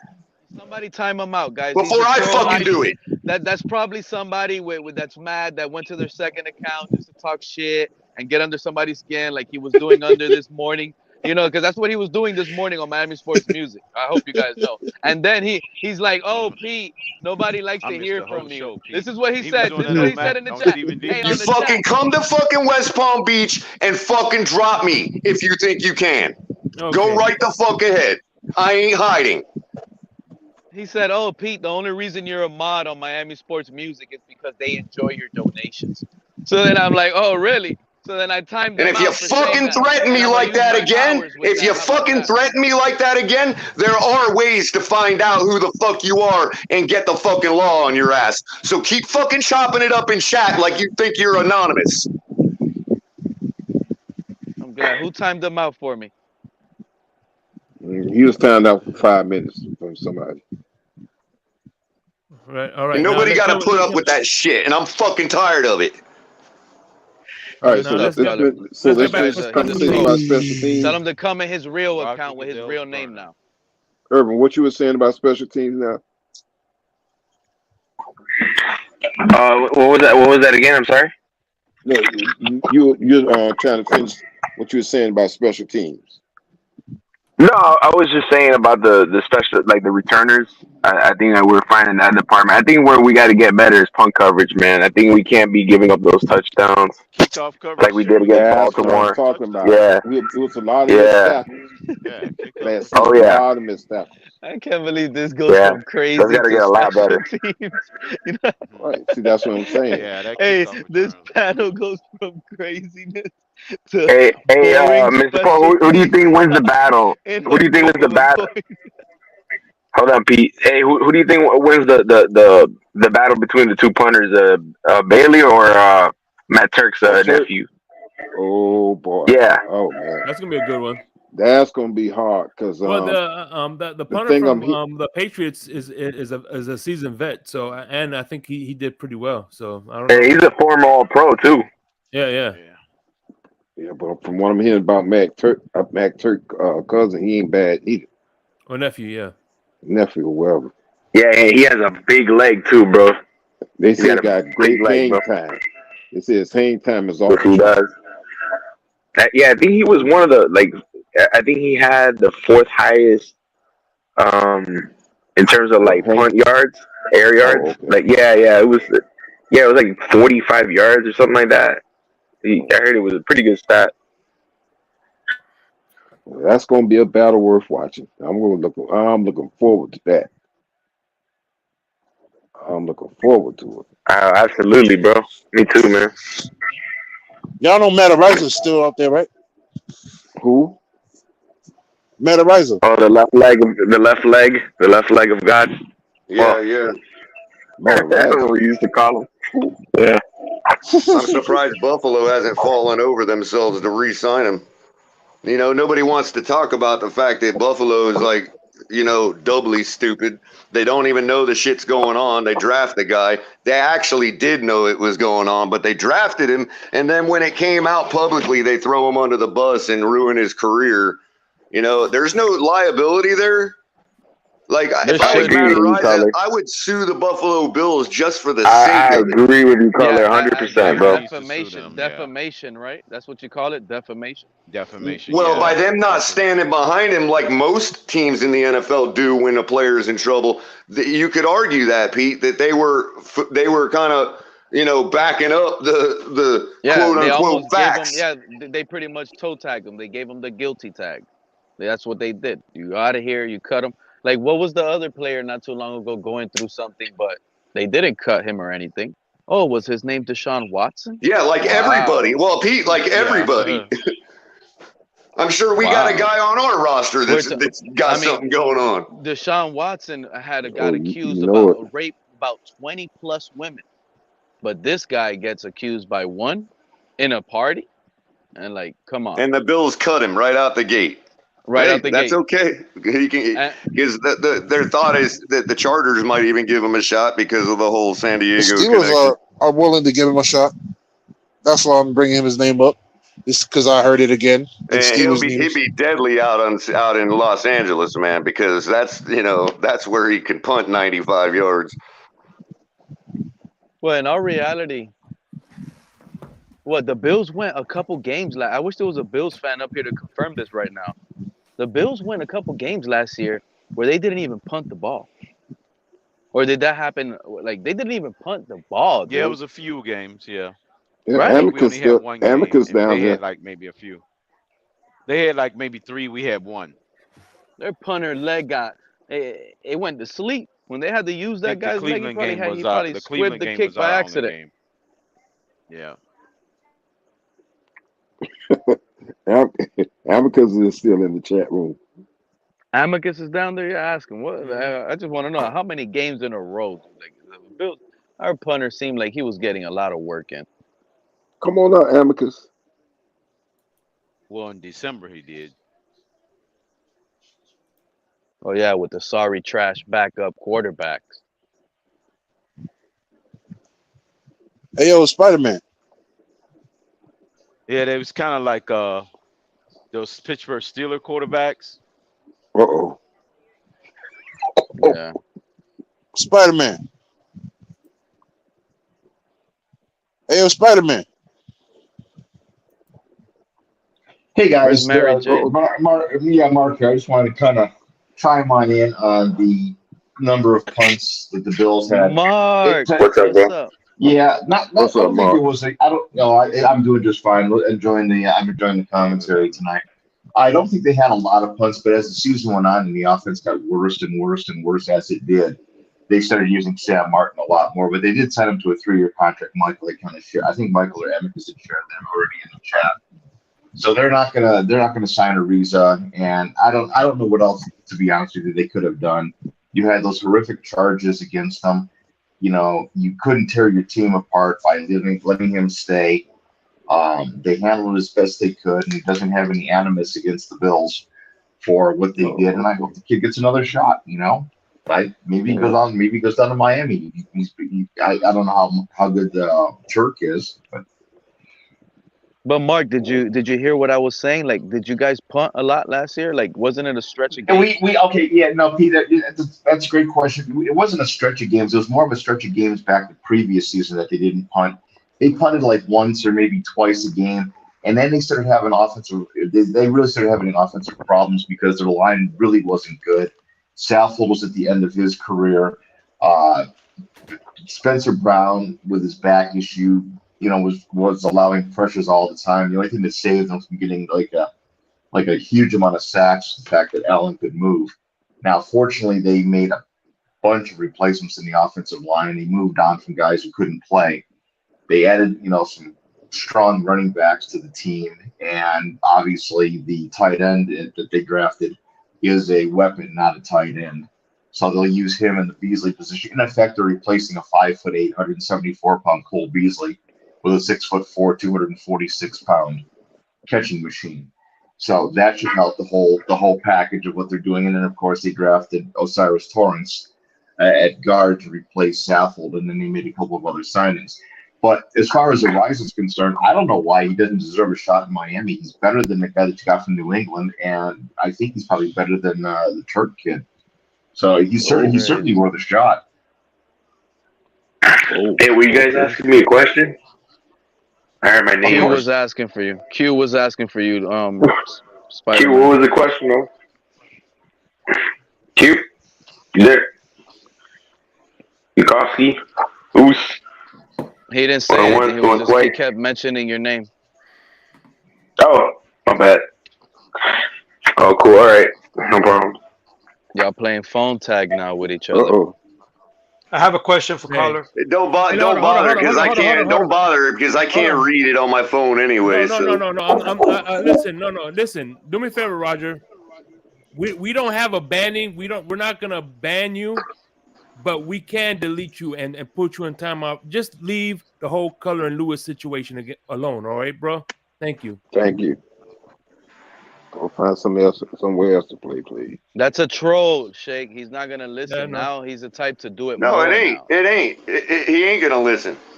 But and everybody's okay with it, so whatever, No, Color. Let's just move on and talk football. I mean, exactly what the fuck Stephen D was talking about. Oh, by the way, shout out to Stephen D for finally fucking opening his mouth about the shit.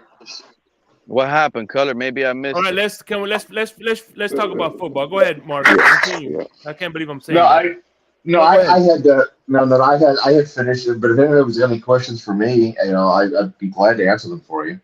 To the best of I can, anyway. So, Mark, you saying that the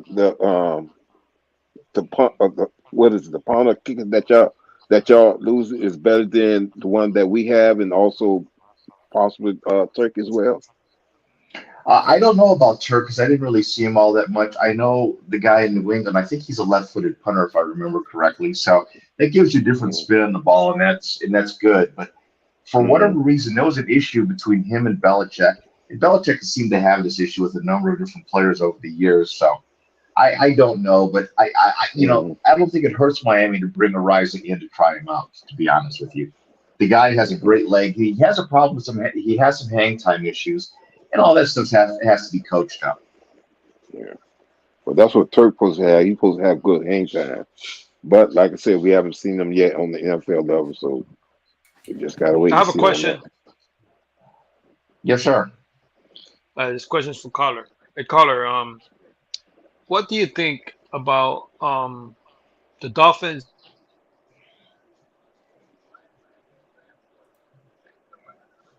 Hello.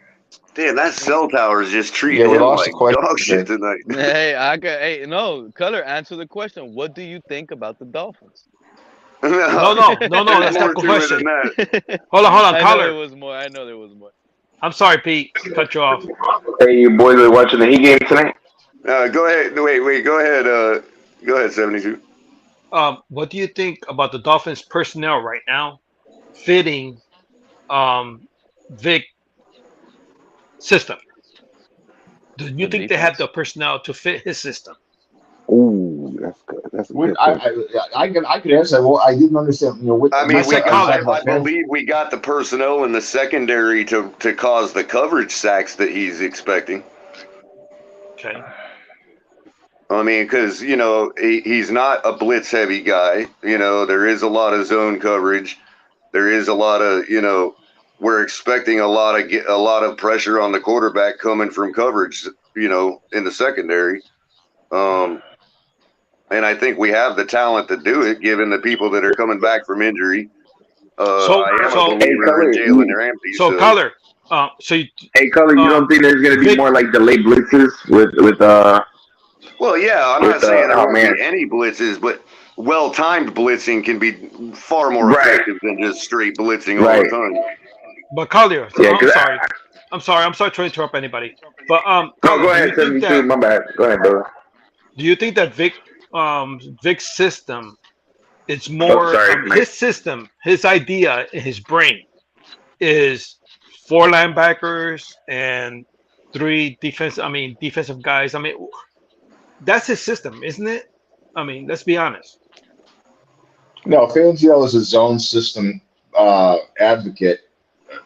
I asked Caller though. I'm sorry, man. I ain't trying to cut you off, man. But yeah, okay. I mean, again, it's going to require, if we're only at 3 down linemen, then it's going to require better coverage to produce that pressure. So the four linebackers, right? That's the system 3-4 defense. Or I don't know, Mark. Check me on that because I've heard both. Okay. It really depends on personnel. One of the really great things about Fangio is that he's not locked into any one system. He's open to diversity, and he's also open to the personnel that you have. So I see the Dolphins, to be honest with you, going with 5 DBs an awful lot of the time because there's an awful lot of talent in that secondary. Yeah, I was going to say, because he's known for even using 4 cornerbacks on the field at the same time. You know what I mean? Oh, okay. You can actually see that. He'll sometimes he'll go zone coverage using. Oh, my bad, Mark. I didn't hear you. My bad. No, you could see 4 corners in Holland at the time, and I think that's a really good formation for Miami because if you play 4 at the defense or at the defensive line position, and then you go 2 linebackers with Little and Baker, you're going to get. And of course, one of the things that I don't think Fangio is going to do is he's not going to repeat the mistake last year with the defense coordinator because I think you just dropped back Phillips way too often at the start of the year. I agree. They got to be pouring JP on, man. Like just pour him on the edge, man. That guy is a beast. He's strong. He's bendy, and I don't understand what was going on last year by dropping him into coverage for like the first month of the season. It was insane. Mark, who are you talking about? Jason Phillips. Oh, okay. Or Jalen Phillips. Yeah, Phillips should be a straight pass rush guy because of what he can do. I mean, the guy is rocked out. He's fast. He's quick. He's got great bend. And why you're not using him? And I know they were using Ingram to do that, but Phillips is better. And it wasn't going to get Ogba back. I mean, Mark, does he really have great bend? I mean, come on. It ain't like the linebacker that end that we had. What's his name? I'm sorry. Can you guys refresh me? Taylor. I mean, not Taylor. The other Taylor. Guy. Not Taylor. Cameron Wake. Cameron Wake. Cameron Wake. But imagine, okay, He's not Cameron Wake. Come on now. He's Cameron Wake and Jason Taylor's height. I agree with that. I mean, I've seen him in person, dude. The guy is like ridiculous huge, man. He really is like Jason Taylor with the build of Cameron Wake. Yeah, I have a signed football. I have a signed football. Isn't he about 6'5"? Yeah, isn't he about 6'5", 270? You get to see him 272. That's cool. Yes. That's cool. So you know what I'm talking about. That dude's ridiculous, man. You ain't lying. I got a signed football for him. If he just leans, I mean, God, can he even lean up anymore? But if he were to lean up a little more, I guess that you could say bend. Yeah, I mean, we don't really know because they kept dropping him back so much. You know what I mean? Right. Yeah, Color. I don't think he's any more than 8% body fat. I saw him during the Buffalo game, and he was like doing stretching exercises, warming up before the game, and I go, "Holy mother of God!" I mean, that dude's rocked. And if, like I said, I think I think Josh Boyd made a horrible mistake, or Boyd made a horrible mistake by dropping him back. He's not a coverage linebacker, so I don't know what they were doing. Totally 100%. But you know what though? Yeah, he's not agile enough to be a coverage linebacker, man. He's he got not a his coverage ankles linebacker. broken several times, man. But see, that's the same thing. And that's, but you know something? He's not a drop back linebacker. He was pretty good rushing the line and going after the running back or even and the quarterback in college football. I know NFL is different level. Well, here's my worthless hot take of the night. I think if Boyer would have played him as a pass rush guy, he's got 12 sacks instead of 7.5. But you know something? I'm sorry. One thing I have to separate. You know, a lot of people want to compare him to Jason Taylor. One thing we have to separate those two is that Jason Taylor was a great pass rusher, but not only that, he used to drop back in coverage and get an interception for a touchdown. He showed That's the difference. Oh, that's right. He showed Well, yeah, but again, that's like the well-timed. That's just like the well-timed blitz, though. If your main focus is rushing like that, and then you sneakily drop back on a couple plays, that's when them interceptions happen. You know, because the quarterback's like, "Where the hell did he come from?" You know what I mean? Yeah, but Jason Taylor used to make shit happen. His time in Miami, he was with Zach Thomas. So Zach Thomas is in his skill set and his ability to cover sideline to sideline gave Taylor a lot more flexibility. Yeah, and let's be real too. Jason Taylor was not he wasn't a linebacker. He was DN. So you know, like exactly, not technically the same role. They could focus more on. This is gonna bring back some memories, guys. But he reminded me of a more skilled Kim Bokamper.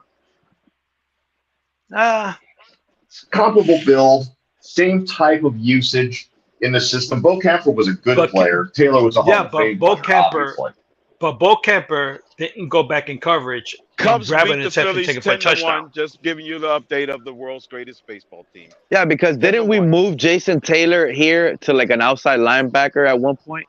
Yes, we did. Good point, Pete. Yeah. We did, right?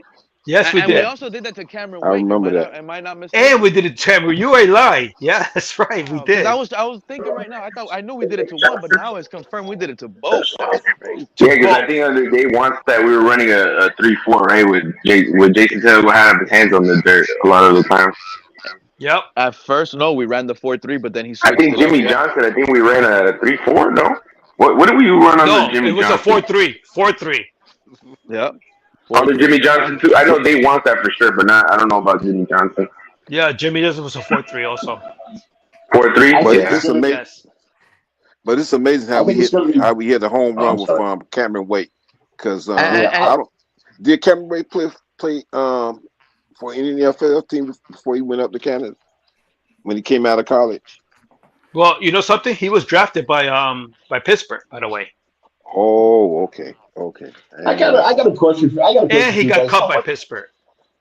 How much do you think Fangio is going to hold back in the first 3 games, and save it for the Buffalo game? He can't afford it. We'll be 0-3 before you know it if he try that. Yeah, that's exactly what's gonna happen, Crypto. We're gonna get he sucked. Can't afford that. We open the season 2 games on the road, Mark. That's where he won't be able to afford that. That's where you just Mark. put me to go on a different scale right now. Right out of the gate. No, Listen, Pete, I have a question for Pete, and he's going to agree with me on this. Do you think that Vic Fangio's defense is going to work automatically, like right off the bat? It's going to be like, successful? Oh no, I've been telling people that's exactly what I've been coming up to the chats and panels. There's going to be. I'm not saying it will. And look, there's already a sign for it. How about that, 72? Look at Jerome Baker's one of his latest interviews with the Dolphins, where he turns around and says, "Yeah, I'm happy. They said I'm gonna be more freely, but I need to learn. I need to learn the language. This is a new defense." That's already showing that we're gonna be behind. Who said this, Pete? Jerome Where you get Baker this information from? on his interview. That's Jerome true, Baker. and I saw it. The interview with what? With who? You're right, Pete. I saw it They're myself. asking him questions about the defense and the Vic Fangio system, and he's like, "Oh, I love how I'm gonna be able to be free and do what I want, but there's a lot to learn, and I don't know the playbook." But couldn't he and make there's that the up during the training camps off season? Can he be talking about that? It's not the same thing, Crypto. It's not the same thing. They're gonna have to be there live during the regular season. Let's find out if that defense is gonna be gelled to Vic's system.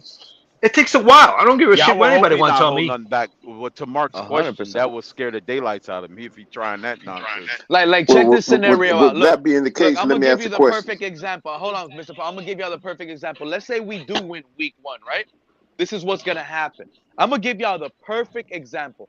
If we were to win week 1 on the road by a score of 42-38, after the game, we'll be here on TFTG. The majority of everybody's gonna be like, "Yeah, we won. Tua did amazing. It'll be great." Then it's gonna have to be Pete's little hating ass to come in here and say, "Guys, why we scored 38 points?" Yeah, guys, we allowed 38 points. You know Points. what I'm saying? Up 38 and points. that's what I'm gonna come up with. And Vic Fangio, and I'm gonna come up with those concerns, even though the win was great. But I'm still gonna be like, I thought Vic Fangio was so good. Exactly. I thought he was gonna show that. He played with Herbert in that division. He should know Herbert already. There's no excuses, guys. He faced Herbert as a head coach and knows his tendencies. So I think Vic Fangio is like 1 and 2. Herbert struggled against the Broncos defenses at the time. I think he's 2-1 versus Herbert. He faced him 3 times, if I'm not mistaken. I looked that up. Herbert struggled against him. He did. He was a rookie. But what was still. his score? Well, it's going to take time, guys. Struggled against Belichick. So that's so there's no excuse. I don't want to hear no excuse week 1. 45 to nothing. Right. You know something? The Vic Fangio defense is going to take time to, to everybody to get together and play as a unit. It takes time. Right. It's and you know what? And you know what? I expect us to get smoked early on by Herbert, and I'm gonna tell you why. 72. And I agree with you. I agree 100%. The switch from man to zone is gonna be crazy because one mistake by a cornerback, just one simple mistake, all it takes is Xavier Howard to trail a receiver when he's supposed to pick up a zone and just miss up on that snap. You mean like he did against Mike Evans in the Tampa Bay game when he was getting shredded with that little crossing? No, I'm talking about. I'm talking about. Imagine one? Xavier. No, I'm talking about a missed coverage automatic. He's supposed to play cover 3, and he follows a receiver in a slant mode, leaving another receiver going deep, wide open on the outside by himself. There's an opportunity. He's gonna mess up with switching it up all slant. To zone, and I'm telling you, I just don't like none of this. Okay, this now zone stuff with me. I'm on your side, man. The sound of it. I don't like the sound of it either, man. Watch, we're gonna. I got a feeling we're only gonna be good on defense when we actually do and play man coverage. Watch, it's just gonna feel like that to me. Right. Yeah, man. Not necessarily, Pete. Not only you got 2 corners. You got 2 corners that done both in zone coverage, bro. Even if you play cover. But you know something, guys? Cover 3, you're not gonna be giving up. You're not gonna be, giving up many big plays in cover 3, bro. Like, but you know something, guys? This is the problem that's going to happen. Is that the Dolphins have been playing 3 years now under a certain system. Their mentality is a mental thing. That they're going to be reacting to a mental thing that they've been doing in the past. So you have to break the habit. You know what I'm trying to say? Right. To adjust to the new stuff. Remember, Pete, when you're playing cover 3, it's very important that your safety drops to the flats or your linebacker drops to the flats. And And The remember, corner is going to cover the 72 deep third when they roll 72 back But now comes the when they're question. backpedaling back. Okay, now And now right comes the now, question: what players on our defense right now do y'all think will not be able to fit Fangio's system? y'all can answer it because real quick, 72 Paul, y'all, and you're probably gonna have to ask the question again. This is the thing, 72. The defensive players in this locker room right now are probably questioning everything. Like, why are they putting the blame on us? Why did they sit here and putting all the blame that we were the reason for all of this? You know what I'm saying? You Like, ain't it's lying. crazy to me, dude. Yep. They're taking the fault and they're having to fall off with that when the majority, the last game of the season, which was a playoff game, think about it. The problem was all offense. Everything was offense. A little bit of defense on third and long distances, but it must have been exhausting looking at the offense just be miserable up there, bro, as a defender. The defense scored a touchdown, yo, in the playoffs, man. Quarterback, guys. Sure Okay, did. so what about? Go ahead, Mr. Okay, so Paul. what about the question? Okay, what players do y'all think on our defense are not going to fit Fangio's scheme? Not. You know something? I'm going to tell you something right now. I'll tell you who's going to Let's be look at picked that on the secondary. most. It's going to be X. Hey, Pete, hold on. Let's look at our secondary. The only player that they had added was the guy from Detroit, right? That basically he was he wasn't even a starter, right? Was he a starter? Elliott, a.k.a. Was that Deshaun Ryan Elliott, Tranningheel? Yeah, he was a starter, but he missed the Dolphins game with a messed up finger. That was it. Okay, so basically we got two starters, right? Which is the guy from that we brought in, Ryan's little-known twin sister. and Detroit guy, right? The guy from LA, Jalen Rams Ramsey and Deshaun Elliott. Ramsey and this guy, okay? Okay, we got two guys, right? Everybody else is the same, right? No. Oh, David Long. Okay, David Long. Hold on. I'm talking about secondary. The best linebacker since they compared him to Zach Thomas. Secondary. We got two guys that are added there, right? The rest of the guys, their mentality is, right, is man to man. They didn't play a lot of zone. Let's be honest. Did they play a lot of zone? Yes or no? Last year. Jalen Ramsey traveled everywhere. That guy was traveling with receivers in the slot, in the outside. No, I'm not talking to Pete. I'm not talking about them. I'm talking about before Ramsey and Elliott came in. Oh, they had a secondary that played man to man, basically, right? That was quarterback play drop last year. Do you remember Jalen Ramsey when he was playing in that? Jalen Ramsey when he was playing in that Brandon Staley defense.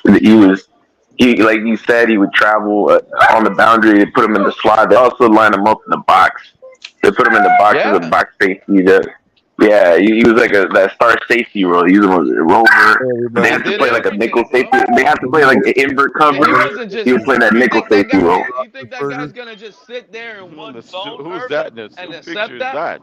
That looks like Fonzie in the Steelers uniform. All right, but what about defensive line? What about defensive line? Are they looks like Fonzie on the line that don't fit it?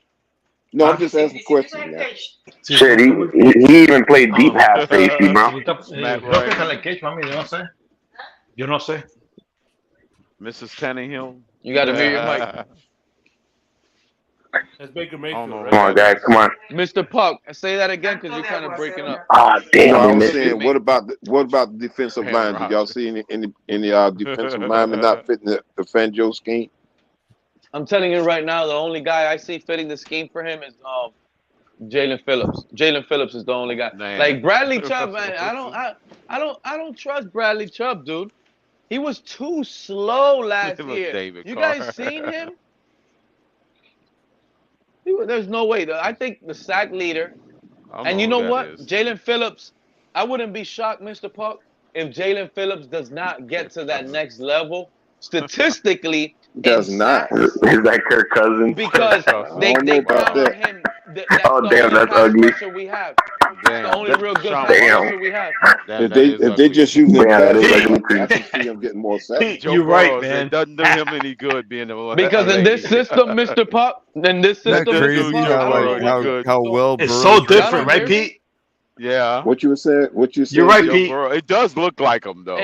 in this system, man, they with all the zone that they want to play and the dual safety sitting up high like that, they're gonna only count on like 3 or 4 guys to rush the passer, and we don't have an elite pass rush guy. Bradley Chubb, he was not rushing the passer great. Melvin Ingram, a guy old. How many sacks did he have last year? I don't remember. How many sacks? Like 7. Pete, but not necessarily have to not necessarily have to rely on just pure organic pressure where you're rushing guys in an island. You can also you can do stunts and twists as well to create pressure as well. Yeah, but you know something? You could, but crypto, it doesn't matter what they did last year because it's not going to be the same scheme. They're changing it up. Last year, we relied on the blitz a little more to get pressure on the quarterback. We didn't rely more on the defensive line to actually get pressure on the quarterback. Hey, Pete, let me ask you something, Pete, and I know you're going to agree with me. Who scares you on the defensive line from the Miami Dolphins right now to sack the quarterback? Who scares you? Oh, Jalen Phillips. Okay, hold on. Now, let's go look at the films of Jason Phillips. He almost gets there. He never gets there and sack the quarterback. Yeah, he almost gets there. Time type thing. You understand what I'm saying? A little work. Yeah. He's not finished. He's not finished. He still has a little work to do, but he's our best pass rusher. But I'm trying to tell you, Pete, is who scares you as far as, let's say a team's gonna, play us, and they're gonna make, they're gonna adjust. Say, okay, this is the game plan. Watch out for Jalen Phillips. Go see what the Chargers. Guys, I was watching that Chargers Tuina looks like that Tua? girl in college that'll like tie you up, strip you naked, run with your clothes, and like leave you there. You know what I mean? What you saying, Pete? Damn. Hey, Pete, what you were saying? Damn, Tua. I don't know. Y'all related? It was ALC. I don't even know what the hell's going on right now. Exactly, Pete. What the fuck's going on? No. We're looking at a whole bunch of quarterbacks that would be the female versions of NFL quarterbacks. I'll fuck her. No, the question was, Pete, who will schedule on as far as the defensive line? Who would schedule as far as this line playing in that's what I was saying. That's what I was gonna say right now. If you go, because I had just finished watching the Chargers game not too long ago, and I want to watch. You know what? I want to watch the Chargers game. Me too. That's so crazy. That'll be something I like. I want to watch the game from last year with everybody on the panel. I don't know why we can't do that, but I guess it'll be breaking the rules, and we'll all go to jail if we do. But again, what I wanted to say is, well, I mean, what are you we talking about? just lose all monetization on the video and possibly get stripped of our channel, but But you guys show they show interviews. They show the whole offensive lineman talking on an interview. Like, I'd rather watch a game before I watch an interview. That's all. I don't get the difference. But again, this is what I wanted to say. The way they stopped Phillips in that Chargers game from getting a lot more pressure, guys, is they put Everett on top of him. So as soon as Everett would chip him, get a little block on him, boom, Herbert would already get a little extra second. Then you ain't lying. Go ahead and throw it to whoever he wants. That's what they're doing. I saw the same thing. That's crazy. I'm gonna tell you something else. I saw Jalen Phillips being held a lot also. In some but games. You know something, guys. Hey, look, I like Phillips. I ain't gonna lie to you. He let me down. He was off my 25 sack prediction. I said he was getting 25 sacks. He was well short. I don't think it was a fault of Crypto. I think some of that because they were dropping back in coverage, and that's not his cup of tea. Yeah. His sophomore slump was super confident. His sophomore slump was not looking as good as normal. I was a Philip near at that time. I was a Philip near. Yeah, I'm still in. I love Phillips, man, but he's just a second late, man. I'm telling you, he's almost there in every fucking sack. I'm telling. They screwed it up, man. They screwed it up with Bradley Chubb. Could have got the same production with like an Andrew Van Gink on that other side on that offensive outside linebacker role, bro. Totally agree. You didn't have to overpay for a Bradley Chubb. That's right. Did it exactly? I actually think the speed of Andrew Van Ginkel on that outside actually helps out Jalen Phillips a little bit more. Because they'll have to worry about 2 speed outside rushes. All that guy knows how to do is contain the edge, man. That guy doesn't have no ball skills. He don't have no rips. He can't spin off nobody. Bradley Chubb is a wasted deal that we did. And that's another serious situation we put ourselves in a hole this following year not having a first round. I agree. Bradley Chubb is... Yeah. I know, Irvin. You're one of the reasons why this fan base is divided. Everything is so perfect in your world when it comes to this team. I'm not. Just like Chase What are you Edmonds, talking right? about, Pete? Chase Edmonds was so great last year when you were telling me he was the option. I never said anything about Chase. I don't know what you're talking about, Pete. Anyways. So Irving, you're the boogeyman. Was that what you're saying, Pete? That he's the boogeyman? Irving, I think I'm Pete's boogeyman, but agree, Shake. He's the man. He's the bad man. He has nightmares of me, I guess. Y'all can see this, right? He's not the boogeyman, man. He's a Texas massacre. Chainsaw massacre. It's the Constantine. This game is getting crazy, bro. Y'all can see this, right? Hold on, Pete. Let me ask you a question. Where did Irvin touch you on this bear? Point at it. Damn. Yeah, show the court, Pete. Show the court, Pete. Show the court. Show the jury. Hold on, the jury has been is on recess. The jury's on recess. Come on. Where did he touch you? Oh yeah, Shake Money. Shake Money is like cabrón, bro. Where did he touch you? Come on. It's Shake Money. Métele el dedo. Shake, métele el dedo. Pete's like, you stole my daughter's toys.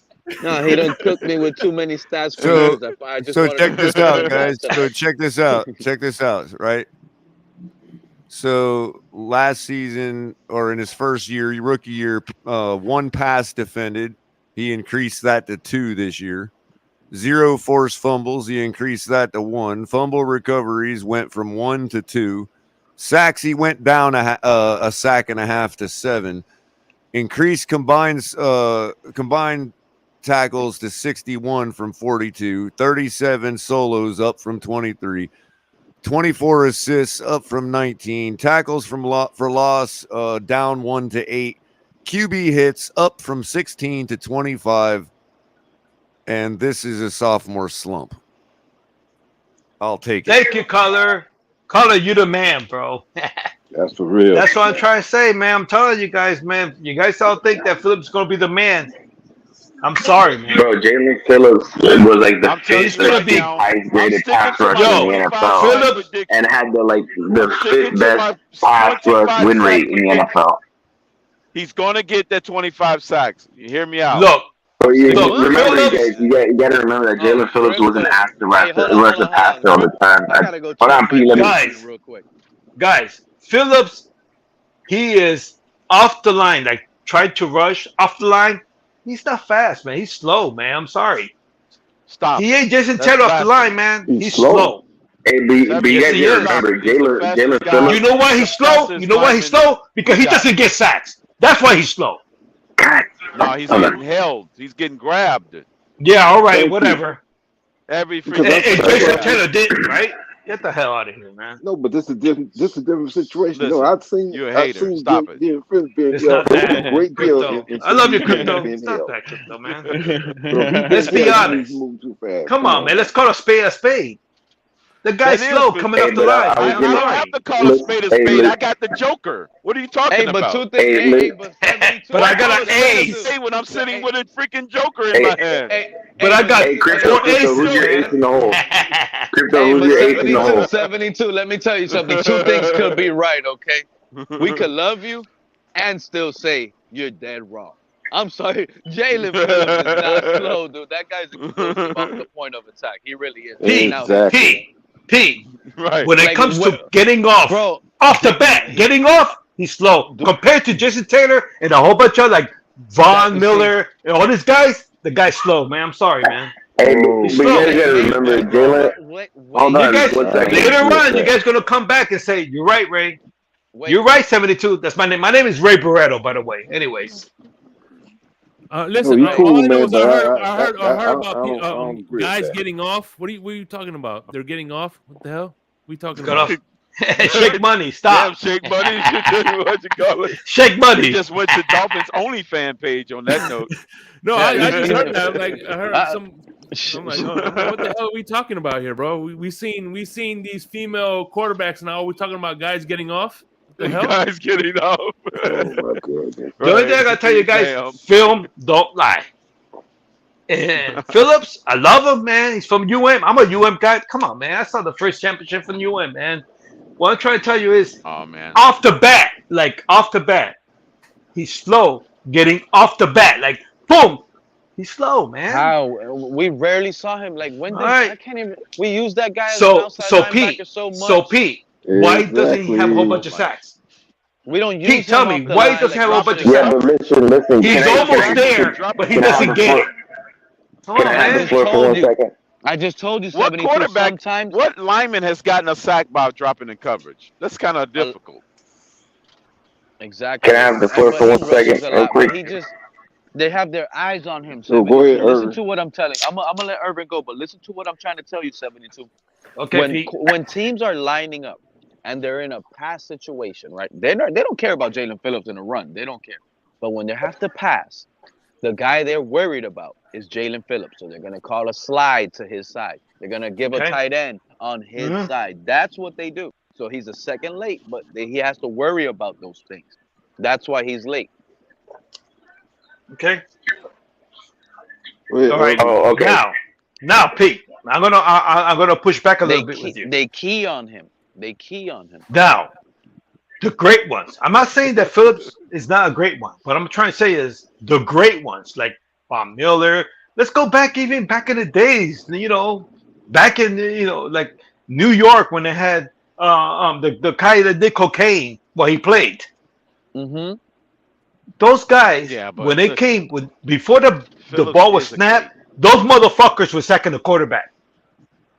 That quick, they had that quick step. You know what I'm saying? Yeah, but that quick step. That's a different area. The last that's team I know. That was what I'm trying to tell you is, at the moment it's not that I don't want to diss Phillips. It's that he's the second late as far as planting his foot and going. You know what I'm trying to say? He's a little slow I know on exactly that what part. you're saying now. Identifying if the play is a pass, a run, or whatever the case may be. Now, I think you're talking about identifying what the play might be and then him attacking what he needs to do. Is that what you're talking about? Yes. Yeah, Pete, you're right. That's what I'm talking about, Pete.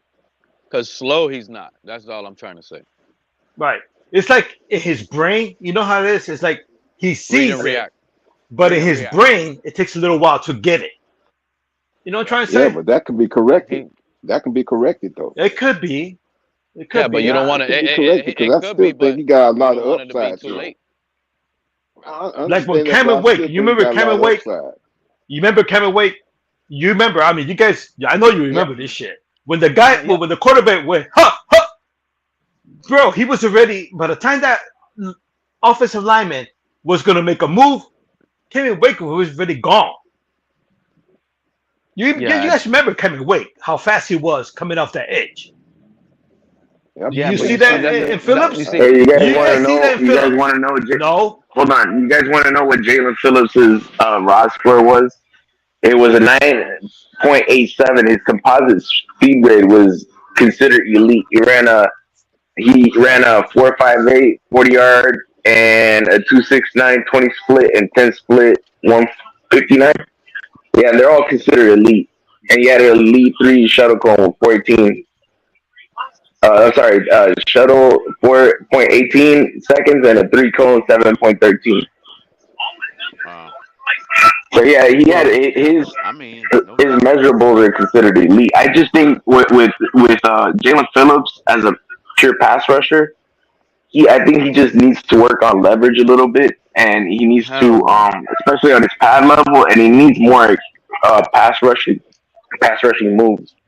Now, I saw a little bit of because usually the majority of his moves are just like bull rushing moves, right? You'll see a swing move here and there. I've seen a couple pass rushing moves he used last year. But you also got to realize that he was used, to do multiple things, right? Drop back in coverage.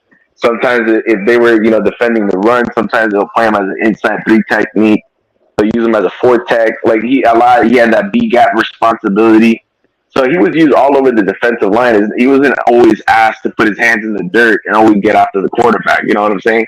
And I think he still did a good job. I think he was like what PFF graded him as like what top 5, top 6 pass rusher and pass rush win rate. I think he was like top 3, top 4, or 5. Like he was like very good. I just think, yeah, I think like he just, bro. I think he just there are just moments where he just needs to get there, man. I think he just needs to be a little bit faster. And I think pre-snap is where I think he needs to dominate. I think he needs to understand snap count, right? He needs to anticipate the snap count, and he needs to get better. He needs to get there a little bit earlier. The thing is, look, 72. You use the name Cameron Wake, and I would agree with you probably if we would have used Jalen Phillips in the 4-3, and then you would have told me he's off slow. This guy, of course, you're right. 72. He's being used as an outside linebacker out of position. He should have his hands on the dirt like Cameron Wake. Again, he played. Remember, you're kind of. Remember that he played. Hold on. Can you let P finish what he's saying, please?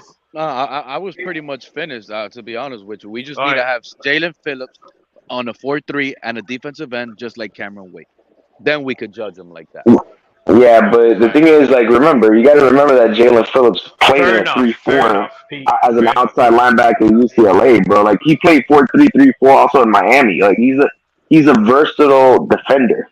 That's what he is. That's his thing, because he's got the speed and athleticism to drop to the flats, whether he's dropping back in coverage or cover those hook curl areas, or cover the curl flats area. He's got the speed to, put his hands in the dirt in a 4-3, or he can play inside, he can control the inside gap, Yeah, so he's yeah, Spider-Man, you're right. I agree with you on that one. But do you think the Dolphins should have hired Jason Taylor a long time ago to be the defensive guy? I think so. I mean, I talk about defensive line guy, not a defensive coordinator. Defensive line guy that would teach these guys how to rush a quarterback. I think he could have brought something to, like, if you hired him as like a consultant, I think he could have brought something to the table in terms of like helping guys, grow as pass rushers and stuff. I think Cameron Wake kind of like benefited from Jason Taylor when he was here, especially early in his career. Jason Taylor brought a lot of mentorship and gave him a lot of the kind of like the tips and stuff like that of the position, because Cameron Wake played a very similar position to Jason Taylor back in the one side defense. So yeah, and Jason Taylor definitely contributed to Cameron Wake's development. So yeah, I wish we could have signed Jason Taylor to become a coach in some capacity when it comes to our defensive line, bro. I mean, given the talent that we have on this defense, right? Yeah. But I think the whole goal of this, the whole beauty of this defensive line is that they're versatile. They can play all over the defense. Like Christian Wilkins can play nose, he can play 3 technique, 4T if you're playing on a 4-3. He can play 4-eye. Like he can play even a defensive end because he's got the speed and athleticism to do so. Same thing with what about Zyler, right? He can play both positions, rusher or inside. But I think that's the beauty, and you combine the versatility with the rotation, and that's what makes this defense very dangerous. And that's where I hope that you can create pressure on the quarterback without the blitzing. What about Raekwon? Raekwon is purely a zero technique. He's a 2-gap type of guy. But the thing is, his problem is that he's a little bit too tall. You know something? You know what I do with Raekwon? And now you guys going to say, all right, you're full of shit. You know what the fuck you're talking about. Me, as a defensive coordinator, Raekwon will be a defensive end. He will not be a tackle. Because Raekwon remind me of that big defensive lineman that played with the Patriots years back. Pete, come on, Pete. Tell me. No, I mean with Raekwon, I've been said that Raekwon is only strength. All he could do is push back. And honestly, what I like about this defense is Urban hit it on the head. All of these guys are versatile. The way I see them being the best at their ability is in a 4-3. You move Phillips outside on the defensive end. You got Wilkins and Zyler, defensive tackles inside, and then your other edge on the defensive end is Bradley Chubb. Dude, that's how it should be with their hands on the dirt. All four of them. Let's go with 3 linebackers. I don't understand why. Or we could play nickel with 2 and switch it up if we need 3 corners. And then we go to dime, but just keep 4 rushing the quarterback. And that's how I think Vic Fangio is going to switch it up here. If he doesn't, then I don't care how many years and how many stats. At some point, even good coaches start falling off. He might come to Miami, take the money and run and start falling off. Hey, Pete, I think you kind of hit on the nail a bit. Because we've been there and we've done it. And that's the scary part because, it's like I know, we've seen it and it's happened before. You're right. He's having too much fun right now in Weston, in Parkland, all those golf courses. He's out there playing around. You ain't lying. and he's depending on all this veteran talent to win and make him look good. It's not gonna happen, bro. That guy's done. We're cooked over here, bro. This whole regime failed us, and I'm tired of everybody coming around acting like it's all good and buttery. You know something, Pete? I mean, Vic Fangio. Okay, he's how old is he? Almost 70. Almost 80. Do you think that guy's looking for money right now to just let me get the last bit I'm gonna get to retire? Of course, this guy probably didn't even want to coach anymore. And get my boat, go Biscayne Bay, and go fishing. Like this is what I don't fall for this crap. Jimmy Johnson right now. Come on, man. Listen to me, 72. I don't fall for all this crap that these fans fall for and they butter up and soak up all over these panels. I come and tell you the truth. Vic Fangio probably didn't even want to coach. That's the reason why we had to overpay. You ever heard that reference? You ever heard that reference? He said the contract though, bro. Yeah. You ever heard that point where you overpay something to make sure you get it? Don't entertain it. Exactly. Pete, that's it. You got a People good don't point. like to entertain it. People don't want to entertain conversations like this with me because it gets deep. But at the end of the day, they're true. They just don't want to make themselves feel Pete, bad. why do you think the Dolphins had to go beg him? Listen. Why do you think the Dolphins had to go suck his cock? And remember, it was taking forever. Remember, it was taking forever. Of course, they had to overpay, make him the highest paid defense. Exactly. He didn't want to come to Miami. It's the money that made him come to Miami. How do you know he didn't want to come to Miami? Guys, I gotta disagree with that. Because Mike McDaniel wanted Vic Fangio as a defensive coordinator last season, bro. He's been wanting Vic Fangio to come here, bro. Vic Fangio has he's also had mutual interest in the Dolphins too, bro. Like, didn't you hear in an interview that the Dolphins are better when they're like it's better for the NFL and the Dolphins are relevant. Like he obviously is excited to coach this team. You know something, guys? It's so funny that Vic Fangio says, "I got a new defense. I've been working on it for 2 years." What difference defense that he has? He hasn't said that. He said, "I've been working on some new things." Okay, so what? What is it? He hasn't. The man is a genius. Supposedly, the man's a genius. And what difference is going to bring on his philosophy? Fuck the one. Come on now. They haven't. What can you say that it hasn't been proven? You're can't right. prove the other Shake. way either. Okay. Shake, you're right.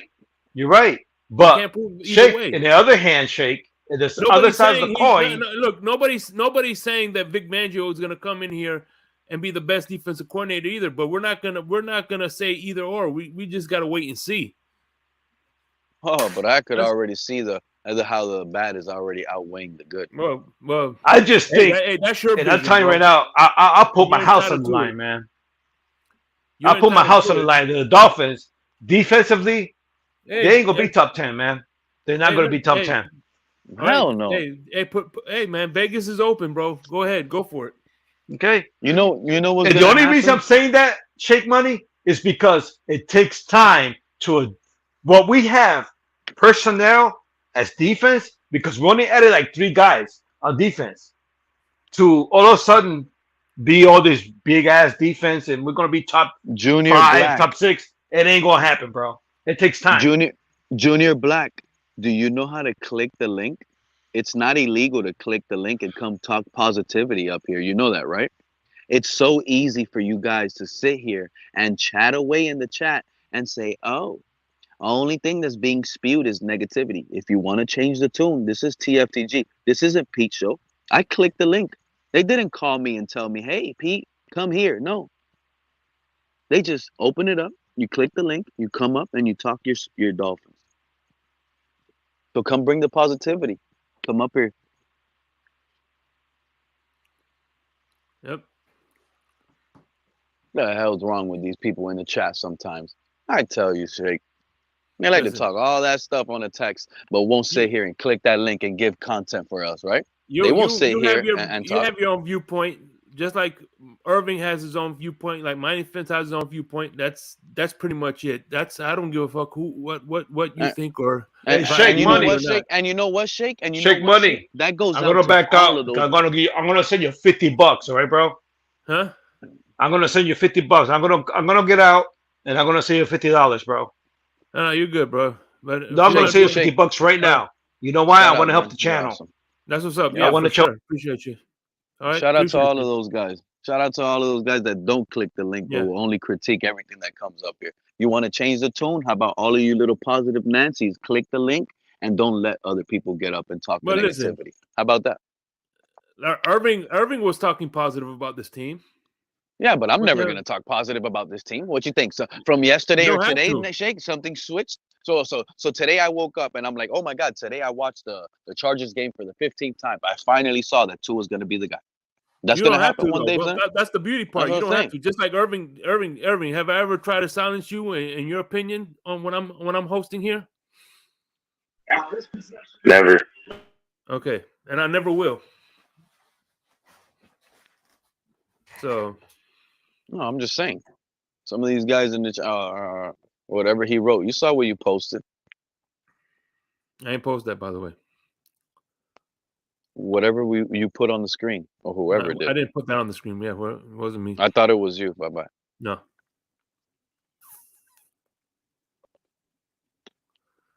At any rate, look.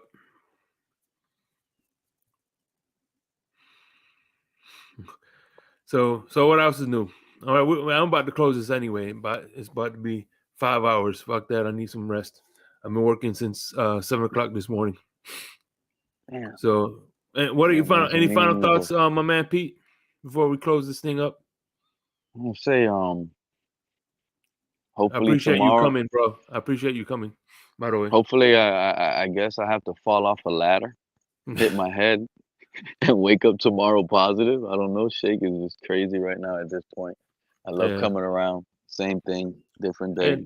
No, you're killing all the narratives, making sure my voice is heard on all these Dolphin panels that are spewing lies. Who I feel is like, remember, it's just my opinion. So I feel like they're spewing lies. They're just selling a ticket that won't even get you at the dance. You bought a dance ticket that's not gonna let you dance at the end of the season.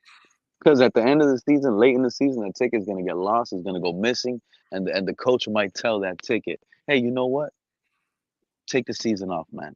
I don't need you anymore. You have a good night, Shake. Thank you for having me up. Keep this thing up. Shout out to everybody out there, man. Yeah, I'll be there tomorrow night. Yeah, you're welcome, Q, bro. You're welcome. You know, even though you're a Steelers fan, you're welcome up here anytime you want, bro. Irving, my brother, what's going on? Or Spider-Man, whatever you want to call it. What's your final thoughts, bro? Oh, shit. There you go. Thank you, bro. Appreciate you, 72. Thanks for helping the channel. But anyway, go ahead, Spider-Man. Any final thoughts before we close this bitch up? Nah, nothing much, man. I mean, thanks for having me on the show, dude. Good episode, bro. Like, I haven't talked football like that in quite some time. You know, good conversation as always. Yeah, for sure. Pete got into some got detailed in there. And as far as the X's and O's and stuff, I'm pretty impressed, Pete. Other than that, man, and thank everything, you, Spider-Man. I appreciate it. Yeah, bro. Yeah, I give it to you, brother. Hey, so tomorrow at 9 o'clock, I was gonna do a 10, but I'll do it at 9 o'clock. I'm gonna grab the five. I'll do 3. the top 3 list of top 10 running backs, and then I'm gonna let people vote on which list was the best. You know what I'm saying? So I'm gonna go to 3 different websites and see what they have as the top 10 running backs of all time. So we'll see who comes out on top. You know what I'm saying? So without that saying, I want everybody to have a good night. Whatever list Frank Gore is on. Whatever list Frank Gore is on. That's what's up. Fins All up, right. baby.